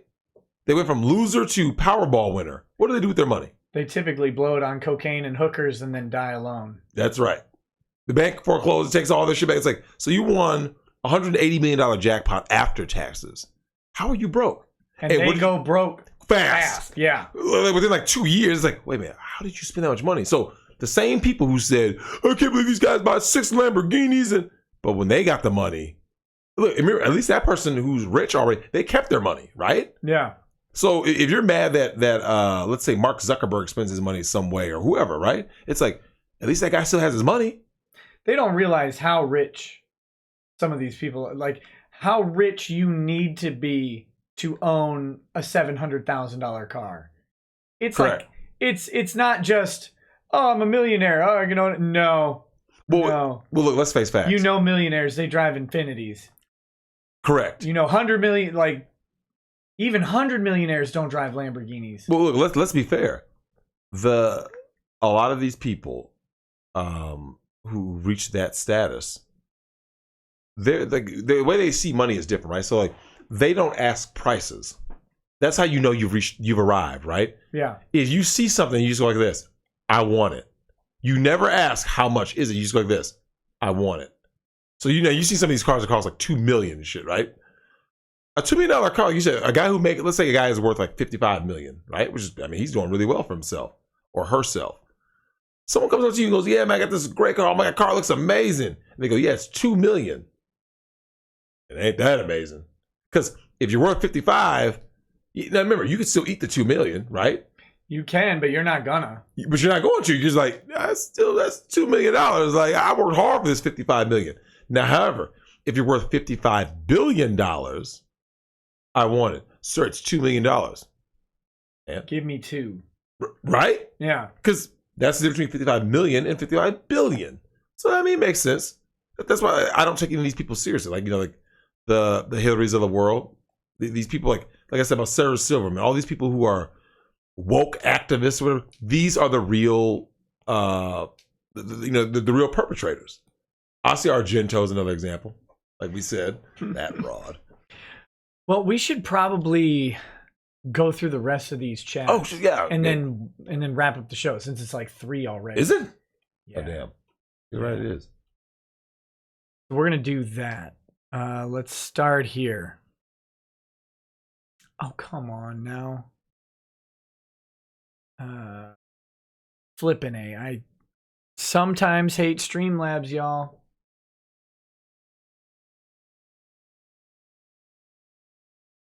Oh, it's my fault. Uh-oh. No, Streamlabs does this thing where occasionally it'll just cut off the chats that came in. Why is that? And it's arbitrary when it picks. Oh. So like this one just right now doesn't have anything beyond 3 hours ago. But that's not all the chats that we got on Streamlabs. I don't know why. I hate it.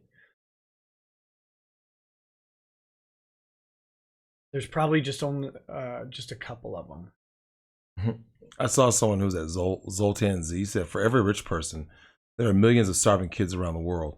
Nick, do you know what I have to say to that? Because you're a man with 5 children. Yeah. I'm a man with 1. If you can't support children, do not have children and don't even have sex. I'm just keeping it real. Like, you have a responsibility to your children, right? So when people tell me how many starving children there are in the world, like, both of us grew up with both of our parents in the house. And this idea of like, but Nick, there's starving kids. There's starving kids in India and Africa. It's like, why are these people having kids? Because you don't love your kids. I'll just put it to plain blank. If you bring your kids up in poverty, you do not love your children. That's why these are the same parents that whore their kids out, sell their children. Like the R. Kelly thing, right? Yeah. The mom's driving the daughters over to get smurfed out by R. Kelly, get peed on. Come on, man. Really? But Nick, oh, I love my kid. Stop. If you truly love your children, you would never bring them into poverty. Period. I know I wouldn't have brought my daughter no damn poverty. Nope. All right. There we go. Let's see. Schwazum. Where is that one? Okay, we're gonna go. Here is where it starts. We've got Nick Gurr Boomer says, look over to Drexel and ask, "Oh, can I call you my Nick Gurr?" Then lean in for a passionate kiss. Do it, Nikki. It's for the fans. At least lean off screen and make fake kissing noises. Lol. No, that's a bridge too far. TLJ Screwjob says, so Nick, first time I saw Drexel on stream, I asked why you hadn't gotten him any snacks. If you had gotten him snacks, they wouldn't have been carried into Drexel on a tray, would they? No. There are no snack trays in my house. Actually, I shoot all of the snack trays in the county for skeet shooting. TLJ Screwjob says, so question, Nick's in a relationship with a bi Lady Rackets, and Lady Rackets gets drunk and makes out with another woman. Lady Rackets then asks Nick if he was okay with that. Nick says, yeah, it's, whatever. So is Nick then a cuck? Wait, say it again? I was reading a comment. So he says, here's the hypothetical. Nick's in a relationship with bi Lady Rackets, and then she gets drunk and makes out with another woman. She then asks me if I'm okay with it, and I say, yeah, it's, whatever. So am I then a cuck? Excuse me. Bless you. The answer is no. There you go. Yeah, because Nick, now you and I have talked about that even back in high school. Like, women on women, everything that the dynamic is different. You see what I'm saying? Yeah. I mean, like, things in general are different. Like, if someone says, "Hey, Nick," a guy catches his wife in bed with another man, there's a certain reaction, right? If a guy walks in, he sees his wife with another chick, his reaction is completely different. He takes his shirt off. He's like, zips his pants. Oh, let me start. He's just like, oh, well, I guess we just go ahead and start a movie. Like, and if they say, like, no, this is just if your wife cheats on you with a chick, she can talk you down from that. Like, honey, I didn't know that you would be interested because, there was that one time you said something. Like, a guy can get talked down from that, right? He'll be like, if he was mad, he'd be like, oh, well, whatever, right? He can move on.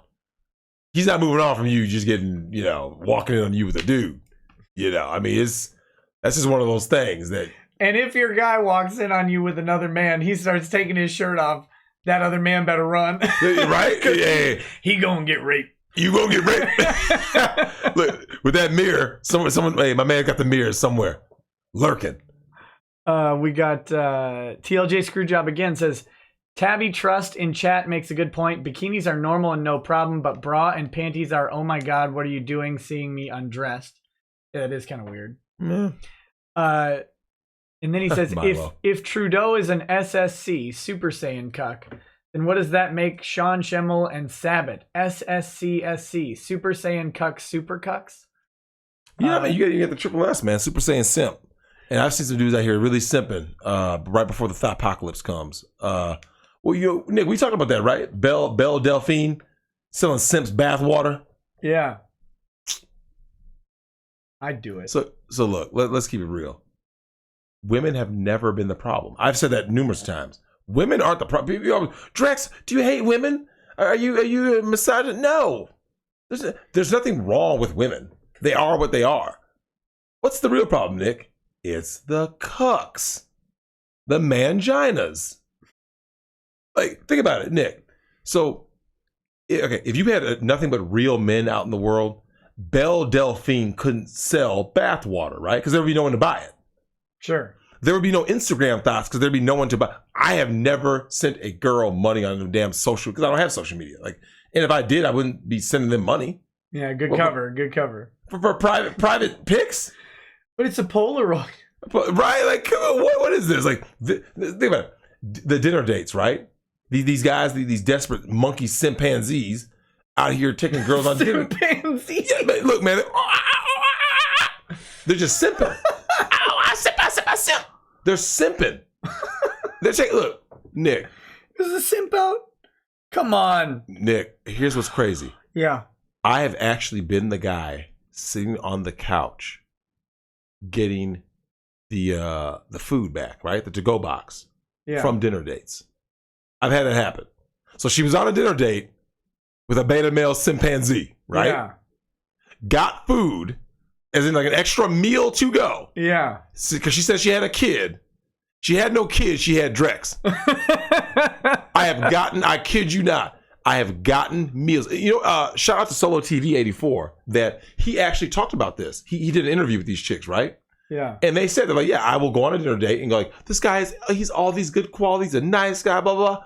And then while on the dinner date, Nick, they're texting either their dude or their ex or like to smash them, right? Yeah. So that is the ultimate, the alpha fucks beta bucks, right? So this chimpanzee, this monkey simp, is out here paying for dinner, drinks, a movie. And at the end of the night, she gives an awkward, like, thanks, pats him on the back. That was fun. That was fun. And then she goes inside and gets Hulk smashed. Yeah. So it's like, what did you... So think about it, Nick. Who's at fault in all this? It's the dude. The dude, because all you have to do is, if you cut them off from all these resources, none of this would be happening. If you stop being a simp...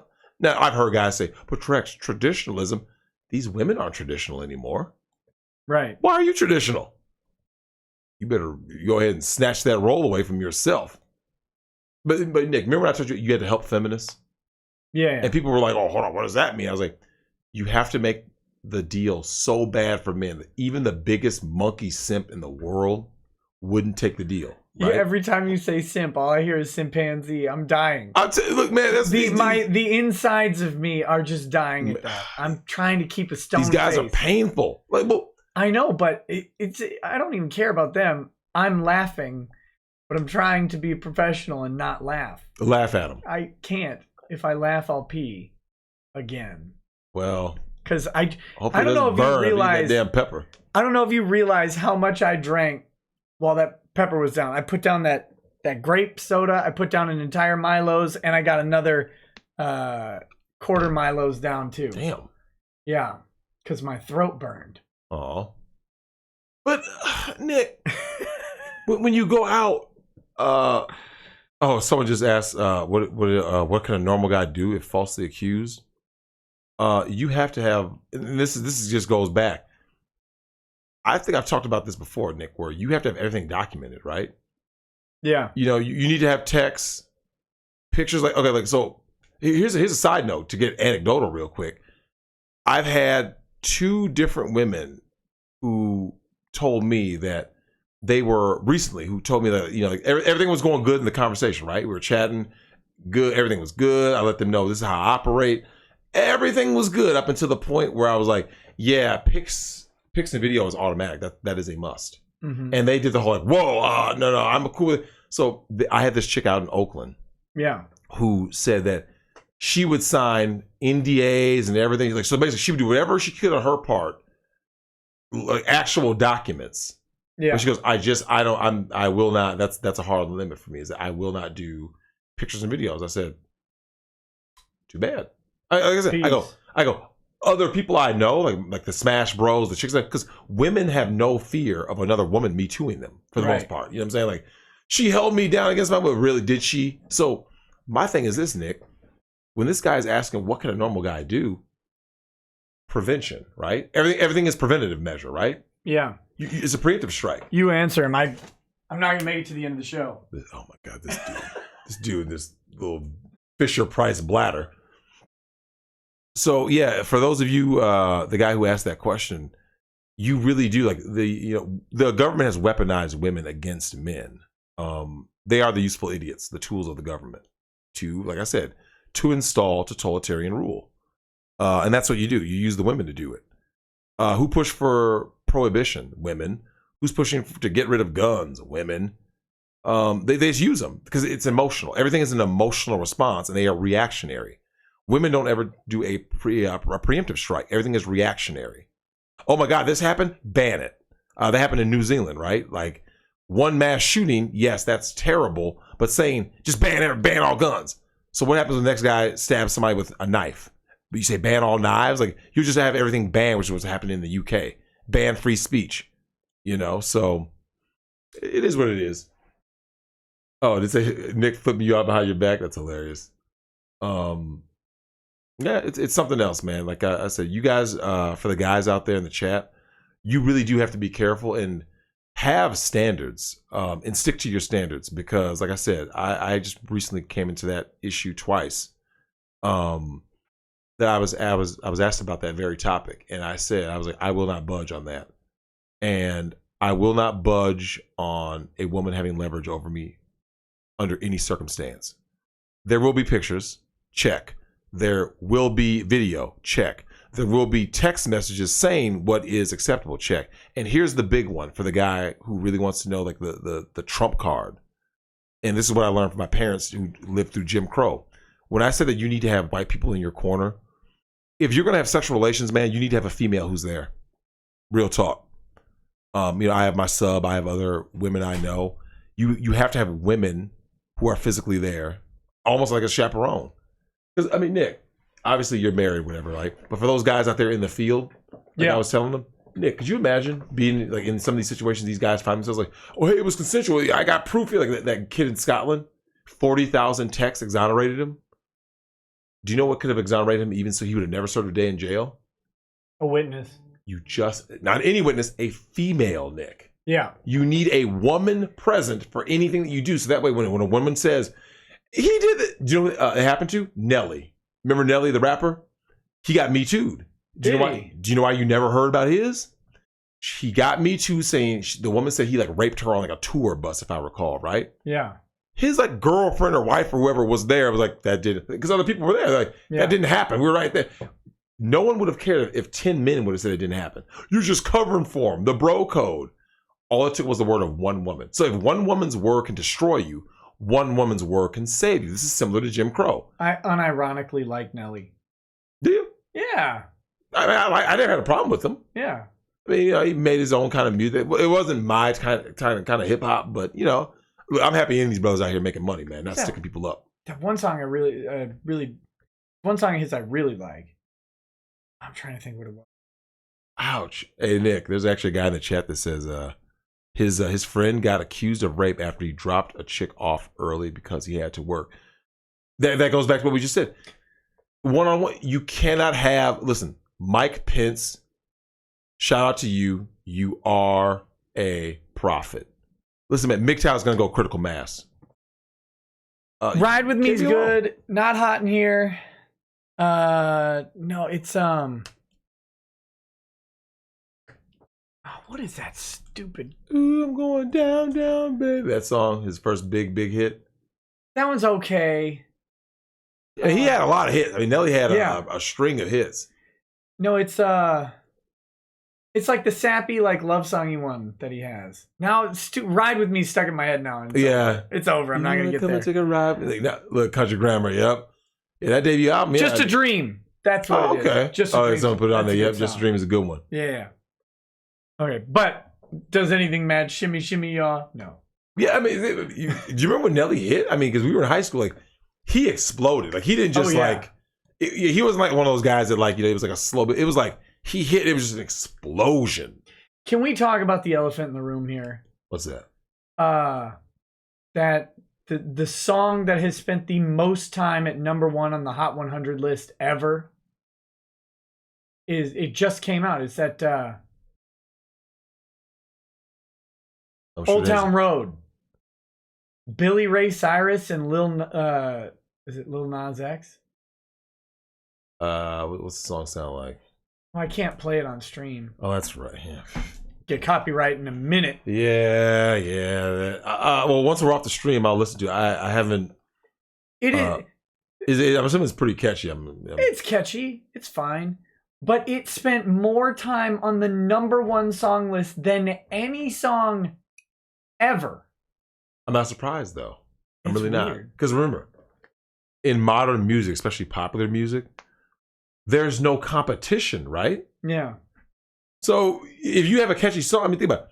Do you remember when we were growing up? Like, you could go to the store and buy a single, right? From Record Town, Sam Goody, Best Buy, Circuit City. Like, people bought singles all the time, right?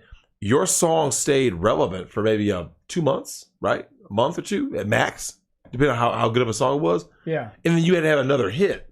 And once you were out of hits, that was just, you were out of hits for that album. And this year, your next album came out.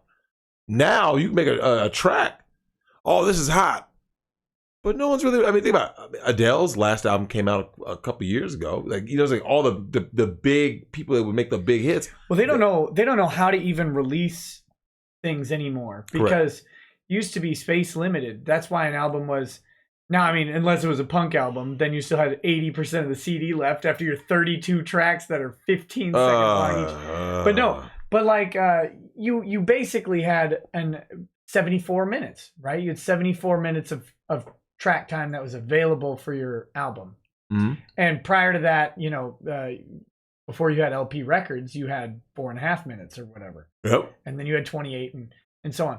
But anyway, there's always a limit. Well, now music isn't, I mean, albums come out, but everybody's just listening, you know, they're just streaming or buying it on iTunes. Yep. Anyway, so it's like, I was listening to Rick Rubin talk about how different it is trying to make music these days, because you're not cutting albums. Nope. People are just making songs. Yeah, they're making songs and they're marketing the song and stuff like that. They're not, it's rarer and rarer to see cohesive album themes coming out, because you can't convince someone to get a whole album anymore. Well, you know what's funny about that is that, like, now I'm the polar opposite, right? Now it could be just because, you know, we come from a different era, but I am very album centric, because songs on their own don't do much for me. Like especially, you know, most singles, right? Because, you know, your single is your pop song, right? That's basically to get your foot in the door. That was initially to get people to buy your album, right? And you look at kind of what's going on now with music, where everything is just kind of, you know, it's fast food, right? None of it nourishes your body. You listen to these songs, they're forgotten in a week. You know what I'm saying? So I understand what Rick Rubin's talking about, but at the same time, isn't that the reason why you should be making albums? Well, because now there's a dearth, right? Like now you don't have something. It reminds me of, like, okay, prime example. When back when he was going by Puff Daddy, right? I can remember in the mid to late 90s when Puff Daddy was making all this pop rap, right? And someone goes, what ended pop rap? You know, Mo Money, Mo Problems, good, you know, he was taking all these songs from the 70s and 80s and just flipping them, right? Right. The thing that ended that whole era was DMX. DMX was the anti-Puff in every way, right? Rather than having little pops with little, you know, that's why he was, you know, shiny suit man, getting jiggy with it, with Will Smith kind of stuff. Rather than go that pop route, then he just comes out saying what over and over. DMX came out the hard route, right? What? He's barking on the record like he was the anti-Puff, though. You see what I'm saying? So now all of a sudden people are like this. Oh, it's all about comparison, right? You and I talk about Wu-Tang. Listen to the Enter the Wu-Tang. Nick, no other album sounded like Enter the Wu-Tang. You know, you go listen. Did anyone else sound like ODB? No. He's unique. Yeah. But Wu-Tang was unique. There was never a group that big where all the dudes actually had talent. They were all their own individual person, and they were one cohesive unit. So when Wu-Tang drops Enter the Wu, everyone's like, "Whoa, Nick, this is crazy." What was crazy about Enter the Wu was not Enter the Wu. It's what happened afterwards, when now the dudes had their solo albums. Right. And then they come together yet again, obviously for Wu-Tang Forever and the W and so on and so forth. But it's like, to listen to something and go, man, Nick, this is hot. These guys, you know, it's almost like the Avengers in a reverse, right? It's almost like Fuji's tried that and left Wyclef hanging. No, they left Praz hanging. Praz was the whack one. You know, Wyclef was the Carnival, legit.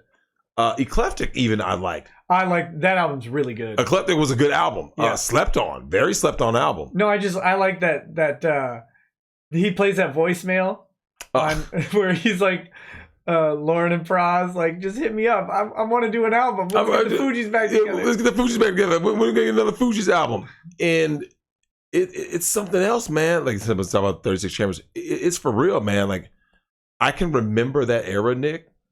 Here's another thing, Nick. Back then, because you weren't releasing songs, if you released a whack album, your career could end. You remember that? Like you dropped that one whack joint, like done. And even if you came back again with like a dope album, people are like, nah, he's whack. So they're like, no, really, listen to it, man. It's actually good. Now, one whack album and your entire career ended back in the 90s. Like, because Nick, remember how long you had to wait for an album?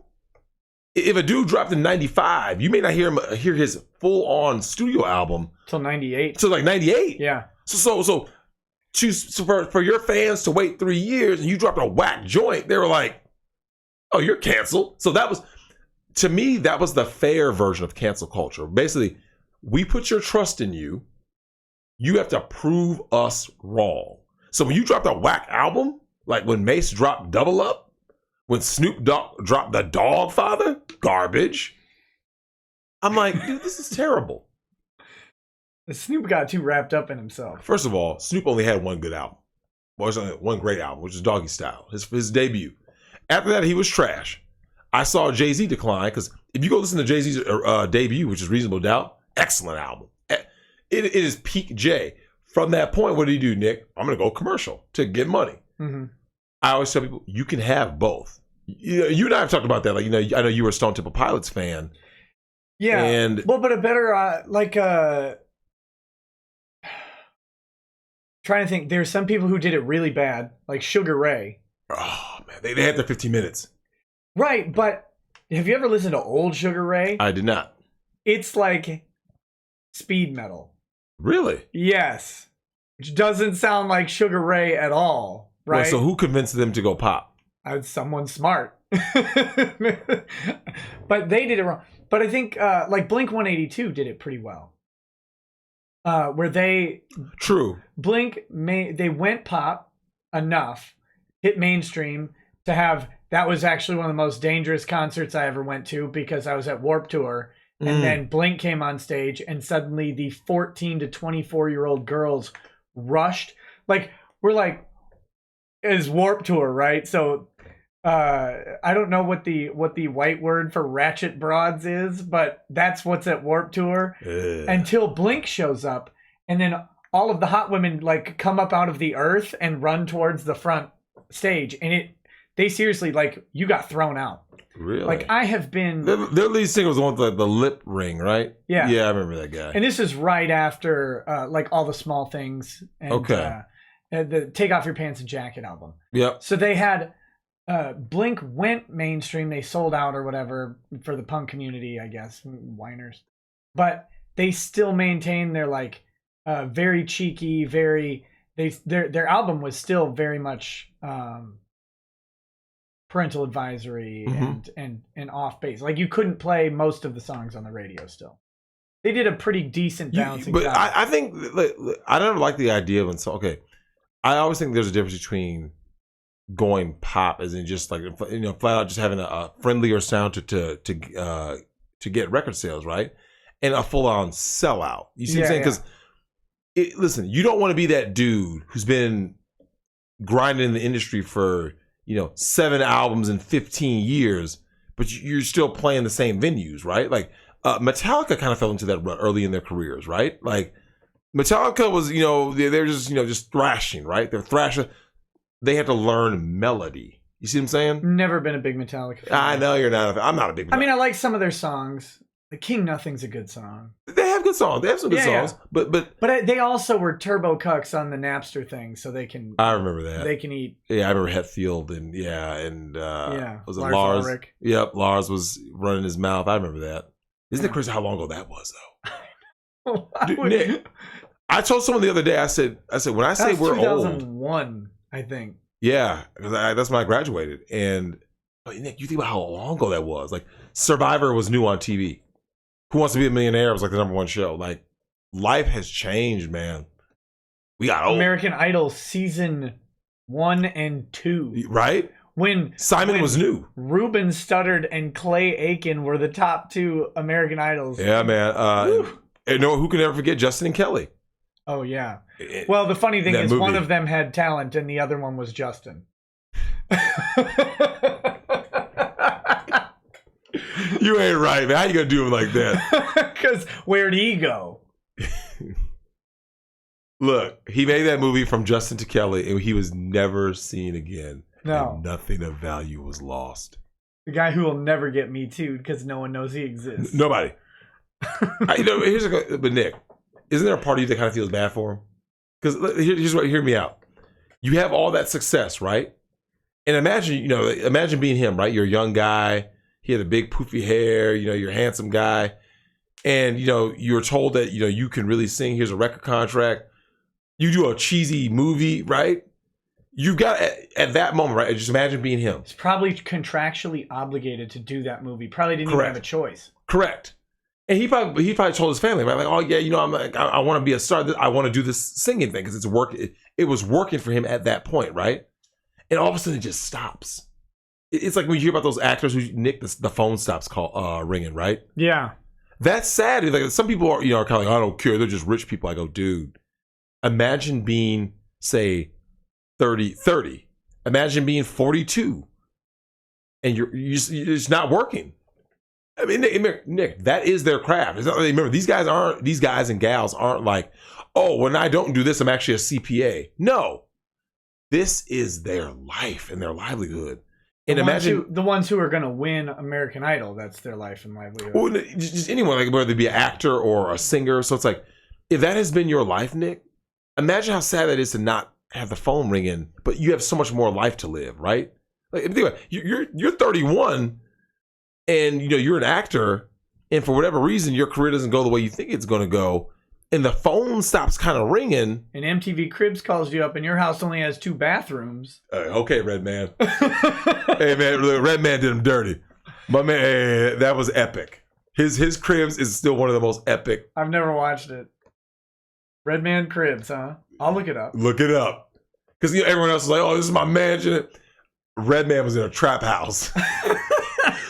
It was... He had it was like the Dreamcast was on the floor, a bunch of dudes smoked out. It was like, bruh. Cribs ruined me, like on the music industry. I'm like, these guys aren't rich at all. Nope. They were rented. They were rented mansions. Yeah, and barely mansions if they. I mean, some of these houses were. You had some dudes who had like real money. Like I remember when they did Master P, because Master P was always funny about his money, where he made all of it, but lived fairly modestly. Yeah. Compared to a lot of these other guys. So it was interesting to see that dynamic. But a lot of these dudes are getting pimped. These record industry guys, like, hey Nick, you're gonna make 7 points per album. Like, dude, that ain't nothing. Yeah. You serious? They're getting it's pretty funny. Just watching, I wish I remembered who it was, but they rolled up to that place. I'm like, this looks like a suburb. This looks like where I live. This house is like 2,600 square feet. Oh. Yeah. You know what I'm saying? Like, don't be in a band with 9 people. That's your first mistake. Oh, absolutely. Well, that's a big one. It's like, and obviously you got to own your masters. It's like how much the industry changed. Did you hear T Swizzle lost all her? Who? Taylor Swift. What about her? She lost the rights to all of her music. Like, how'd that happen? Because some investment guy bought it. He bought I think it's Big Machine Records or whatever that owned all of Taylor Swift's music. Guy who she hates bought it, like $200 million. I'm shocked that she knows him. You know what I mean? Like, you said she hates him, but it's like, how is she? Well, I think she hates what he represents or something. Oh, I see. But he's some young venture capitalist guy, and he bought Big Machine Records, and he's like, I own all of the rights to Taylor Swift's music, and she's like, I'm devastated. Well, what's crazy is that you Taylor, make $95 million a year. Buy it. What were you doing? Obviously not thinking ahead. Kind of like when Michael Jackson swept the rug from under Paul McCartney. Or when Prince lost his name to lawyers. Yeah.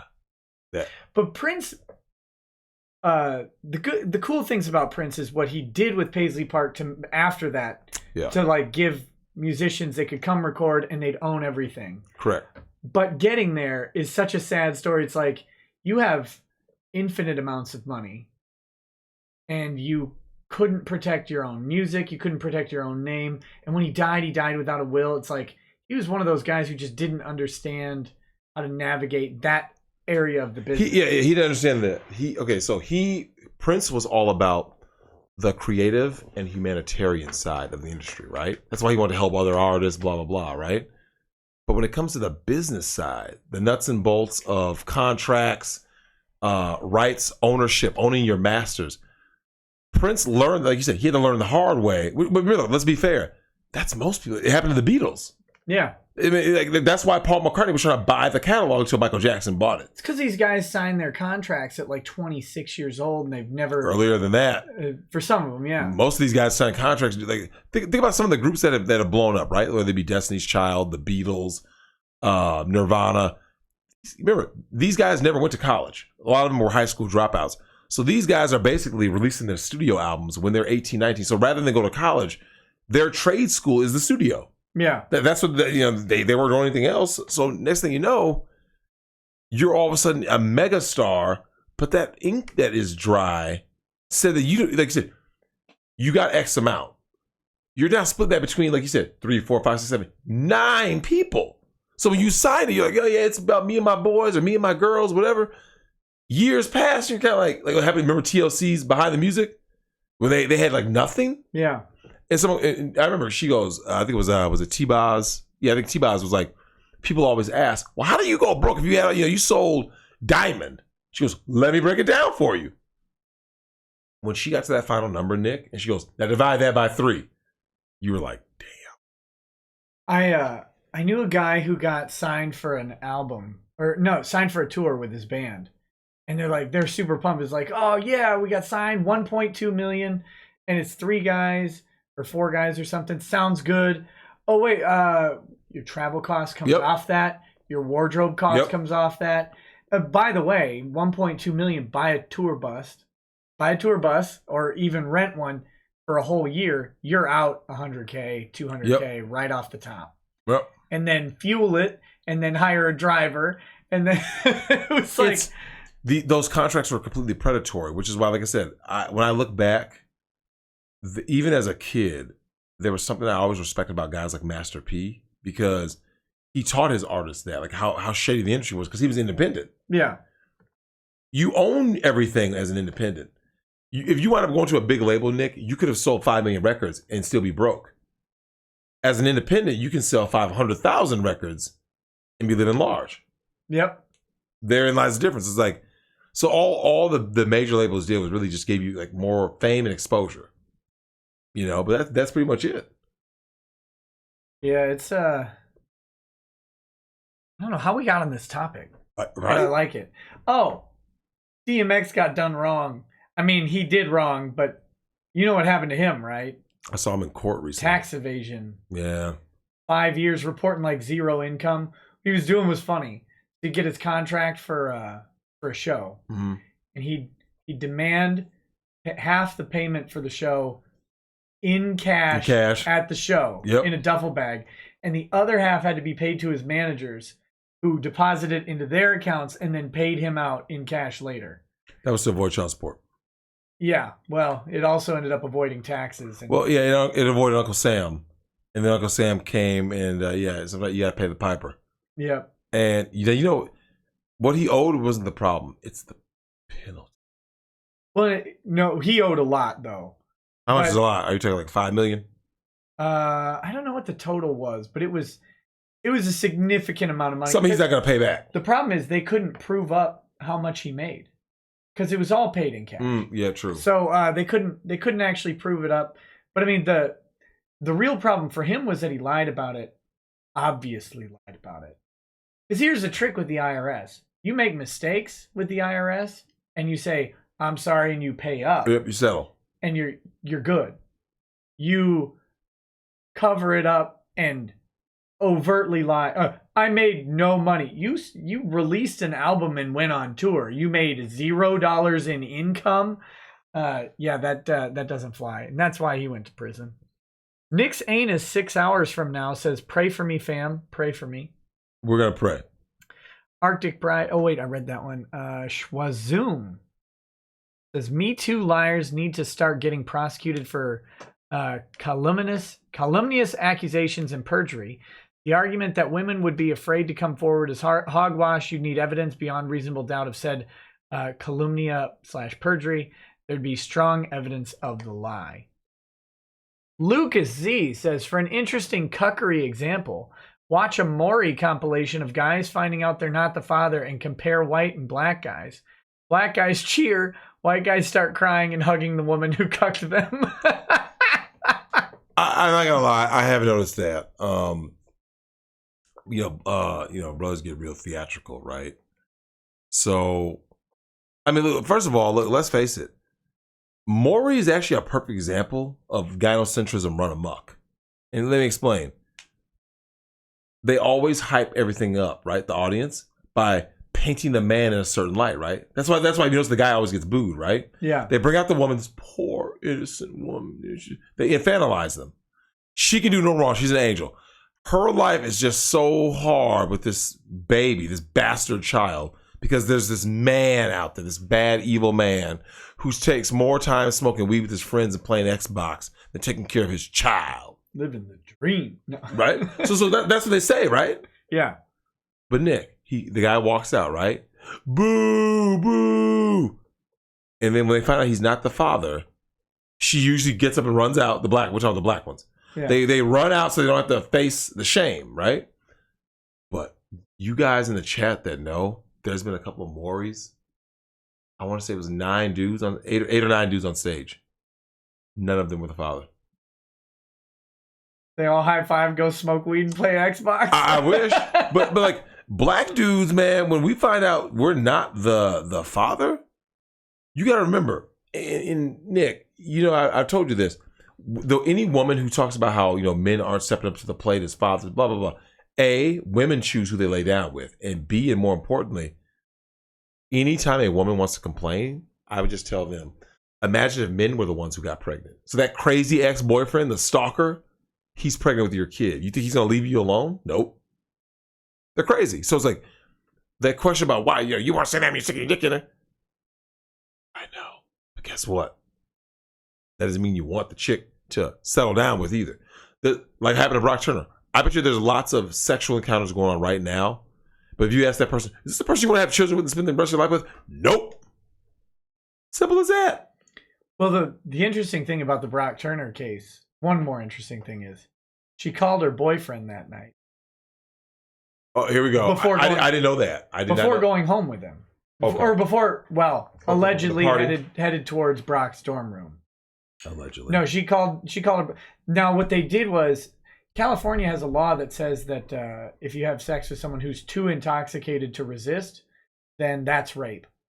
So what they did was they used that phone call in which apparently she doesn't sound like a person even, just or whatever. Mm-hmm. So they said she was clearly too intoxicated to consent.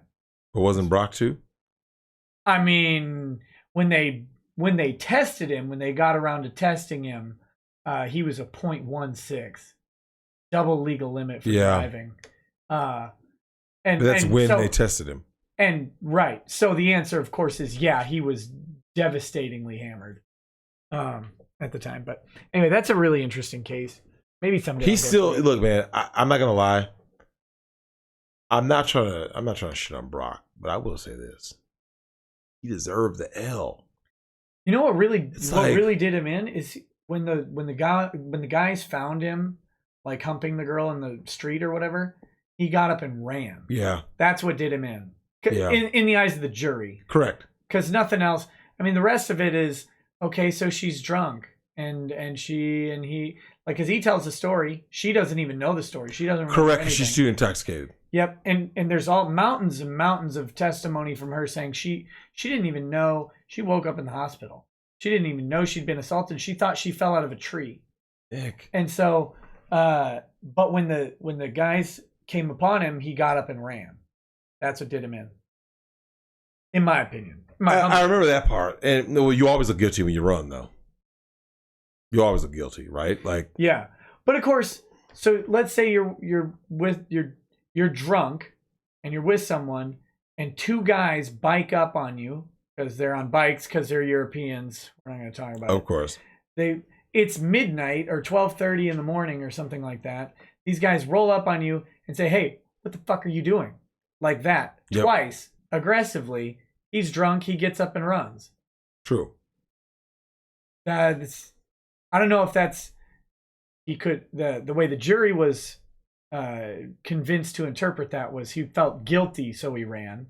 But it may just be the fact that two dudes just rolled up on you. He felt scared. Yeah. So who knows? It's weird. Weird story. West Nile Ricada says, hey, Drex, have you ever inflated your balls with saline? Nope. Also enjoy that pepper coming out, Nick. Apparently Dick did that live on his show this past weekend. Was balls with saline? That's a thing. Yeah, guys I've heard. inject saline into their Well, didn't that one dude his arms exploded? Remember him? Well, that's different stuff. That's synthol. Okay. Synthol. This is just pure saline. But I mean, what's the point though? You have huge balls for like a week, and then your body absorbs the saline. I don't know. You want to walk bow-legged or whatever? Right? Xander's Rant says, Nick, I had the Packy Carolina Reaper Madness One Chip Challenge tortilla chip. I was dying, and the 6 other people who tried it, it was not fun later that night for me. Also, has anyone given Drexel any snacks? I should brought him tonight. Did you ever get snacks at one of your parties, though? Oh, you mean, yeah. Oh, so usually, because if I'm hosting, I'll get snacks. Yeah. Yeah. It's because, like there are some people out there that are just sloppy, right? Like they aren't accommodating. So it's like, if you know you're going to host a party, you would say, okay, well, let me go get water. I think they mean, did a cuck ever bring you with a snack tray? Oh, I've been asked to, it wasn't a tray, but they had food there. Like, Yeah. you want some? No, I'm busy. I mean, here you go, get out. Let's see. Mr. Scott J87 says, hi, I'm Drexel from Swinging Stallions featuring the BBC. You might remember me from such great hits as The Cuckening, Cock Carousel, Drex Gonna Give It To You, He's a Butt Eater, You Can't Cuck This, I Feel Like Semi-Quasi-Man Is Watching Me. that's classic. Let's see. Reem Janaideb says, hello, Nick, all the way from Saudi Arabia. Hey, what's up, Reem? Just wanted to say thank you for everything you do for helping Vic and giving him the courage to fight back. I'm making a fan art of you. Wanted to ask, what's your sign? If you don't know, then when's your birthday? Sagittarius. Ampathos guy says, Nick, I take umbrage with that neck comment. I have Noonan syndrome, which gives me an abnormally wide neck. And because of my bad genes, I have a weak chin. Oh, sorry, buddy. That sucks. Kusakuri says, Nick, can I be your law slut? I will also bring some snacks for you and Drexel. Greetings from Germany. Nice. Schwazum. Being the only white person in a black area didn't turn out to be very safe for those guys in Minneapolis who got robbed and beaten, and in one case driven over by a bike for the heck of it. That's what we were talking about earlier. Yeah. Oh, remember what I said, though? It's white females that are the most protected. Yeah. Because let's not forget Reginald Denny and LA riots, right? Oh, yeah, that guy got wrecked. Every time I see that, man, I remember seeing that video. I was like, these guys deserve the death penalty, man. Drex says, way to get Justin Trudeau on your stream. That dude. Are you... He was so much darker than Aladdin. That's all I'm saying. Trudeau? Yeah. Did you see him do the Aladdin face? No. Oh, that just came out. Justin Trudeau he dressed up as Aladdin and dark. I didn't understand who he was trying to be. I just saw the picture. You saw it though. He's dark as hell in that picture. He is. Yeah. Aladdin was light skinned.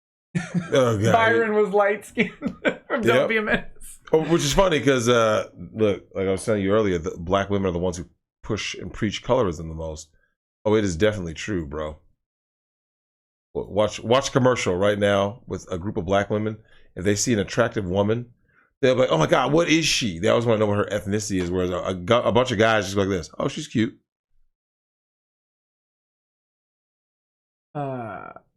Okay, here we got Fluffy Side Up says, so Drexel, technically, is everyone who watches porn a cuck, or is there a real difference? LOP. I mean, the answer to that is you have no connection to the woman on porn. Correct. That's the actual cuckold thing. Is it's not that they're watching someone else have sex, it's that they're watching someone else have sex with their significant other. Correct. And that's the weird. I mean, it may technically be true for some people who watch porn if they're dating the porn star. Bad Dragonite says, a friend of mine who was an adult at the time had a 13-year-old girl threaten to tell people he raped her if he didn't have sex with her. Yep. And he, quote, wouldn't get to enjoy it. Luckily, his sister, the girl's friend, came in right then. Yep. Wild. Rape trap. Oh, what is this? Oh. Okay. That was the Justice Chats. Now we're on the Super Chats. Bald Eagle 1787 says, my roommate got a puppy that was born on the 4th of July. I convinced him to name it Boomer to be patriotic. Full grown, his name will be Big Boomer. I got a dog named after you, Nick, and you've made it big. Hey, thanks, buddy. Kalinka Pavlova says, ask Drex about the alphas in orgies contradiction. I don't know exactly what she's talking about. Oh, I do. Now I get it. Alphas in order. Okay, so yeah, that's not in any way unusual. Just like, the difference between a cuck and a stag. There's a huge difference. Yeah, an alpha and an orgy that doesn't really change his status. You know what I'm saying? Because if you're playing with multiples, how does that change your status? If you're an alpha, you're an alpha. You know what I'm saying? I don't know. This is so far out of my life experience. I don't. Oh well, yeah. Take my word for it. I mean, as long as you don't want to be a cuck, like I said, yeah. I mean, if someone is a stag, like, so the cuck sits there and watches his wife or girlfriend, right? The stag watches, but he's not a cuck. He watches, so he's a guy who can get girls and has girls, right? Mm-hmm. He's like, I just like watching her get pleased. He is always appealing to other women. That's a stag. Oh, so this is like a swing party type thing. So, okay, I gotcha. Yeah. This too much lexicon for me. Kilroy was here, says, Hail Ricada. I don't know if you know who Nerdrotic or Doomcock are, but you should have both of them on to talk about the dismissal of Anis Abdin's tardigrade lawsuit. Oh, so it was dismissed? That's too bad. Did they settle it?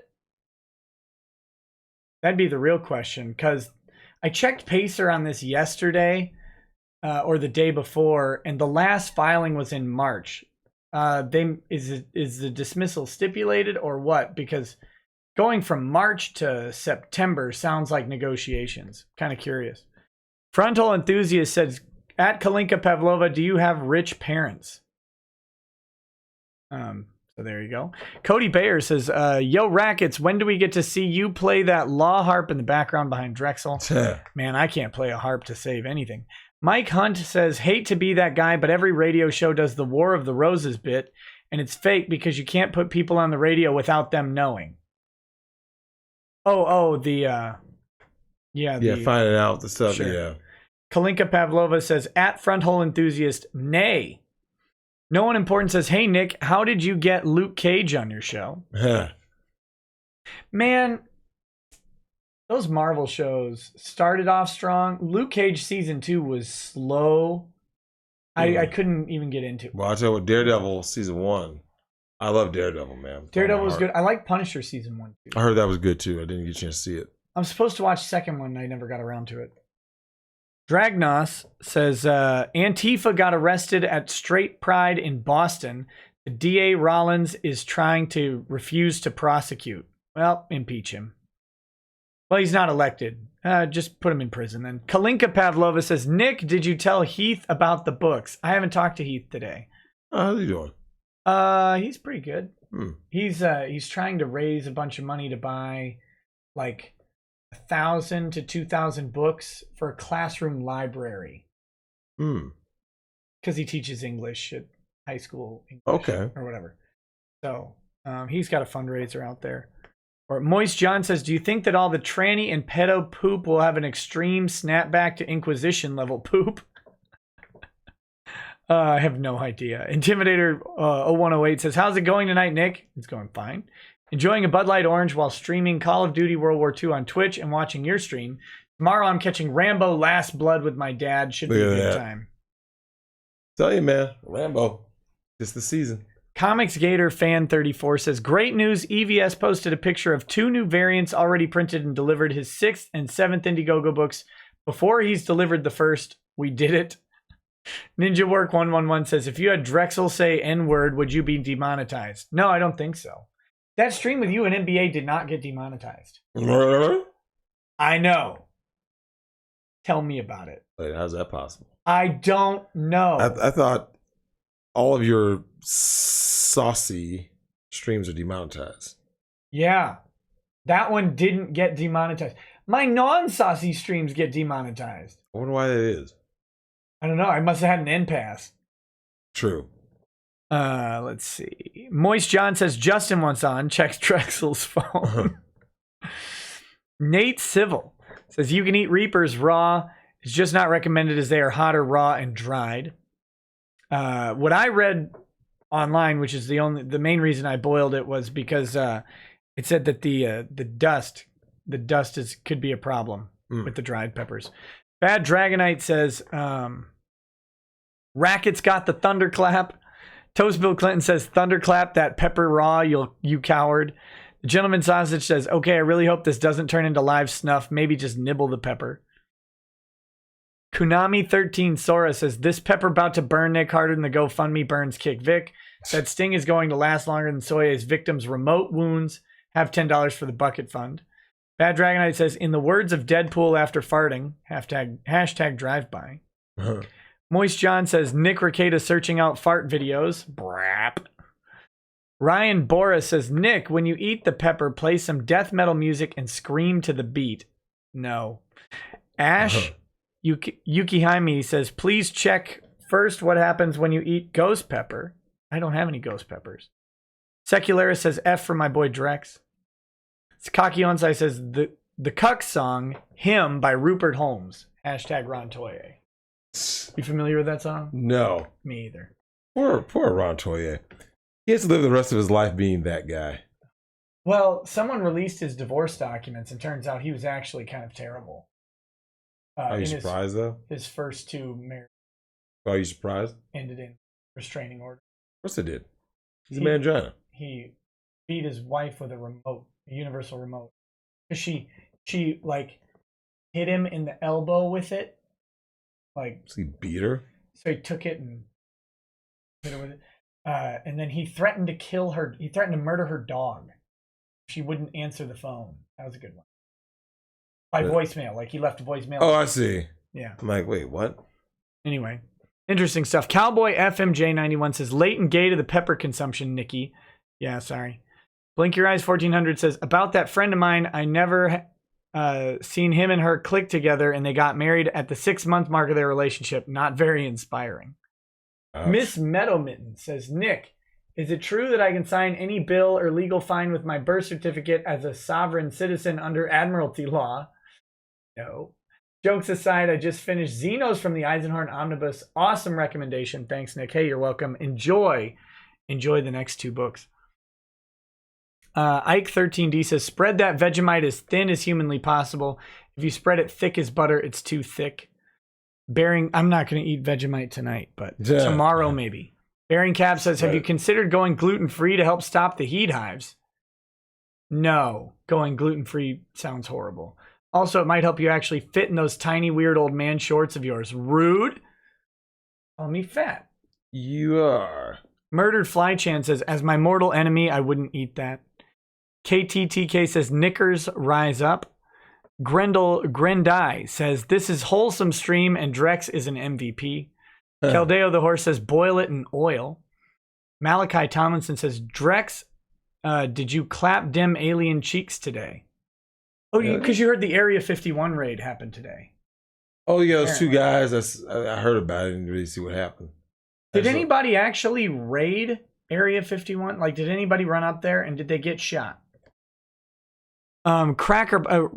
Asphyxiation says, roll on the floor laughing. Nick, if you want me to call in and explain the tracksuit to Drexel, I can, but I don't know if the audience can handle it again. No, I'll play it for him, buddy. Crackbot says, what does Sphincter know about Hillary Clinton? Oh, no. Grindai says, such innuendo and all family-friendly stream. 10 out of 10. Dude, I teach at our homeschool co-op, you know? Yeah. First question I got this year. Do you have a YouTube channel? Really? And I said, yeah, but you can't watch it. Second question, kid says, objection to form, which is an inside joke from one of the streams. Of course. Yeah. Yeah. Turns out, though, that kid didn't find my channel because of me. He actually found my channel because of the Vic lawsuit. And then turns out I happened to be his teacher. So, Oh, I see. yeah. It's kind of weird, though. Ben Frail says, now you know how Lemoyne feels every day. WhereX says, enjoy the bleed later on. Moist John says, tattoo free. Hell yeah, tattoos are slave branding. No one important says, yeah, I can see Marky and Rial be like, MT man needs to be this and that, or my man needs to be this and that, or at least do whatever I say and love me and not look at anyone else. They're gross looking, so. Obviously. Have you seen them lately? Who? Jamie, Marky, and Monica Rial. I'm assuming. Well, I saw. My phone gives me little updates, right? Yeah. And I think Balma's Monica Rial, and she looked terrible. Look at this. I think that these two should sue for this picture. They should sue the Dallas Morning News for taking this picture of them.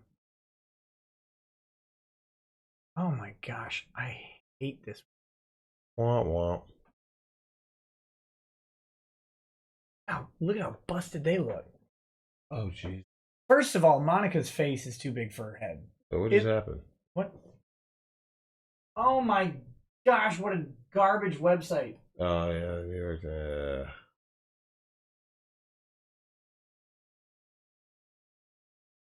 Yeah, that's sad. Look at that face. It looks like a meme. Yeah. Like a drawing.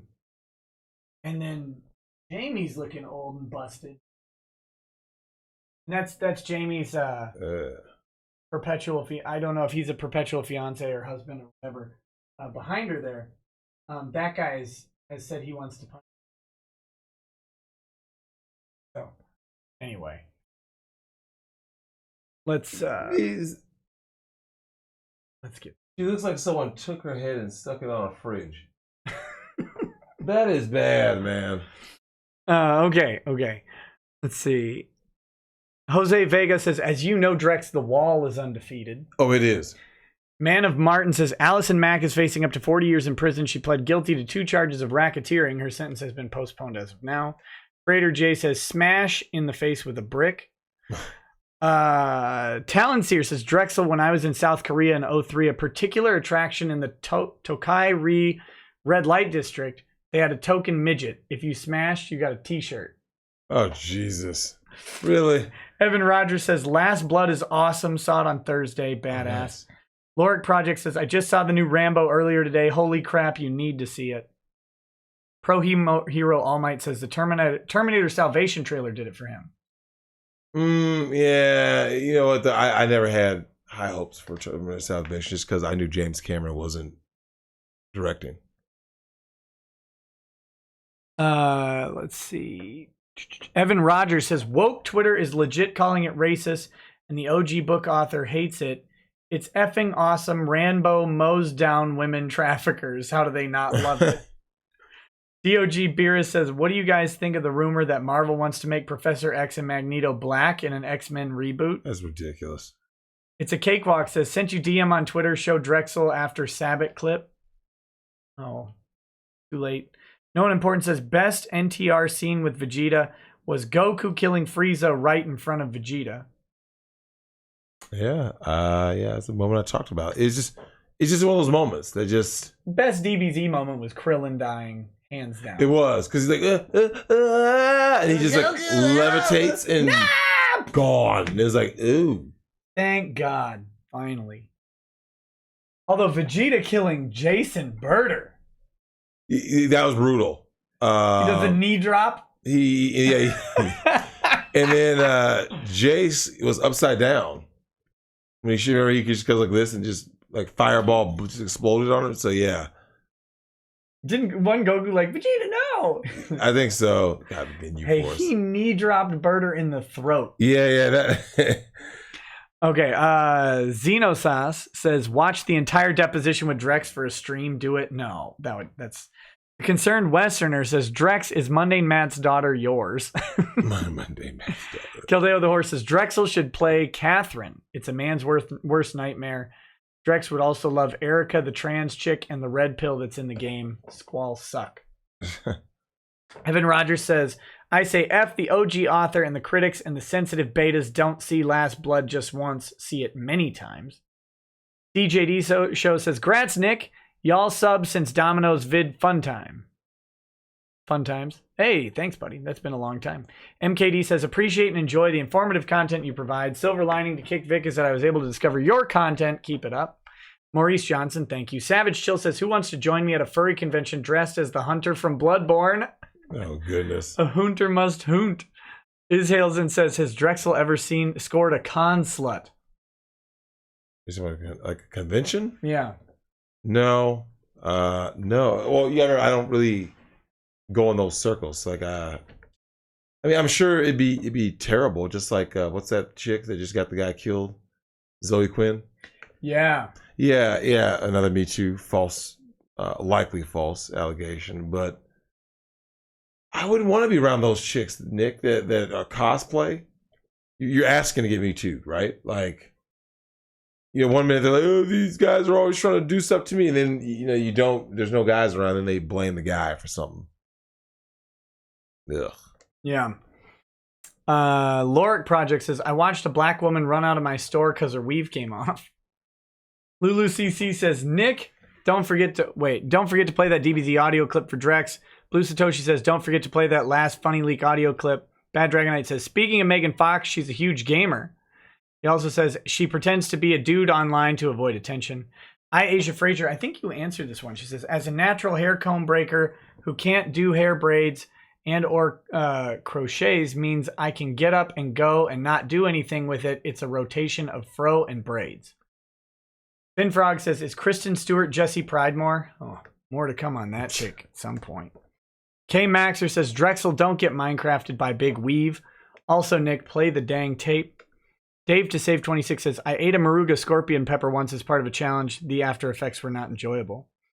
Asia Frazier says, at work, we busted people doing it inside the dumpster. Oh, that's nice. Yeah.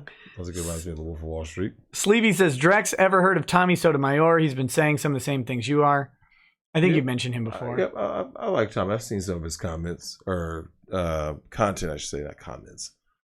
Anime Moon says, I have a black step-nephew. I'm already in that kid's corner and he's 9. I'm not going to allow little Joe to go without some backup. Racuna says, I'm cool just sticking to my waifu lifu. Hashtag just get a doll. Not avoiding women outright. But that SE juice isn't worth the squeeze. Just Jason Smoot says, Zoe F. and Quinn. Oh, man. Where are we? Brandon Schaefer says, can Drexel talk more about LOM? He mentioned him or the group a few minutes ago when talking about not giving attention to exes. Maybe if it wasn't 4 a.m. Right. Well, he just, that's just a YouTuber line of MGTOW. But he always ends all of his videos with give them nothing. It's just so animated when he says it. It's like, yeah, do that. Give them nothing. Mike Lombardo says, I really want to see Drex react to Monica's deposition. Drew Taylor says, for Drexel, why is it that black folks do that stuff?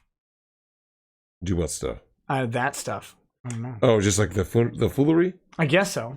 That happens. It's going to happen to everybody. So obviously, you know, we're the test subjects. But what ended up happening is that, Nick, all it is just, it's the same base problem. These are just symptoms of feminism. Without a guy in the house, without a man in the home, a father in the home, you get thug and thought culture. That's all it is. That literally solves the problem. So you either have one or two things happen. Black women rebuild the black community by closing their legs to all thugs, bad boys, drug dealers, deadbeats. Solves the problem. But they won't do that. So thus, the responsibility comes on the shoulders of black men, and black men have to just walk away. Because we control marriage. We control relationships, they control sex. There you go. Emos Catuli 2016 says, I actually unironically love Memphis. By the way, great meeting you at Bubba Fest, Nick. Hope Ty likes his gunsling I made him. He does. Glad to see you back on the show. I gave it to him down in Dallas, so he thought it was very cool. Architect of Fate says, Drexel, what is your opinion on the coloration between 12% and 50%? Correlation, I think they mean, between 12% and 50%. I know there's a correlation, but do you think the cause is more related to welfare? I'm not going to lie. I have never bought into that, only because I understand numbers. And if you think about this for a second, right? So when people do this whole 12, or they say 13%, 13 equals 50 or whatever, with black people committing all these crimes, I want you to really think about this for a second. Okay, black on black crime is very high only because it's concentrated in low income, low levels of education environments, right? Sure. It's bonobos. So it's hyper violent and hypersexual. Now, that being said, let's face facts, Nick. Okay, if the United States is 12% black, if you believe 12% of blacks are committing 50% of the crimes, then there should basically only be black people in prison, men and women. But there's not. More black women than men are out here getting college degrees. Not that that means anything. But this 12 to 50, like, when are all these black people committing all these crimes? Because in the white community, if a crime gets committed in a white community, it's not going to be a black guy, more than likely.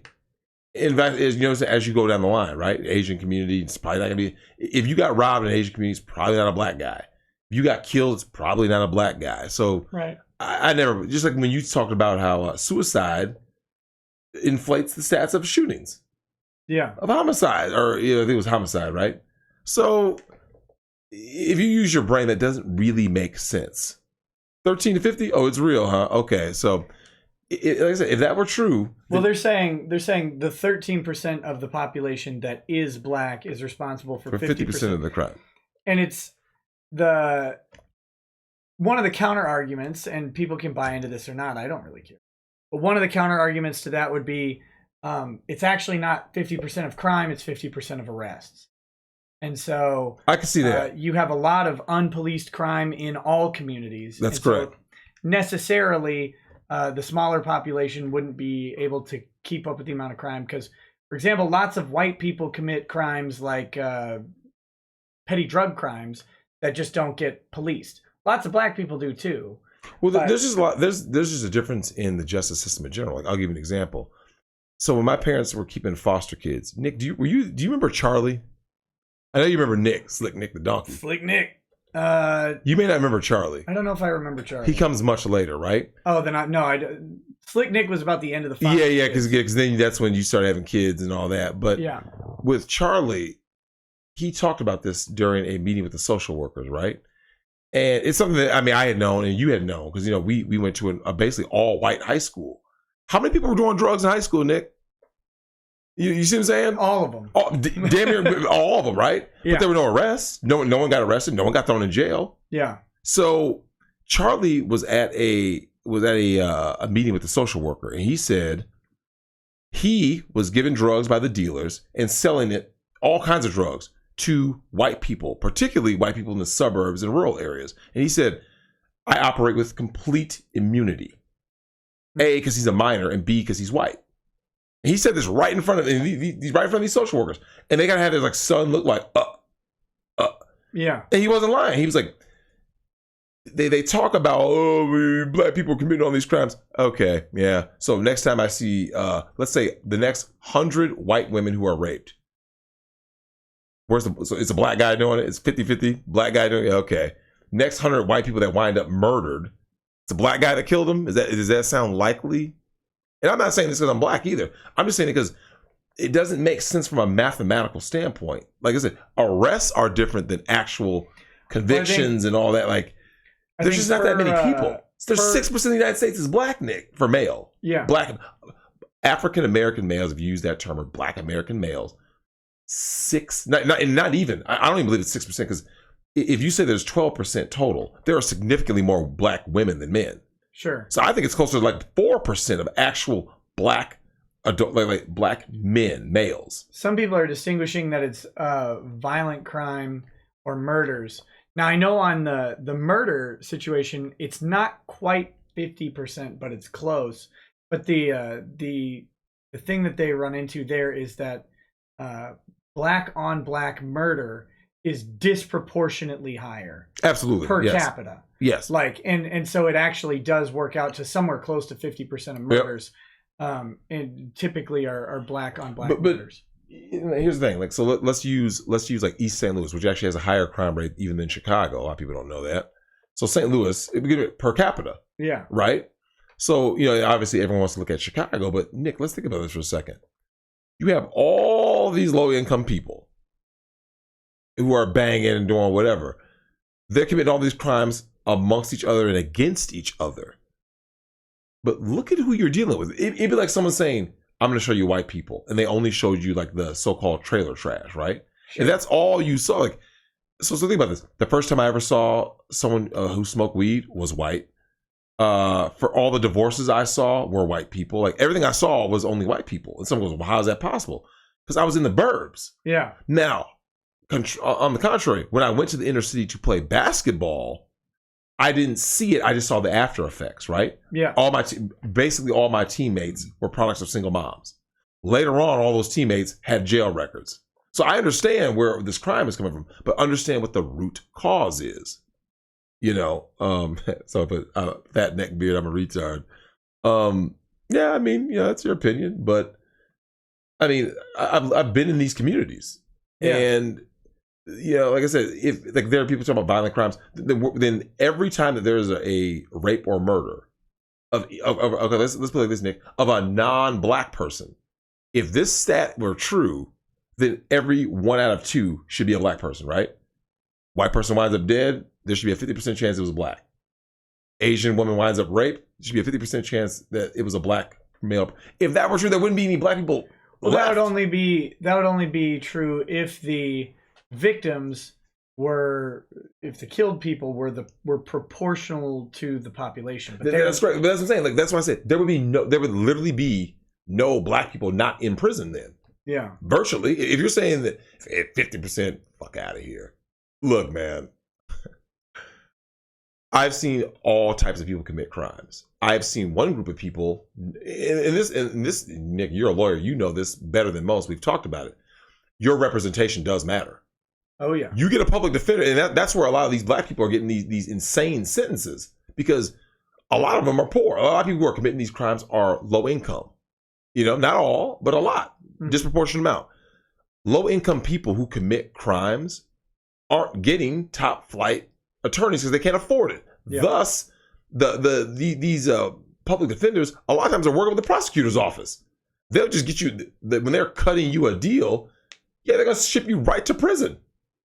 There you go, because the prisons get paid for you to be there. Mm-hmm. But I'm coping.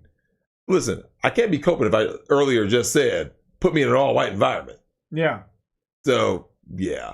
Yeah, I mean, I just take it as it is. Like I said, these stats show me. Every time, like I said, show me rape and murder and assault stats of non-black victims. And then show me the likelihood that it was a black person that did it. Well, that's a different argument than I think what the meme is, than the 12 and 50% meme. Look, I know there's a lot of black people that commit crimes. I have never said that. And I've always said there's just like, it reminds me of like the welfare thing, right? They talk about how blacks on welfare. There are more white people on welfare than black people. That is a fact. They will never say that. It's a fact. If welfare ended tonight, right now, September 21st, right? Yeah. Welfare cut off. It would affect more white people than black. The difference is it would affect a disproportionate number of blacks. Right. That's the difference. There are significantly more white people in this country than black. And there's significantly more white people on welfare. They always want to make it sound like all black people are poor, all black people are violent. There's lots of them that are. A lot. And there's a lot who aren't. In my family, Nick, I'm trying to think, I don't remember one quote unquote deadbeat dad in my entire family tree. Like I'm trying to think of one person, like my extended relatives, you can go to someone's family like this. I can find a drug addict. I can find someone who's, alcoholic. Everyone's family has those. Yeah. Just some people have a disproportionate amount. But yeah, people say shut up or whatever. If you don't believe it, it is what it is, I mean, I've lived in those communities. I know. I grew up in a nice household. It's not coping to me. I see it. Someone put the Democratic cities. That part is true, whoever that was.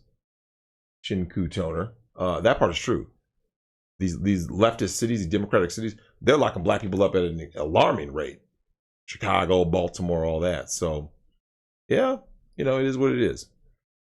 people want to keep buying to the 1350, keep buying into it, I guess. Grunu says, "Yo, Drex, what about Cuck Queens?" Yeah, we touched on that before. I haven't seen that really. Yeah, I haven't. That's news to me. Austin Heartless says, "I hate Ron Toye. It's not confused envy." Drew Taylor says, "I only bag on the bankers and corporations when you abuse your wealth to the detriment of society." Jay Ballshack says, "Even millionaires are broke compared to billionaires. For example, 1 million seconds is 11.5 days and 1 billion seconds is 31.5 years." Jonathan Upadie says, "One-party consent laws help counter Me Too a little bit." Alexander Actor says, what are your thoughts on Kanye? Also, thank you for everything with the Vic situation. Smug mugs rule. I don't have any thoughts on Kanye. I don't really listen to Kanye. I like him as a musician. I mean, he's kind of been doing all kinds of stuff outside. But, like, I don't really keep up with these people. You know what I mean? Like, if someone drops a new album, I'm like, okay, I'll go ahead and bump it. He has things that I agree with, things I don't agree with. So, Fighting Slug says, T Swizzle, WTF. It's from a Facebook group, from the Dick Show Facebook group. We always called her T Swizzle as a joke. Bad Dragonite says, Drex bringing snacks for Nick, #apple fritters. The Coke Master says, VR AI girlfriends become more enticing by the day. Nova Zero says, it didn't get demonetized because if you have 2 black men and a white boy, Team YouTube assumes you're the cuck and the other 2 are gay. Victim points. Wow. Blink Your Eyes 1400 says, what's Drex's thoughts on my friend? I don't know. I think they asked a question a long time ago. Warwick says, Drexel, don't you find it amusing that when a black man gets shot, it's we are targeted, but when black people kill each other in droves, it's those people. I gave up on the black community years ago. As he should have. Black men in particular, because black men are the ones that, men are the ones that build anything. You were right to give up on the black community years ago. Like, it's beyond saving. And there's people in the chat that may not agree with certain things I say, but I'm here to tell people, and Nick and you and I have talked about this, Nick. They're coming for all people. Anyone you guys understand the deep state, they're coming for everybody. We were just the experiment. That's it. That's the only difference. Is like so the black community represents what other ethnicity, other ethnic groups will become. If you don't believe that's true, then as white people, I want you to go look up your numbers, right? Go look up your divorce stats. Go look up your single motherhood stats. It's coming for everybody, right? Because they incentivize women to get rid of the man to get government assistance or put the guy on child support or, destroy the family. They have incentivized women's hypergamy. So the black community is the cautionary tale. So look, like when I talk about these crime stats and you guys are saying that, I'm not saying that to bash anyone in the chat. I'm just saying that understand the underlying cause. Because like I said, they don't ever want to talk about the fact that blacks used to have the lowest rate of divorce and the highest rate of marriage. They don't ever bring that up. They only bring up basically black poverty and black crime basically within the last, I would say, about roughly 40, 50 years, right? Yeah. Post Lyndon B. Johnson's welfare bill. Yeah. They only bring up black people. They never bring up anything about black people prior to that era, right? And that is the key part of the black experience in America that people need to realize is this was socially engineered. And so if you're a Latino, look around your community. Do you start to see more single mothers, Latino men? White men, Nick, do you see more single mothers going around? Oh, yeah. So remember, was that someone made that comment earlier, right? The white generation is like 2 to 3 generations away from becoming the black community. It's true. I'm here explaining to you guys, don't get too caught up in just stats.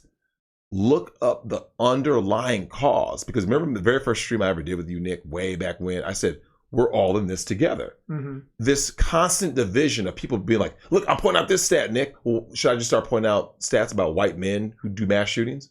White men wouldn't like that, right? Yeah. Like what if I just bash white men all night saying, well, look, the vast majority of mass shooters are white men. And then you'd be Zoe Quinn. Jesus, that broad. But you see how ignorant that is, though? Because it's like, you're talking about a percentage of they don't ever want to talk about all the black men or black women who aren't doing that kind of stuff. Right. Like, my parents being them. I'm not even getting anecdotal. I'm not talking about just my family. the vast majority of black people I've known in my life were not doing that. The problem is when I have gone to any city, that's why I always refer to the city, inner city. Yeah. It's the same shit show. And it's coming for you, as in you white person, as in you Asian, as in you Latino, Indian. Just certain ethnic groups, Nick, do you notice, have a tighter family fabric, right? Right. And what did I say when I was with Mad Black? I said, the reason why the black family was easier to destroy was because black women in general have a deep-seated hatred for black men. That is a fact. There's a hatred. It's not dislike. Black women hate black men. Overall, not every single individual, but obviously, people say, "Oh, you're generalizing." On balance, we're speaking in generality. We're speaking in generality. So it's like, and it's true. I mean, it's like go in the black community, Nick. What are black women known for? Someone just says black women. What are black women known for? Like in terms of character traits. Being loud. Loud. Yep. Obnoxious. Yep. Brazen. Yeah. Which is masculine. Face, yeah. Yeah. In the face, aggressive. Yeah. Now, does that mean every single black woman? No. No. But these stereotypes exist for a reason. Listen, I'm a big black guy. I understand there's lots of stereotypes against me. It works to my advantage because I don't have a jail record. Take care of my daughter. I'm not some serial breeder. I have one kid. Okay. Right. So they have all these black men are doing X, Y, and Z. It's like, look, I know that there's a problem in the black community. I know that. I acknowledge it. And I know the core cause. But that doesn't mean I just walk around being like, no, whatever. No, I'm not in denial. I see every single problem. The root cause is feminism. Like the black community actually is the end goal of feminism. A matriarchal shit show that is completely government controlled. That's what's coming for you, Mr. White Man. That's what's coming for you, right? Mm-hmm. Total government control. Because Nick, have you ever gone to see some of these countries? You want to talk about single motherhood, where you don't see that many black people around? Go to the UK. Go look up single motherhood in the UK and see what you see. When I say rampant, Nick, rampant. Like they actually have things called man deserts. Man deserts in the UK, man. Oh, look, I have a guy who was at Hammer of Crom. I think it said already here, dude. I'm on the side of what's right, the side of men who actually want to build something. That's why you don't hear me. The second wave feminism was the start of this shit. Yeah, real talk, man. I'm not up here to debate stats and all that. Listen, we need to get past stats. Like I said, I can go into stats about white mass shooters, or the fact that every time you see a bunch of white girls raped, it's usually a white dude, or the white boys, like in Penn State. It ain't black men out here raping these gang of white boys. No, but I'm not gonna go there because there is a systemic problem. This is all socially engineered by the deep state, man. Let's see. No one important says, when I said brutal Vegeta scene, I meant when Goku taking the kill via Dragon Ball Super Resurrection of F with Frieza, being Vegeta is suffering. He comes back again? Resurrection F, yeah. And in Super. Frieza starts training. Yeah, you told me. Look, man, I'm not going to lie. That's why I won't watch it. I know there's guys in the chat that probably like that stuff. R.I.P. PyCon. That's all I got to say. I know all that stuff is whatever, but it's like this, Nick. Is it necessary? You see what I'm saying? Like remember, we're not talking about is Dragon Ball Super necessary? Yes. Japan needs money. No, seriously. The government of Japan put money into creating the new Dragon Ball. Did they now? Because it's a huge industry. Like the show, the merchandise. Yep. It'd be like if Disney was going to stop making anything. Correct. And US is like, wait, but Disney is multi-billion-dollar conglomerate. Hundreds of billions of dollars overall, fueling all of the Correct. IP and everything. It's a huge part of the economy, and saying, well, we need more Disney, so we're going to put money into it. That's what Dragon Ball Z is. Is it necessary? Sure. Just kidding. You're unbelievable. Let's get through this. The Unknown Otaku says, you say it's white people most affected. Yes, but only because of how many white women that are on welfare. But that's a story for another time. But women get most of the government benefits anyway. Yeah, that's what he's saying. Yeah. We're the net taxpayers as men. Yep. Savage Chill says Jordan B. Peterson, psychologist, once spoke that families without fathers were science proven to result in the kids having a 40% less chance to develop the part of the brain that registers empathy. And finally, JCF Data says, this has been a great show. Love when Drex is on. Might not agree with all, but is articulate, intelligent, and interesting, not to mention fun. And then Nova Zero, I said that was the last one, and then you dropped one and says, when I was first diagnosed with my disease, my friend recommended World's End Harem. But wait, legit how a matriarchal system will look like. I've never watched World's End. That's an anime. Oh, World's End Harem? I've never heard of that. Harem anime. I don't know if World's End Harem is what it's called, or if it's World's End is just a harem anime. Yeah, everyone in the chat, just like seriously, go look at the black community, any like leftist city especially. That is the end goal. Just look, someone else just dropped something. Yeah. Dragon Ball Super is actually good. Dragon Ball Super is actually good. I saw someone in the chat I didn't see who said it's 90% trash with the other being like the good parts. Hey, it has the best line in Dragon Ball in it. Goku shows up and they say, "Hold your fire, he's not black." Oh yeah, the black Goku. Yeah. It's gotten wild out there, man. Yeah, like I said, I like the people in the chat. Like I like that they challenge people and everything. Like, you don't see me getting all emotionally like crazy. I just am going to defend my point. Yeah. And yeah, man, like it is a war on men. Like this is how you keep people divided, right? Mm-hmm. Is by some white guy or basically some non-black guy rallying about stats, right? And my point has always been we can't care about stats and all this stuff. We have to care about fixing the ills that have gone wrong. Yeah. And that's why so many of these dudes have gone MGTOW. A lot of guys have gone their own way. Like I know plenty of dudes in my own life, Nick, and they were MGTOW before MGTOW was an action. Like they even knew what the acronym meant, right? They're just like, yeah, I'm just done with the whole thing. Like, much respect to you for being married. And guys will tell you, Nick, they'll be like, hey, I respect you for having a family and all that stuff. But like, I know a lot of guys, Nick, white, black, whatever, who want families. They make good money, solid dudes. They were just like, they see what's going on. They're like, no, I am not going to be involved in this. Because they see it. They've seen their fathers ruined, their uncles ruined, you know what I'm saying? Family courts and stuff. And it's like, you see that and the guy's like, what's the point? And plus you see what these females are out here doing.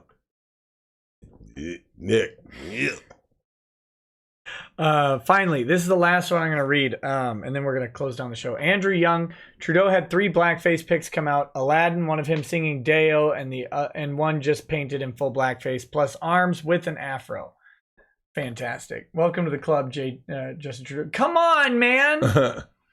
JCF Data says, debate and discussion is healthy. We don't all have to agree, but we all have to listen and not just talk. All right, speaking of that, we're going to stop talking now. Let's say goodbye to the chat. Peace. Peace, chat. We'll I appreciate all you guys. Talk to you later. Thanks for coming out. Yeah, have a good night.